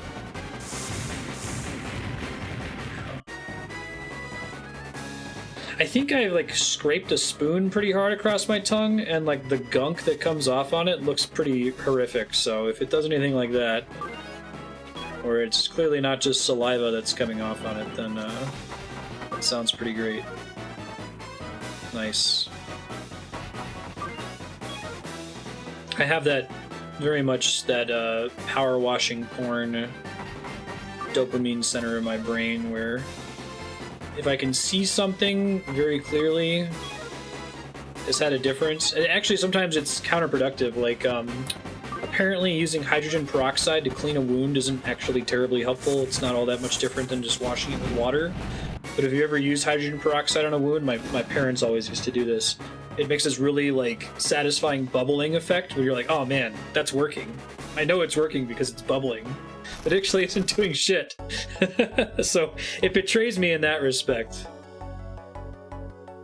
Oh, interesting, Donovan. You attack that officer, I will shoot you. Oh man. Betray the party because we find out what happened with Karen. Lloyd about to get busted for treason. Nope. Poor Lloyd.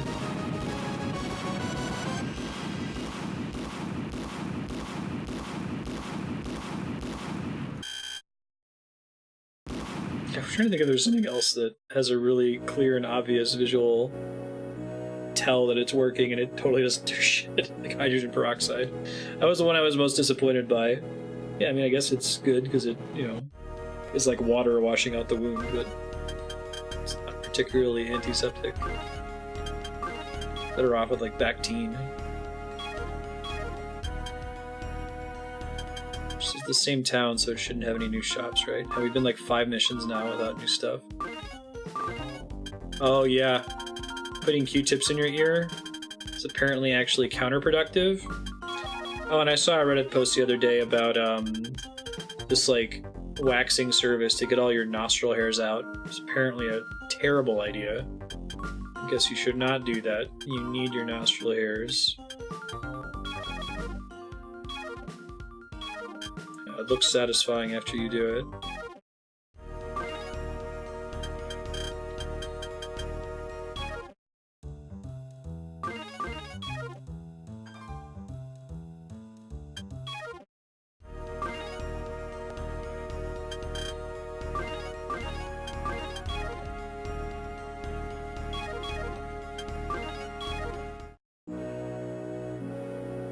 Oops.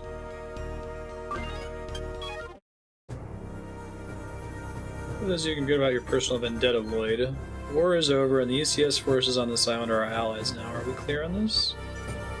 Receive reports of terrorist activities in the area surrounding Mount Tucker to the northeast. Go and investigate. I do like that twist. I haven't been terribly invested in the story up till now because it's kind of just been one nation versus another nation, and I don't really have any reason to care one way or the other. But now that they're allied, and I still hate someone on the allied nation, is interesting. I hope it's not something like, oh, it's a fake peace and they're going to turn around and stab us in the back later. Should tell 13 minutes.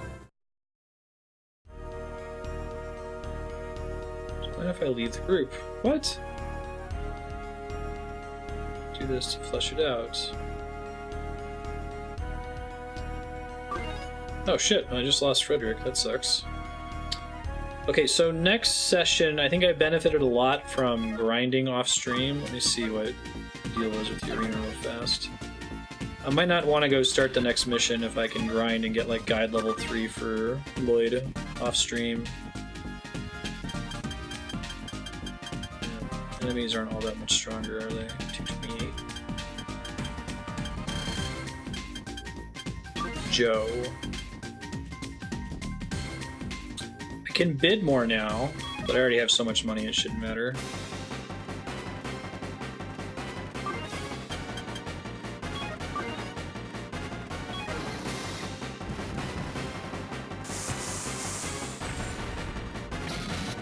Oh shit, okay.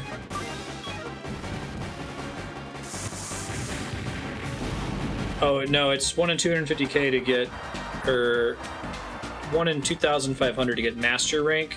Get guide level 3 is like 1 in 50, which still sucks, but I can deal with that. In fact, everyone in my party has guide level 3 now except for the main character.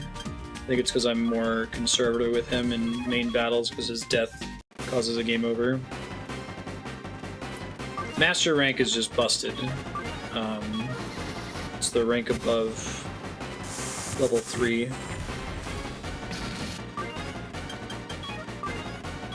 Yeah, I'm not grinding for master. I'd have to like set up a bot to press the buttons to fight these matches or something.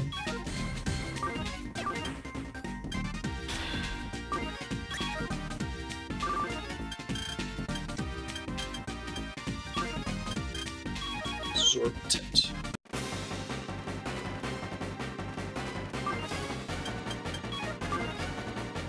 The way it works is every time I use guide, I have a 1 in 50 chance of it upgrading. So that includes if I get to use it multiple times in the mission.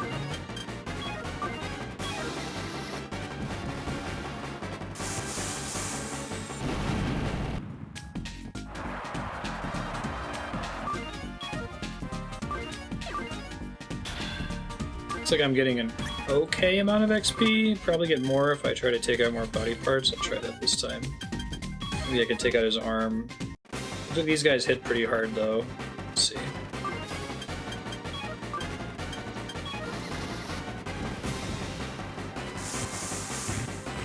All three have to land for that to work, it looks like.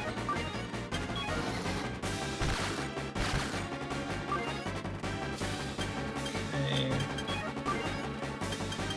Legs.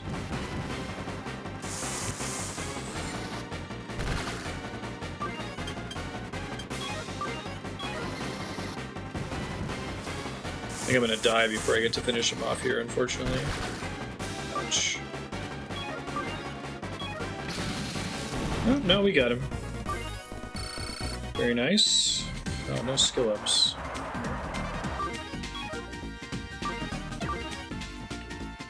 I got the duel level 2 from that mission. The duel is like 1 in 10 or 1 in 20 or something, which isn't quite so bad.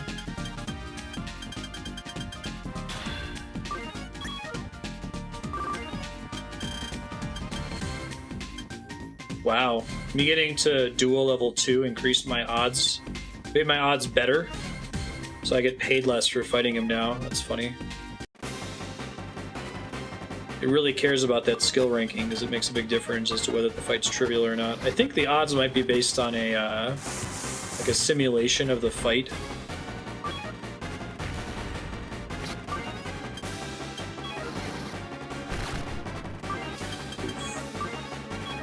Not what I intended to do there. Hopefully this is enough to kill him. Nice.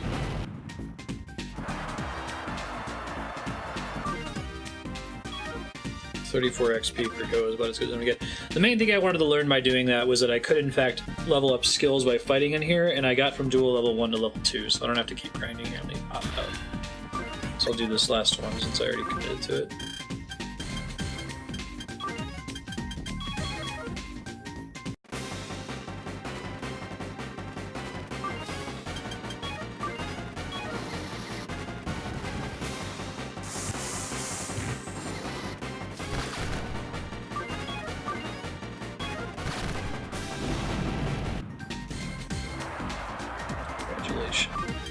Exit, and we'll see if he learned it from that mission there or not.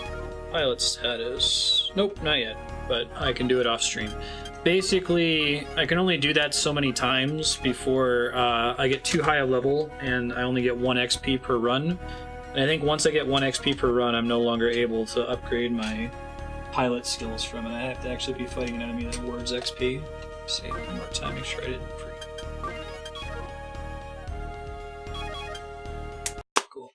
Thanks everybody for hanging out. It's been a treat as always. See if I can reach out to GT the mom who found us from the hack schedule. Hey Ben.